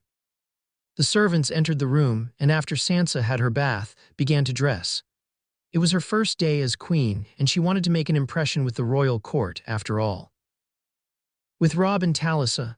For the record, Robb Stark began as he tied his robe around his waist, looking at his wife, who was naked on the bed. I can't promise not to attack you again if you don't put some clothes on, Rhaenys giggled. Attack, attack, O mighty wolf. Robb let out a chuckle as he took a pull from a glass of wine left on the table. Are all Targaryen women limber in bed, he asked, or just you, just me? Comes with being trained in sword fighting, Rhaenys replied as she opened a book and proceeded to take several notes. What's that? Asked Robb. A book on natural medicine. Winterfell is home to a variety of herbs which can be used for healing. I've also brought some seeds from Volantes and the free cities which can be planted during the winter, seeds which can also be used for medicinal purposes. Robb walked back to the bed, sat down beside her, and kissed her shoulder. A warrior and a healer, you are a woman of many talents, Rhaenys. I think your mother does not like me very much. Robb kissed Rhaenys' shoulder again. She does. You're not exactly a traditional lady in her mind, despite being Rhaegar's daughter. Rhaenys remembered the encounter with Catelyn after she had found out that she was teaching Arya the water dance. Cat had disapproved of Arya's dancing lessons and, despite Ned's best efforts, went on to confront Rhaenys while she was teaching Arya. In the end, Cat had approved of Rhaenys teaching Arya, albeit grudgingly. Robb did not know what was said between his mother and his wife and did not ask. At least Arya likes you, as does my father, Robb pointed out. Arya thinks that you are Nymeria reborn. I could be, as I can trace my lineage from my mother's side to her. And what do you think about me? Asked Rhaenys, smiling cheekily. You. Robb paused to kiss her shoulder yet again while working his way up her neckline, ending at her lips. I am very much in love with, smart answer. I hope so. Robb said as he remembered the practice match with Rhaenys the previous day, with Roose Bolton, the Blackfish, the great Jon Umber, and Oberyn Martell as witnesses to the match, and even he had to admit that his wife was a formidable warrior. The Red Viper knew as much, and Rhaenys also earned the respect of his father's bannermen as a result. Even the stoic Roose Bolton offered his congratulations to Rhaenys, a feat in itself. After another makeout session which was rapidly deteriorating into another lovemaking session, the couple was interrupted by a knock on the door. Robb, Rhaenys. It's time, the Blackfish's voice came through the door. Robb and Rhaenys knew what that meant. It was time for the Lannisters face their past sins. It was Aegon Targaryen's first official day as King of the Seven Kingdoms. His father had groomed him to become king in his stead. Unlike Cersei, who had wished for Joffrey to become a puppet ruler, Rhaegar had made sure that Aegon would be a just and fair ruler. 1 week had passed since being named King of Westeros, and events had moved even faster than the Reign of Fire and Tywin Lannister's surrender. Vassals and the minor house lords subservient to the main house, lords flocked to King's Landing. The coronation had taken place the previous day inside the throne room. Aegon Targaryen was king. When it became known that Sansa Stark was now Sansa Targaryen, the highborn ladies were disappointed in the fact that Aegon Targaryen was already taken. With the Stark Lannister war over, Ned had arranged for a household guard to be assigned to King's Landing foe Sansa, while Rhaegar did the same for Rhaenys when it came time for her to head for Winterfell with her husband. Dressed in all black, the crown on his head, Aegon looked like he was ready to bolt. His new bride was in the same boat as he was. Sansa had never expected to become queen, but here she was, clad in royal silks, looking every bit as the southern woman despite her northern origins. A diamond tiara rested on her head. "7 hells," Aegon muttered. "What did I get myself into?" "Calm down, son," Rhaegar said, placing one hand on his shoulder. "You've led men into battle. You can do this. Take a deep breath and relax. It gets easier over time." Aegon did just that.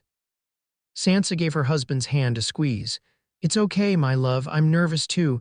Aegon gave his wife a smile and a kiss on the forehead. "Good to hear." He then steeled himself for what was to come, the trial of the Lannisters and their supporters.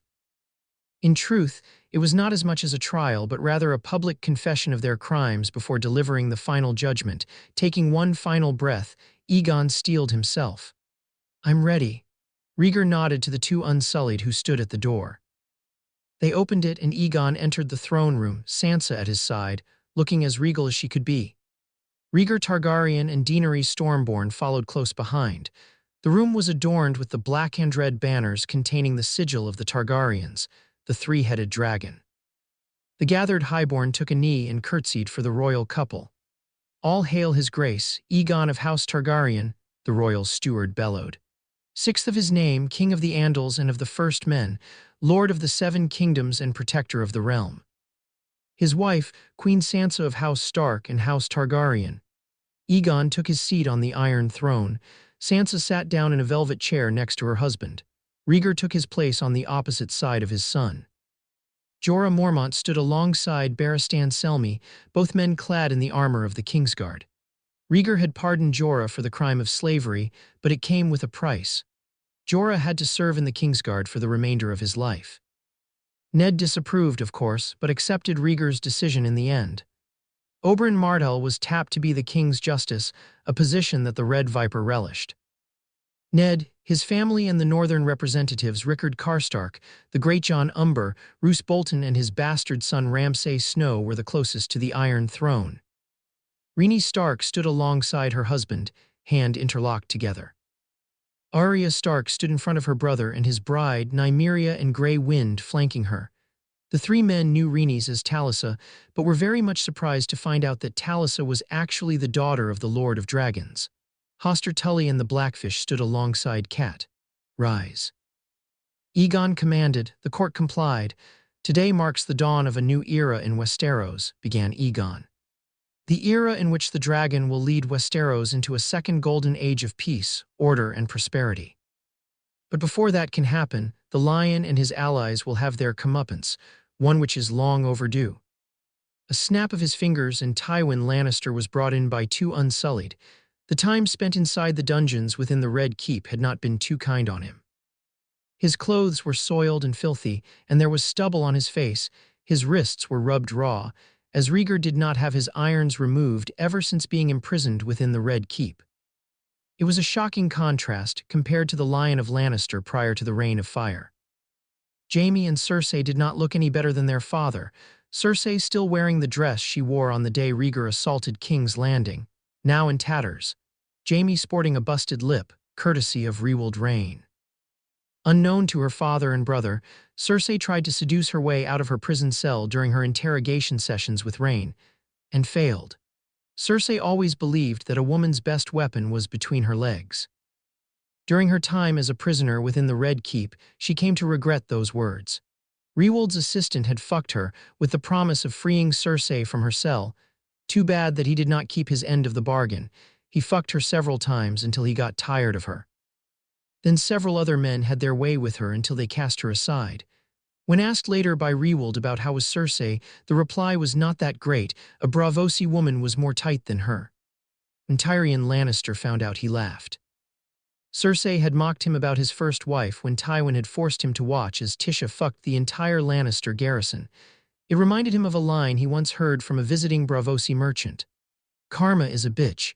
You would be wise to remember that." Lancel Lannister followed Cersei, also shackled and unkempt, the former squire of the usurper looking petrified. He knew that he was going to die for his role in Robert's death. Joffrey had to be gagged as he continued to proclaim that he was the rightful king. Last was Littlefinger. His eye was swollen and he was holding his side, which meant that several of his ribs were cracked from the interrogation sessions he had endured within the dungeons of the Red Keep. The bound Lannisters and Littlefinger were brought before the Iron Throne and forced to kneel. Tywin Lannister. "So glad that you and your ilk could join us," Aegon drawled. "You know, you're not what I expected from what the other lords told me about you. In a way, I'm actually disappointed."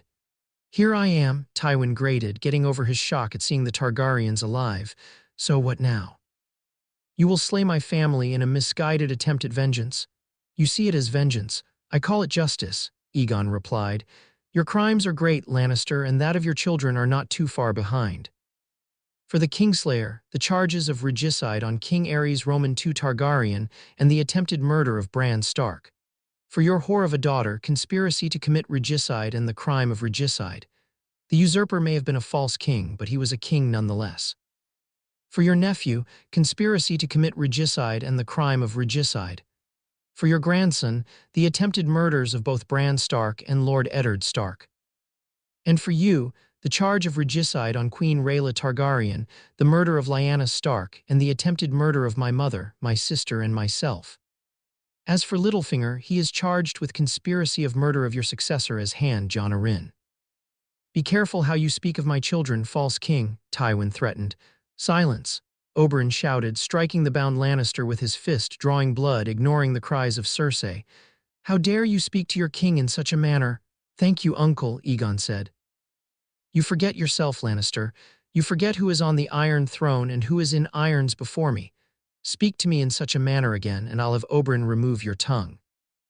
A teenage boy of 17 stepped forward, followed by a prostitute holding a baby in her arms, having been summoned at Aegon's request. Ned recognized them as Gendry, the blacksmith's apprentice who was now his ward, and the whore who was the mother of little Bera. "As you know, Lord Tywin." Aegon continued, pronouncing Tywin's former title with sarcasm. "The usurper was known to sleep with any and every woman. The boy and the newborn girl are one of several of Robert's bastard children. The characteristic in which all Baratheons share are their dark hair and blue eyes. All of Robert's bastards share that characteristic. Lord Stanny's daughter also shares the same dark hair and blue eyes as her father. Yet, your grandchildren have the golden hair and green eyes of the Lannisters. It is a known fact that most children take after their father. It was Jon Arryn who discovered the truth. That same secret in which young Bran Stark was nearly killed over. The same secret which almost cost Ned Stark his head. Your grandchildren are not the true-born children of Cersei and the usurper. Their father is Cersei's brother, the Kingslayer himself." Whispers and mutterings were heard throughout the throne room as Tywin glared at Jaime and Cersei. He had read the proclamation and the part concerning his grandchildren's parentage and had originally denied it. Now he was starting to have serious doubts. "Is this true?" he demanded. "Is what he says true?" Both Jaime and Cersei remained silent, but their silences spoke many volumes. "Seven hells, it is true," Tywin muttered, disbelief on his face. "My grandchildren, bastards, all of them, you're no better than Tyrion. Granted that my family had the tradition of marrying brother to sister, that was expected in order to preserve our bloodline. My father, the Mad King, married his sister, Rhaegar Targaryen. In the case of Cersei and Jaime, their secret was one worth killing for, as the usurper found out the hard way." Rhaegar turned to Littlefinger. "Baelish manipulated Lysa Arryn to poison Jon Arryn and used the discord between houses Lannister and Stark to further his own ambitions. He nearly succeeded had we not intervened, not caring that his actions would have led all of Westeros into a civil war." Kat had already known about the fact that Cersei's children were not Robert's, but it still upset her nonetheless. Sansa was incensed, as was Robb. "You not deny the charges that are brought before you?" Aegon asked, his voice cold. Cersei saw the point in not trying to deny it. Rhaewold had made it clear to Cersei. She denies the charges, her children die. She would not let the prophecy of Maggie the Frog come to pass. "No, my brother and I do no deny the charges. I was the one who gave Lancel the fortified wine which made Robert sluggish, allowing the boar to gore him. As for the children, you speak true. Robert Baratheon is not the father, Jaime is, and you, Kingslayer," demanded Aegon. "Do you not deny the charges which are brought before you?" Jaime sighed. "No, I do not. It was I who pushed the Stark boy out of the window back in Winterfell when he caught my sister and me. And yes, I broke my oath as a member of the Kingsguard and slew the Mad King. For what reason did you have to murder my grandfather and break your oath, Kingslayer? What gives you the right to judge the dragon? Ares was going to use the wildfire to burn King's Landing to the ground when it became clear to him that Robert was going to win the rebellion, explained Jaime. Let Robert rule over charred bones and cooked meat. Burn it to the ground, burn it all. Those were his words. The wildfire plot. Varys had notified Rhaegar of Ares' attempt to burn all of King's Landing to the ground once he and his family were settled in Braavos. Rhaegar knew that his father was kissed with the madness, but even this was going too far. Aegon then turned his attention to Lancel. What say you, Lannister? Do you admit your role in the conspiracy to murder the usurper? I confess, replied Lancel.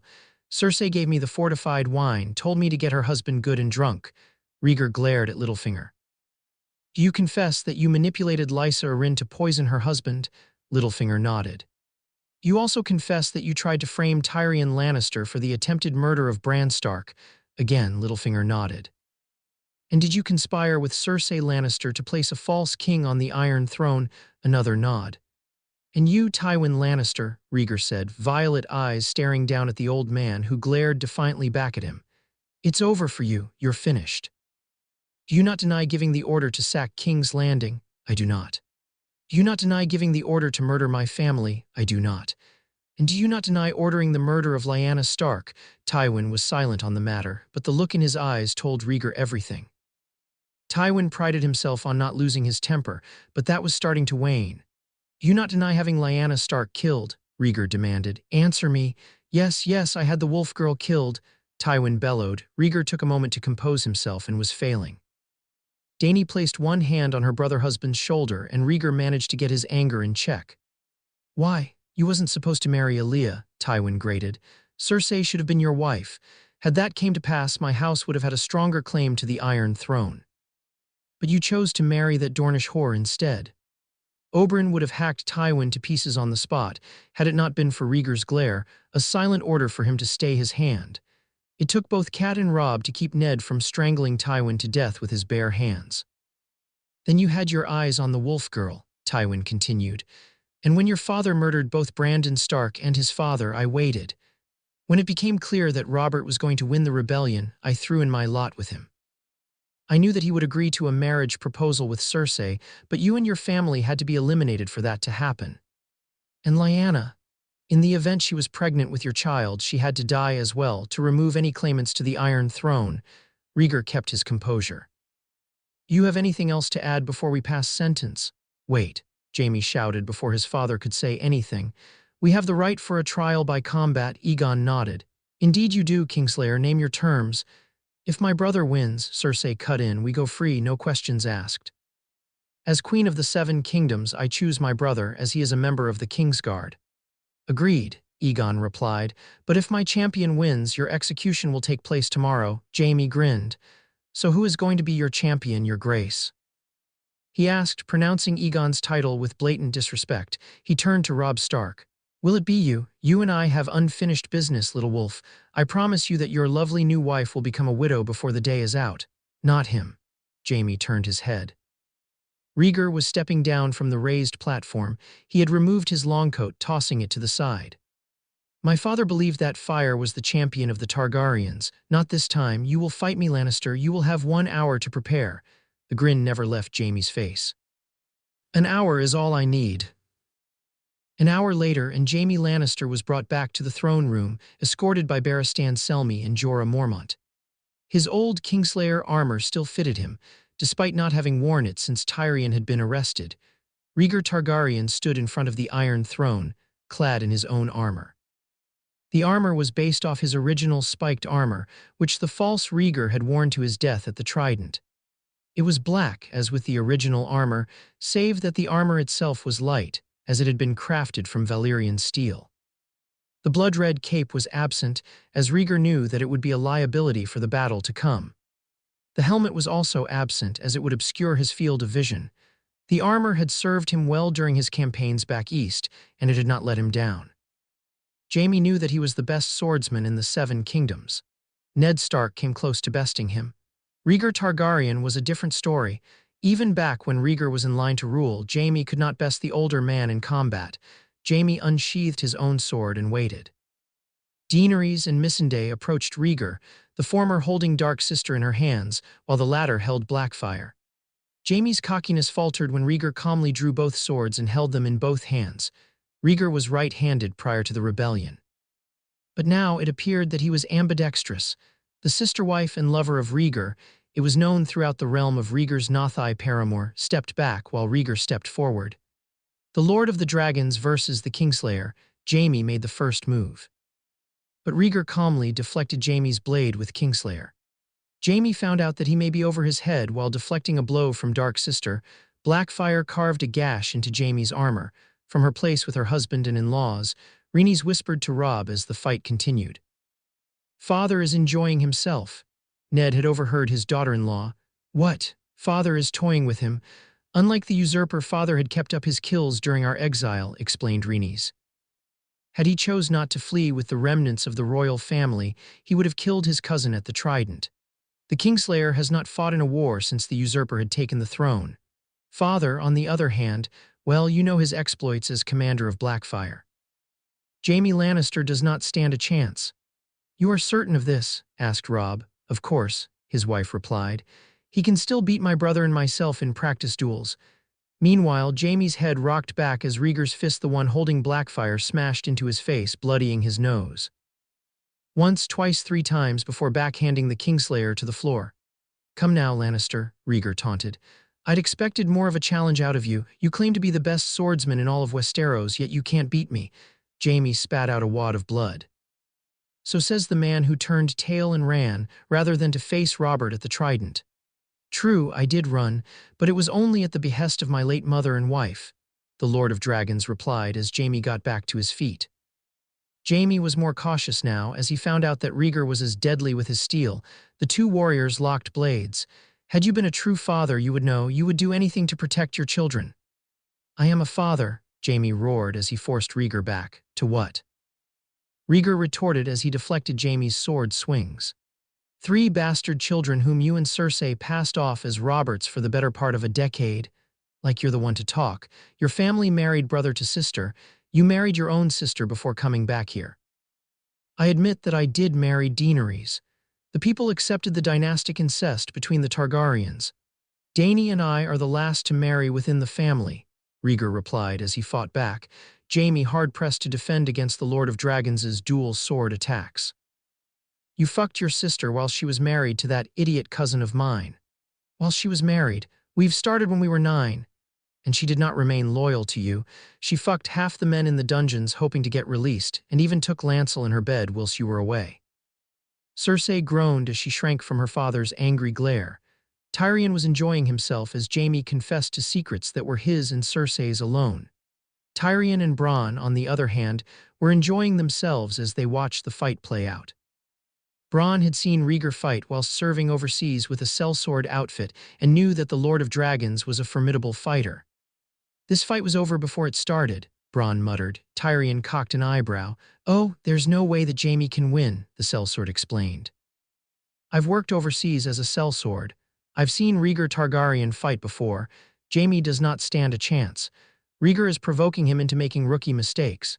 The fact that Jaime is losing his temper and confessing to most of his crimes is a bonus." The battle was going in Rhaegar's favor, this the gathered audience knew.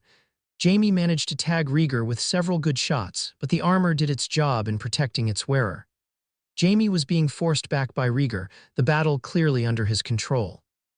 In desperation, Jaime made a wide swing with his sword. Rhaegar saw it coming after moving out of the way, counterattacked, slash, thump. Valyrian steel sliced through Jaime's exposed wrist like a hot knife through butter. Jaime's hand, still holding his sword, fell to the floor. Jaime looked at his stump of an arm, then at his hand. Then he began to scream as blood began to spill from the open wound. "Jaime," screamed Cersei. She was held fast by Sandor Clegane, who was assigned to mind the Lannisters during their duels. "I win," stated Rhaegar as he turned his back on Jaime and made his way back to the Iron Throne. With the defeat of Jaime Lannister, his fate, and that of his son, his father, cousin, and twin sister, was sealed. Rhaegar sheathed his swords and returned to his place at his son's side. "The gods have found favor with my father," the king intoned. "You have been found guilty. As king, I have no pleasure in the death of those who do wicked in the eyes of the 7 kingdoms, but justice must be done." He turned to the bound Littlefinger, Petter Baelish.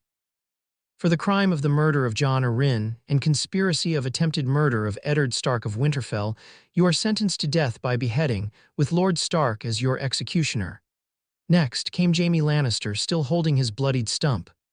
Jaime Lannister. "For the crimes of regicide and the attempted murder of Bran Stark, you are sentenced to death by beheading, also with Lord Stark as your executioner." Violet eyes rested on Tywin Lannister. Tywin Lannister. "For the crime of regicide, the attempted murders of my mother, myself, and my sister, and the murder of Lyanna Stark, you are sentenced to death by beheading, also with Lord Stark as your executioner."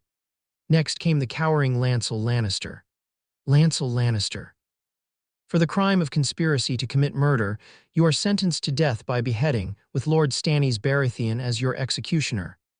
Cersei looked defiant as Aegon glared down at her. "Under the circumstances, your crimes of conspiracy of regicide should earn you a place on the chopping block. However, I will show you mercy, as your children bastards they might be still deserve their mother." Cersei Lannister, "You are banished from King's Landing for the remainder of your life, and will spend it under house arrest in the Western Lands at a location of my choosing. You are also banned from entering Casterly Rock for as long as you live. However, at the request of the High Septon, you will perform a walk of penance from the Great Sept to the Red Keep before you are banished from King's Landing. Your remaining children will also be banished from King's Landing. Originally, I was to have them fostered at Casterly Rock with your uncle, but decided that they will be with you instead." Last was the enraged Joffrey Baratheon, or should I say Joffrey Hill. "For the crimes of attempted murder of Bran Stark and Lord Eddard Stark, you should be facing execution along with your father and grandfather. Thank your great uncle as he begged for mercy, of which I will grant." Cersei and Jaime breathed out a sigh of relief. "I will, however, grant you the same courtesy as your mother wished upon Lord Stark. The same courtesy Lord Stark himself wished upon you when you broke your vows, Kingslayer." Aegon finished, enjoying the looks of horror on both Cersei's and Jaime's faces. Joffrey's expression soon matched that of his parents. "You will be taken to the Wall, where you will take the black and spend the remainder of your life in service to the Night's Watch. Should you desert from your post, then you will be executed." "No," Cersei's screams rang throughout the hall. The proud Lannister sank to her knees, the Unsullied grabbing her arms to make sure that she did not escape. "You said that you would be merciful, and I honored my word," Aegon replied. "Or do you think that taking the black is too merciful? I could feed him to my aunt's dragons instead." "Wait." Sansa stood up from her chair. Curious as to what his wife was going to do, Aegon watched as Sansa stepped from the platform and faced Joffrey. Despite being held both Jorah and Barristan, the deposed king looked rather smug as Sansa stared him down. Slap. Sansa's pent-up anger and frustration towards her former betrothed was unleashed as she slapped Joffrey square in the jaw. The anger gave her extra strength, which caused Joffrey's head to rock to the side. Aegon looked bemused, as did his father. Sansa's one single act of defiance had made quite the impression on the highborn. Olenna Tyrell and Nymeria Sand were very much impressed. Even Stannis Baratheon and Melisandre was mildly impressed, as Joffrey's treatment of Sansa following her father's arrest was made public knowledge once Aegon ascended to the Iron Throne. To everyone present from Ned Stark to even Tyrion Lannister, Joffrey had it coming. "You bitch."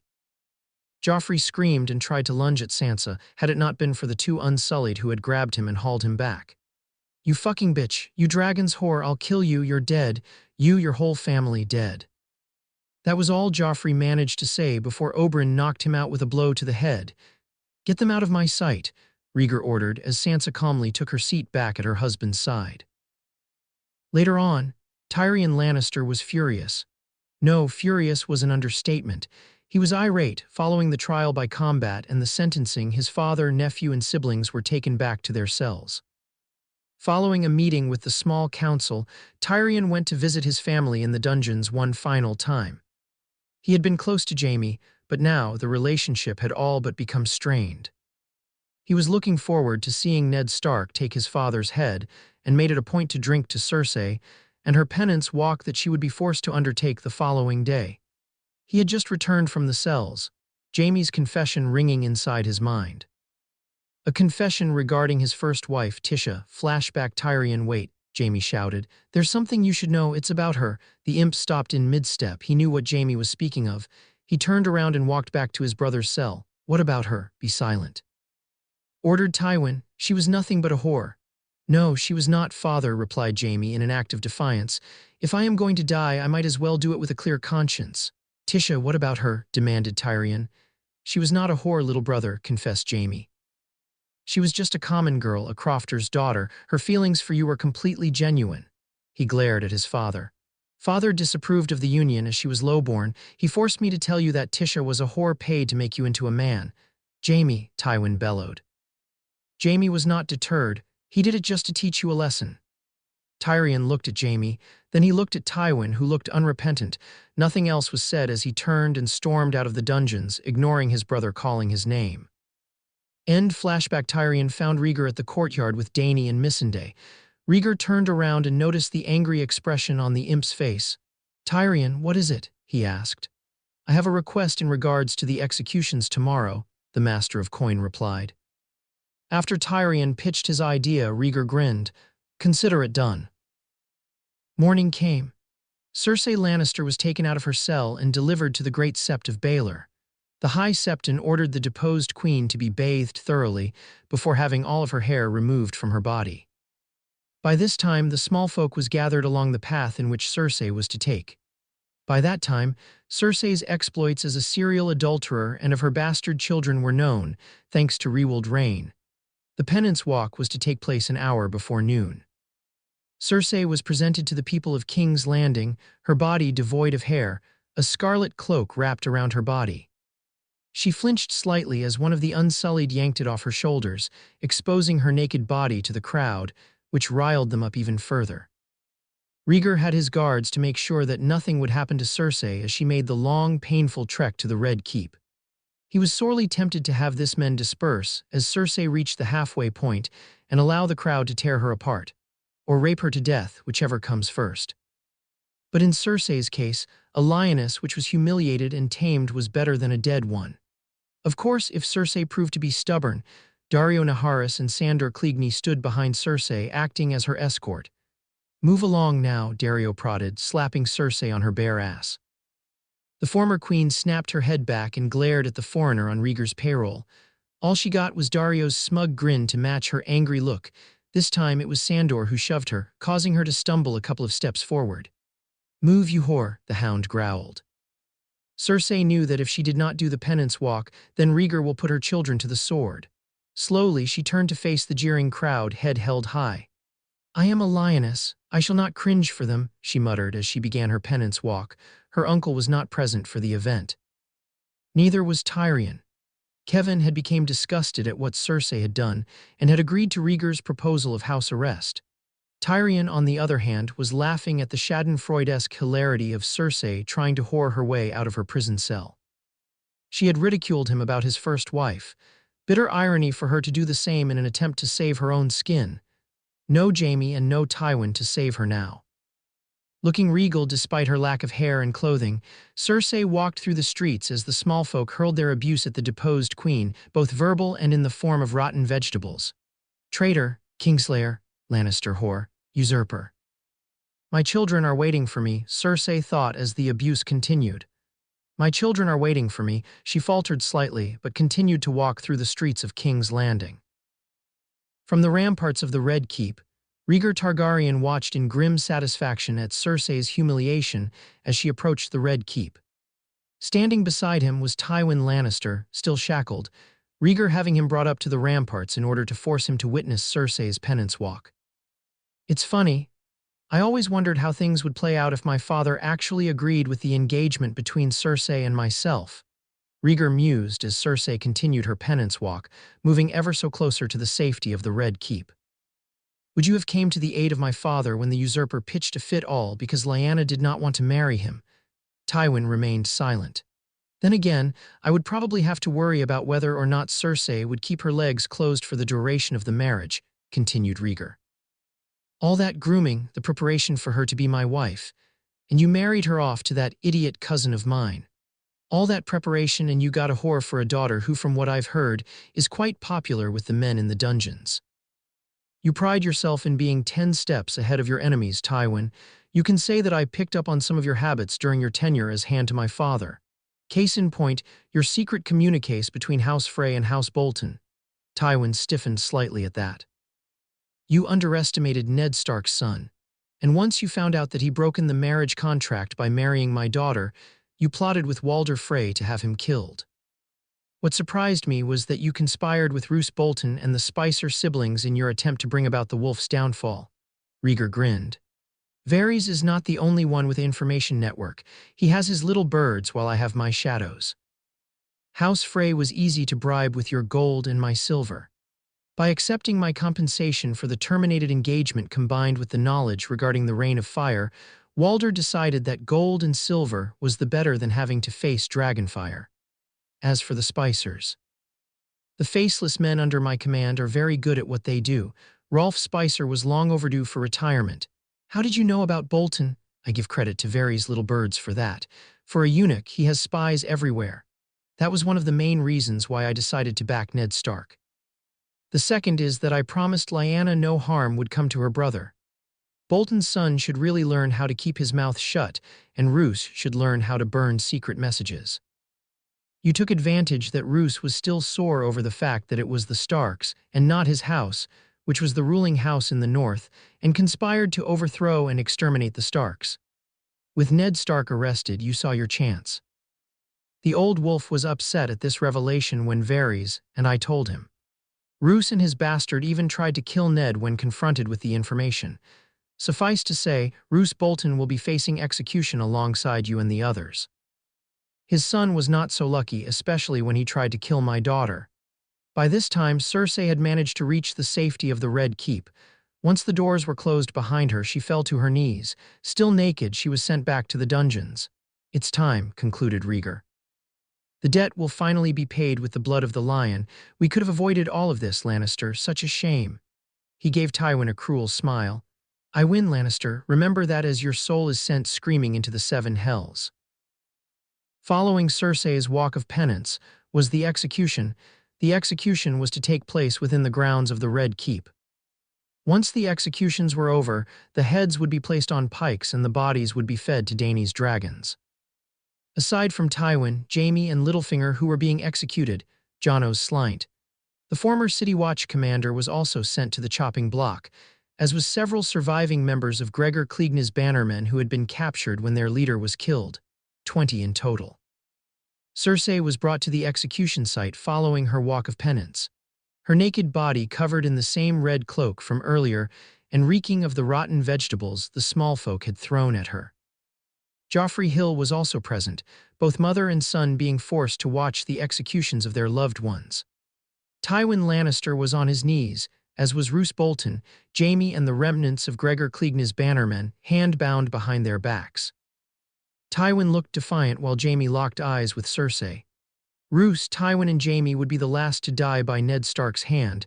Ned Stark stood behind the bound men, ice in his hands. The King's Justice, Oberyn Martell, stood beside him, his own sword unsheathed. Sandor Clegane was also called forth to execute his late brother's bannermen, as was Stannis Baratheon, having requested to execute Lancel Lannister for the murder of his elder brother. Rhaegar wanted the Lannisters to die with an audience, hence the presence of the House Lords. Aegon and Sansa held the place of honor, as did Robb and Rhaenys Stark. Not even Kevan Lannister was exempt. The one thing that was out of place was the musician standing nearby. He wanted to make an example out of the most feared man in all of Westeros. The same man who was glaring at him with hate-filled eyes, Tywin Lannister wanted to secure his legacy. Rhaegar Targaryen also planned the same. By destroying the mythos surrounding the Lion of Casterly Rock, Rhaegar turned to Joffrey. You were right about one thing, he said. Treason will never go unpunished. He then turned to Tywin. With regards from your youngest son.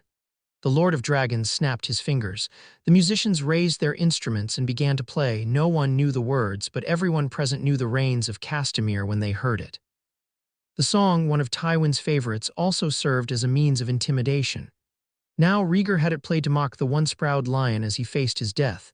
That infuriated Tywin to no end. Cersei held her tongue, but she was furious.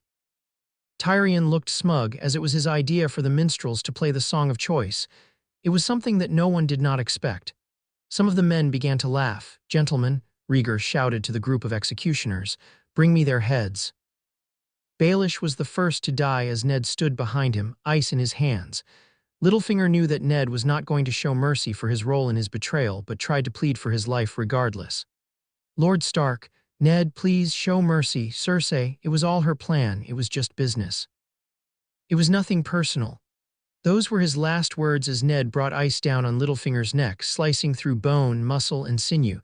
Littlefinger's head rolled once before stopping, his body falling to the ground. "It was all personal to me," Ned grated. Lancel Lannister was whimpering as Stannis raised his own sword over his head. He let out a scream which was cut off as Stannis decapitated him. Oberyn Martell was methodical in his executions of the men, as were Sandor Clegane. 10 of the men fell to the Hound's blade, while the other half lost their heads to the Red Viper. Jaime Lannister never took his eyes off of Cersei, not even when Ned moved into position and raised ice over his head. Cersei mouthed the words "I love you," to which Jaime responded in kind, just as Ned ended his life. A strangled cry came from Cersei's lips as she watched as her twin brother's head rolled along the ground. Roose Bolton said nothing as Ned decapitated him with ice. As the song reached its conclusion, Ned stood behind Tywin, ice stained in the blood of Littlefinger, Roose Bolton, and Jaime. The old lion glared at the Stark patriarch with hatred in his eyes as Ned raised ice one final time. "For your whore of a sister," Tywin sneered. "No." Ned flatly replied as he brought ice down, decapitating Tywin. "For me." With the death of Tywin Lannister, the musicians ended the reigns of Castamere. As the body of Tywin Lannister fell, blood spilling from the stump, Rhaegar intoned in a mocking manner the final line of the reign of Castamere. "Yes, now the rains weep o'er his hall, and not a soul to hear." Never again would anyone be intimidated with the reigns of Castamere. Not after today. Cersei sank to her knees, her wails echoing throughout the area. Joffrey glared at the Lord of Dragons, who brushed him off. The Unsullied began to retrieve the bodies of the executed men and began to carry them off to the dragon pits, while several more Unsullied retrieved the heads to be placed on pikes along the Red Keep. As Tywin's body was taken away, Bronn noticed something. "Huh, would you look at that?" Tyrion looked up. "What?" Bronn motioned to where the Unsullied was carrying off Tywin's corpse, taking note of his released bowels. "The jape about your old man was not true. Tywin Lannister can't shit gold after all." Tyrion laughed at that. Bronn soon joined in. Joffrey Hill was placed in the custody of Yoren following the execution of the Lannisters. Cersei and her remaining children said their goodbyes to him, before Joffrey was placed in chains and hauled off with the remaining prisoners who had chosen to take the black, rather than face execution at the hands of the Red Viper, followed by being consumed by the 3 dragons. Kevan said not a single word to Cersei as he prepared to return to Casterly Rock. Thanks to her, his son was dead. Aegon and Rhaegar settled on a Lannister-held estate near Castamere. Her 2 remaining children said their goodbyes to Tyrion before leaving King's Landing for the final time. Cersei was still naked, Rhaegar not giving her the dignity of getting dressed before leaving the capital. Cersei still had the cloak over her shoulders as she mounted her horse, one hand holding the reins while the other kept the cloak secure over her naked body. She was no longer the headstrong lioness she fancied herself to be. Rhaegar had taken everything from her save for her children, leaving her broken. Her eyes were red from crying, having been forced to witness the execution of her father, brother, and cousin, her will broken after being used by various men whilst imprisoned. Without a single word, Kevan Lannister left King's Landing. Cersei and her children followed, with an escort of the Brotherhood without banners to make sure that Cersei did not escape. Not a word was spoken from the House Lords as they watched Cersei leave King's Landing for the final time. A new song was made in honor of Rhaegar's total rout of House Lannister and the deaths of Tywin, Jaime, and Lancel. It became known as Fury of the Dragon, and it was sung to the tune of the Rains of Castamere. As with the previous song, it served as a warning to who dare cross Rhaegar Targaryen. Winter fell 3 weeks later. From King's Landing, Ned Stark and his family had taken a ship up north, thus avoiding any unwanted confrontations with the Freys at the Twins. Upon landing at the Dreadfort, Ned had notified the Bannermen of Roose Bolton's betrayal. The Bannermen had no problem in bending the knee to Ned. From the Dreadfort, it was a 2-week journey to Winterfell. The wedding of Robb and Rhaenys took place in the Godswood. Robb and Rhaenys exchanged rings, and Robb placed the grey cloak with the insignia of House Stark over her shoulders, signifying that she was in the eyes of the old gods, no longer Rhaenys Targaryen, but rather Rhaenys Targaryen Stark. Along with Rhaenys, a squad of Targaryen house guards were assigned to Winterfell. They consisted of former sellswords and one Bravosi Bravo, men who were veterans under Rhaegar's command for many years. Earlier that day, Ned had taken Rhaegar to the crypts in which Lyanna Stark was buried. Nothing was said between the two men as Rhaegar placed a wreath of flowers at the base of her statue. The Northern Bannermen were present to witness the wedding of the future Lord and Lady of Winterfell. Even the King and Queen of Westeros and the small council made the trip to Winterfell for the wedding. Dany's dragons, however, remained in the south. Following the wedding was the wedding reception. To Ned, it reminded him of when Robert and his royal entourage had came to Winterfell. Only this time, Robb was seated at the place of honor alongside Rhaenys. King Aegon Targaryen and Queen Sansa Targaryen sat beside the happy couple. It was during the wedding feast that Jon Snow made his appearance. Even through the din of the festivities, Arya's voice was heard throughout the hall. Catelyn's eyes narrowed slightly as she watched her youngest daughter rush over to her husband's bastard son. He was not alone, as his albino direwolf, Ghost, was at his side. Cat began to rise from her seat but relented when she felt Ned's hand on her shoulder. "Cat, let it go. Let's not ruin Robb's day over a grudge." Cat sighed and sank back to her seat, sulking. "So that's your husband's eldest son?" Rhaegar asked. Cat nodded. "You shouldn't be so hard on the lad." The Lord of Dragons stated in a sage-like tone, "He did not ask to be born in such circumstances. Your husband was unfaithful to you, of that he admit, but you should not punish the boy because he is a reminder of your husband's adultery." "What do you want me to do, Lord Rhaegar?" "I know it's hard, Lady Stark, but you should try and mend your relationship with the boy." He gestured to Nymeria Sand, who was chatting with Margaery Baratheon and Arianne Sand. "Look at my niece, Nymeria. She's one of many bastards fathered by Oberyn, and she is at the right hand of your eldest daughter. One's status should never get in the way of ambition, if used for good. From what I've heard, Jon Snow is on the path of becoming the next Lord Commander of the Night's Watch. It's time to let old grudges go, Lady Stark." Cat was silent for the rest of the feast as she contemplated Rhaegar's words. "Jon, you made it," Robb said, embracing his brother. Jon Snow returned the embrace. "I go and join the Night's Watch and look what happens. Father is arrested and later exonerated, the Lannisters are dead, the dragon is back on the throne, and you are a married man. I should have joined you instead if I knew that that was going to happen." Robb laughed at that. He then introduced Rhaenys. "Jon, my wife, Rhaenys Targaryen Stark. Rhaenys, my eldest brother, Jon Snow." "Stark," Jon corrected. "Father had me legitimatized before leaving King's Landing." Rhaenys embraced her brother-in-law and gave him a peck on the cheek. "Nice to finally meet you, Jon. Robb has told me so much about you. I'm happy to see that my brother has a good woman to keep him in line." Rhaenys looked at her husband and smiled. "He is a work in progress." "I heard that Joffrey has arrived at the Wall." "He has," Jon confirmed. "Bastard thinks he is still king. Now Thorne has someone he hates more than me. Commander Mormont has taken me under his wing. He's grooming me to become the next Lord Commander of the Night's Watch." "That's great news." Robb rejoiced. "So how did you, of all people, end up falling for the daughter of Rhaegar Targaryen?" "It's a long story." Jon shrugged his shoulders. "I got time. Commander Mormont has given me leave for the rest of the week." Following the bedding ceremony, the party began to wind down. Rhaegar and Daenerys had retired for the night to their room, where Missandei was already waiting for them. Catelyn also retired for the night, taking Arya with her.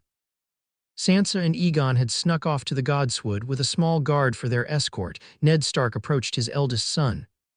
"Robb has told me about you being next in line for Lord Commander," he said. "Congratulations." "Thank you, Father," came the reply. Ned sighed. "I promised you that we would talk about your mother. I guess now is as good a time as any." The father led his son to a table and poured both himself and his son a glass of wine. It was going to be a long night for the both of them. They would continue to talk until the dawn. Epilogue shot of the Targaryen banner gently blowing in the wind. The narrator is an older Arya Stark, narrator, and so our story ends. After 17 years in exile, House Targaryen is once again the dominant house in all of Westeros, with Aegon Targaryen, the son of Rhaegar Targaryen and Aelia Nymeros Martell, seated upon the Iron Throne, shot of the wall, nighttime. Narrator: a year into Aegon's rule, winter has come to the people of Westeros and Essos. Soon after came the long night, and shortly afterward, the invasion of the White Walkers. Rhaegar Targaryen had long since prepared for this event. With the resources of the Pakara merchant house at his command, Westeros and Essos would survive both the winter and the long night, which lasted for 4 years. Shot of the known world.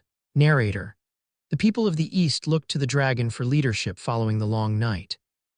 Through peaceful annexation, did Aegon took control of Essos, thus establishing the Second Valyrian freehold, better known as the Targaryen Empire. Shot of Rhaegar Targaryen in his armor, overlooking King's Landing. Rhaegar: despite not becoming king of the Seven Kingdoms, Rhaegar Targaryen would perform his duties as hand to the king for the next 40 years, serving both his son and grandson in his station. Through careful planning, Rhaegar made sure that all of Westeros and in the east survived the long night and the invasion by the White Walkers.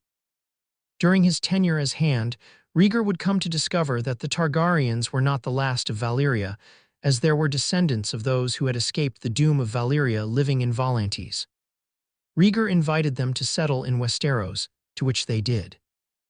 Valyria would rise once again in what was once known as the Dreadfort under the name New Valyria.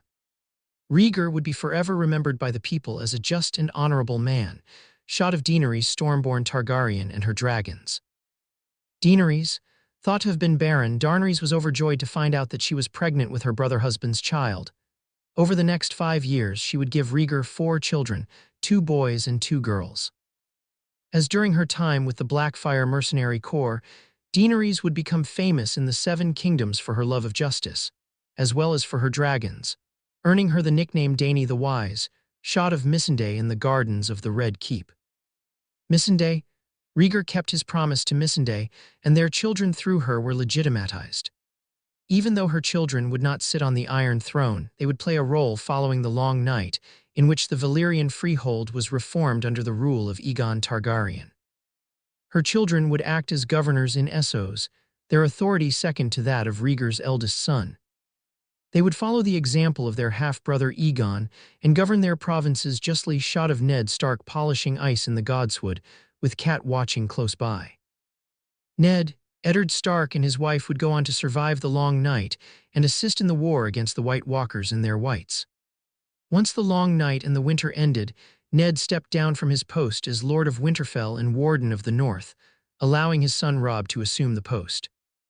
Ned would spend the rest of his days alongside Cat in Winterfell, mentoring his grandchildren and offering sound advice to both Robb and Rhaenys.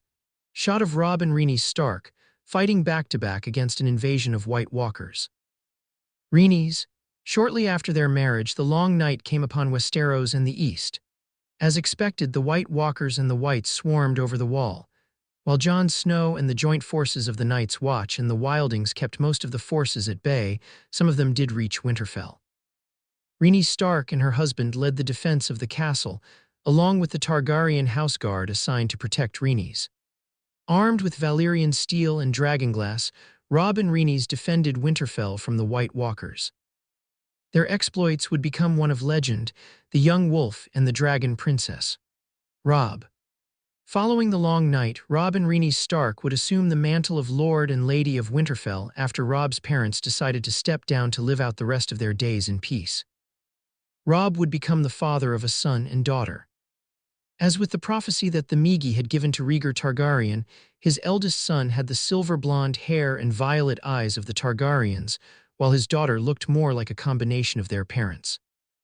Benjen Rickard Stark would succeed his father as Warden of the North and Lord of Winterfell, while Aelia Stark would marry into the Tyrell family and relocate to Highgarden. Shot of an older Arya Stark with Gendry Baratheon. Arya, At 17, Arya eloped with Gendry Baratheon and had left Winterfell. Traveling to Essos, Arya made a name for herself as a bravo, while Gendry became a famous sellsword. She became known as Cat of the Canals to the Bravos and the She-Wolf of Winterfell back home, while Gendry was simply known as the Bull. After spending 10 years abroad, the pair returned to Westeros, their fame spreading far and wide, their exploits having become legendary. The pair would settle in New Valyria, what was once known as the Dreadfort. Arya and her siblings remained close throughout the years. Shot of Aegon Targaryen on the Iron Throne. Aegon. For 20 years, Aegon Targaryen would sit on the Iron Throne. With his father as hand to the king and his wife as his closest confidant, Aegon would rule Westeros with a just and fair hand. As it turned out, it was he, not his father, who was the prince that was promised, and through him did the world survive the long night. In the aftermath, the people of the East looked to him for guidance and leadership. Aegon absorbed the continent through peaceful annexation and thus reformed the Valyrian freehold, ruling from King's Landing with his wife. Shot of Sansa Targaryen, standing alongside her husband, waving to the small folk as they walk through the streets of King's Landing. Sansa. With guidance from Nymeria Sand and Olenna Martell, Sansa Targaryen became the queen that Cersei Lannister had failed to be. Sansa would become known as the Good Queen for her charitable works in the slums of King's, Landing alongside Arianne Martell and Margaery Baratheon, and the Rose of Winterfell for her sharp tongue and even sharper mind. Sansa would give birth to 2 children, a boy, which she named Balerion Eddard Targaryen, while the daughter Vicerear Rhaela Targaryen. Balerion would later succeed his father and take Renly and Megary's daughter as his bride, while Vicerear married a Valyrian nobleman. She would be revered by her descendants as the mother of the Targaryen dynasty. Shot of Jon Stark with Ygritte at the wall. Jon Stark was named Lord Commander of the Night's Watch, a position he will hold for the next 4 years. With the threat of the White Walkers imminent, Jon, backed by Aegon Targaryen and his father, parleyed with the wilding chieftain Mance Rayder. In exchange for their help against the White Walkers, the Wildings would be armed and supplied and have the chance to settle among the deserted fortresses along the wall, so long as they did not attack the people south of the wall. To seal the deal, Mance demanded that Jon take on a Wilding woman as his wife, something that has never happened in the history of the Night's Watch. Jon agreed to the conditions and took Ygritte as his companion, with the set condition that he was to step down once the White Walkers were defeated, to which Jon honored his word once the White Walkers were destroyed. Despite no longer being a part of the Night's Watch, Jon had his hands full in playing peacekeeper between the Northmen and Wildings alike, with great success. Shot of the dragons flying overhead in King's Landing. Daenerys, Drogon, Viserion, and Rhaegal would not be the last of the dragons seen in the 7 kingdoms. When Rhaegar Targaryen offered the Valyrian descendants a place to stay in Westeros, they brought with them dragon's eggs that their ancestors managed to save from the doom of Valyria. Daenerys hatched them, and the dragons mated. The night sky surrounding King's Landing, Dragonstone, and the Crownlands would become alive with the Song of Dragons, and were critical in the defense against the White Walkers. Shot of Joffrey Baratheon make that Joffrey Hill from the Great Sept of Baelor, Joffrey. Having lost everything, Joffrey Hill was sentenced to take the black. Mocked and ridiculed even more than Jon Snow, Joffrey swore vengeance upon House Stark. On the eve of the Long Night, Joffrey deserted his post and infiltrated Winterfell with the intention of murdering Ned Stark and his family. He instead found Rhaenys Stark and decided that she would be his first victim. It would be the last mistake he would ever make. Shot of Cersei Lannister on her penance walk. Cersei, the prophecy of Maggie the Frog came to pass. Sansa Stark has succeeded Cersei as queen, and Cersei had lost her children. Joffrey died whilst at the wall, Tommen murdered by the White Walkers during the Long Night, and Mycella succumbed to illness. In her madness, she blamed Tyrion for her misfortunes and tried to have him assassinated and failed. Not wanting to give Tyrion the pleasure of killing him with his bare hands, she took her own life. Shot of Tyrion Lannister with Bronn and she. Tyrion. Despite being disowned, Tyrion Lannister would come to relish his position as Master of Coin and running the brothels which once belonged to Littlefinger. He rewarded Bronn with a lordship in the Crownlands and married she. Their children did not share his deformity and would serve the crown for many generations to come. Tyrion would die in his bed at the age of 80, surrounded by family and friends. Out of all of the Lannisters, he was the most respected. Shot of Beric Dondarrion, Sandor Clegane and Thoros of Myr with the Brotherhood. Beric. The Brotherhood without banners thrived under the Targaryen dynasty, and in some cases proved to be a more pleasant alternative to taking the black for dishonored highborn and petty criminals.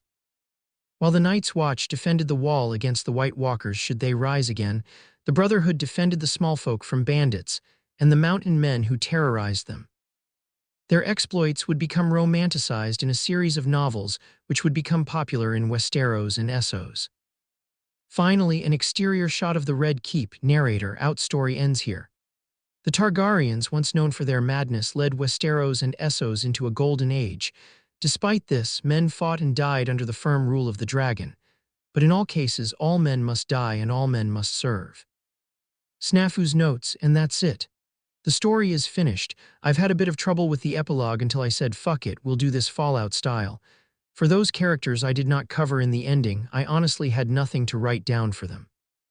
To those who read my humble little fic, thanks for reading. Now I can get back to my 2 long-term projects. This is Snafu the Great signing off.